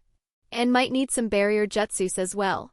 I will focus on these after I am done with my lightning release. Once I am done with all of them, I will try the summoning jutsu. With that good defense, I should be fine even if I encounter wild and ferocious summons who won't reason with anyone. Chapter 160, Castle Defense. Fujin entered the lowest floor in the basement. He extended his palm and looked at it. Chakra began spinning in his palm, taking a circular shape. Fujin decided, it's been a long time since I practiced this jutsu. In fact, I haven't practiced it since I graduated from the academy. Fujin began practicing the Rasengan. With all the seals he inscribed, he was no longer worried about anyone seeing this. He was able to form the Rasengan properly, though it was a bit slower. He continued his training using different methods. He initially tried decreasing the time needed to form it as much as he could. When he couldn't decrease it any further, he began trying to form the Rasengan while running. After training for 2 days, Fujin managed to improve his control over Rasengan considerably. He was able to form a proper sphere. And he improved the speed of creating the Rasengan by a huge degree. He could now create a Rasengan in fractions of a second, and while moving around freely and even while running on walls or ceilings, a smile formed on Fujin's face as he watched the Rasengan. He thought, great. Rasengan has been mastered to a sufficient degree. Though I should still test it out in mock battles. More importantly, I can prepare for Rasen Shuriken when I'm ready. That's an S-rank jutsu that no living ninja would like to get hit by. Fujin played with the ball of chakra in his hand as he thought. That said, it's best to never use this jutsu. Aside from the trouble of explaining how I learnt this, there is also the issue of its effectiveness. A sword with wind chakra flow will be far more dangerous in most scenarios. The only time a Rasengan could be more effective is when I'm clashing head-on against another strong jutsu. But considering the high-speed nature of my fights until now, such clashes are almost non-existent. A giant Rasengan could be more effective, but it'll consume a lot of chakra. So again, it won't be worth it until I can find a way to significantly increase my chakra reserves. After observing the Rasengan properly, Fujin dispersed it and his clone and began training again. Since he already had formed a Rasengan properly, he was progressing rapidly. Fujin's next mission with Tamatsu, and the rest was uneventful once again. It was a protection mission again, and they didn't even encounter any ninjas. After the mission, Fujin returned to training in his basement. Around him there were multiple metal mannequin dummies. He had bought them to test his jutsus. Fujin created a Rasengan, stepped forward and smashed the Rasengan into a dummy. The Rasengan sank into its abdomen, creating a hole in it. Soon it exploded and blasted the dummy, sending its pieces flying across the basement. Fujin grinned. Excellent power. Now I need to test it in mock battles. Fujin made a hand sign and a shadow clone popped next to him. Both moved away from each other. Fujin began creating the Rasengan and charged at his clone at the same time. Meanwhile, the clone attacked Fujin with wooden shurikens and wind explosion spheres to keep him away. And it also moved away from him whenever Fujin managed to close the distance between them. Fujin's goal was to hit his clone with the Rasengan without using any other jutsu or distractions. While the clone just tried to avoid getting hit. After a day of intense training, Fujin was breathing heavily. He complained, "What the heck? It's impossible to hit someone who is as fast as you to hit with the Rasengan. I chased after my clone the whole day without any success. Though my clone did use body flicker whenever I was about to succeed. I guess I should try performing Rasengan while flickering around. Otherwise it will be hopeless." By the time he had to go for the next mission, Fujin could use the Rasengan while flickering in his basement.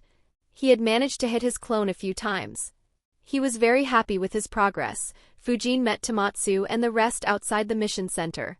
Since he had mastered the Rasengan, his mood was quite good. Sarutobi Tamatsu had just selected a mission. He said, "Since our last 2 missions didn't have much fighting, I have selected one where our opponents could be strong. Our mission is in the land of noodles. The daimyo of that country received intel that some rogue ninjas are going to attack his castle. He is afraid that his current forces won't be able to stop them." Inuzuka Tadashi grinned and said, "Now that sounds like a fun mission." Fujin nodded and asked, "It does. But why is this mission only rank B? I would assume that a threat to daimyo would be classified as a rank S mission." Ryota said, "Could be multiple reasons. Like maybe the threat isn't that big." Tamatsu added, "Or the teams that undertake rank A or S missions can deter those guys from attacking and they might postpone their attack until these teams leave." Fujin said, "That makes sense. I didn't think that a daimyo would be that brave." Tamatsu chuckled and said, "Don't say that loud. Anyways, my guess is that daimyo and his family have already escaped to a safe place.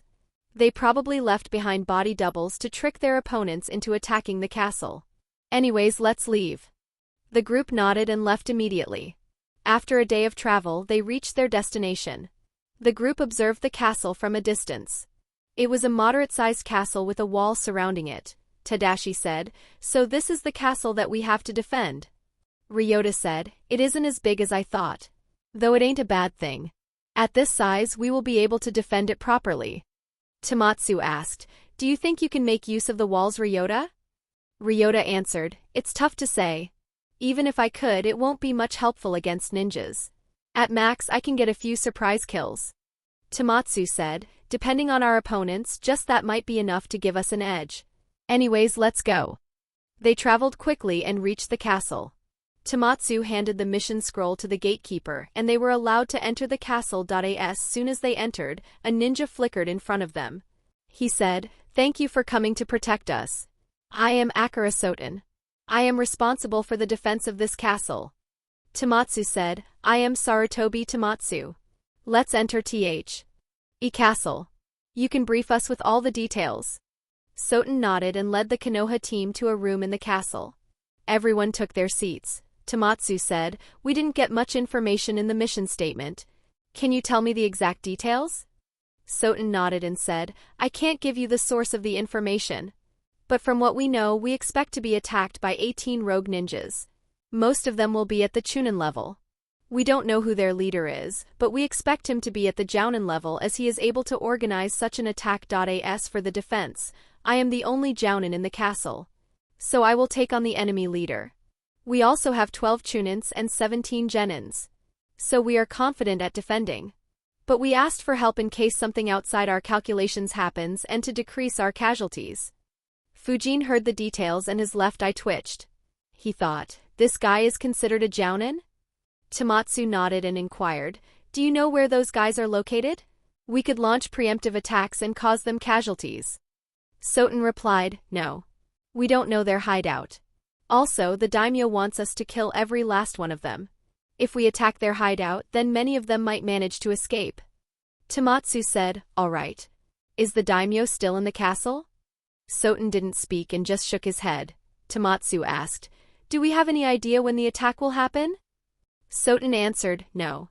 I will arrange for you guys to live on the highest floor with daimyo and his family. That floor also provides a good view of the surroundings. So you can keep an eye on any attackers.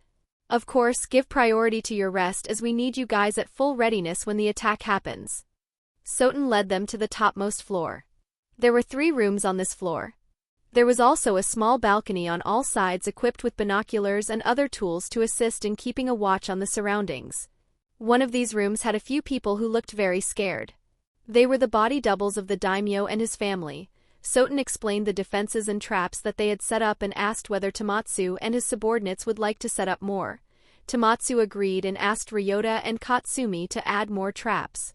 They both got to work. Tadashi volunteered to go scout the nearby areas. Tamatsu went to check out some stuff. Meanwhile, Fujin decided to laze on the top floor. He thought, "I was kinda excited, but this mission seems to be a bore too. If Soten is considered a Jounin, then I could probably go and kill the entire enemy camp. I guess only rank A and S missions will be exciting. Anyways, this country is known as the land of noodles. I wonder how good the noodles from here taste." Fujin left to find the cooks in the palace. The cooks and other common people weren't aware of the incoming attack. So they were relaxed. But they recognized the headband on Fujin's head and were very respectful to him despite his young age. The head cook met Fujin and asked with a smile, "I am the chief cook here. How may I help you, young one?" Fujin replied, "Hello, chief. I was wondering how good the noodles from this country are." The chief cook's smile disappeared and he asked seriously, "Young man, are you underestimating the noodles from here?" Fujin kept his smile and said, "Nope. I'm just a normal foodie. So give me your best."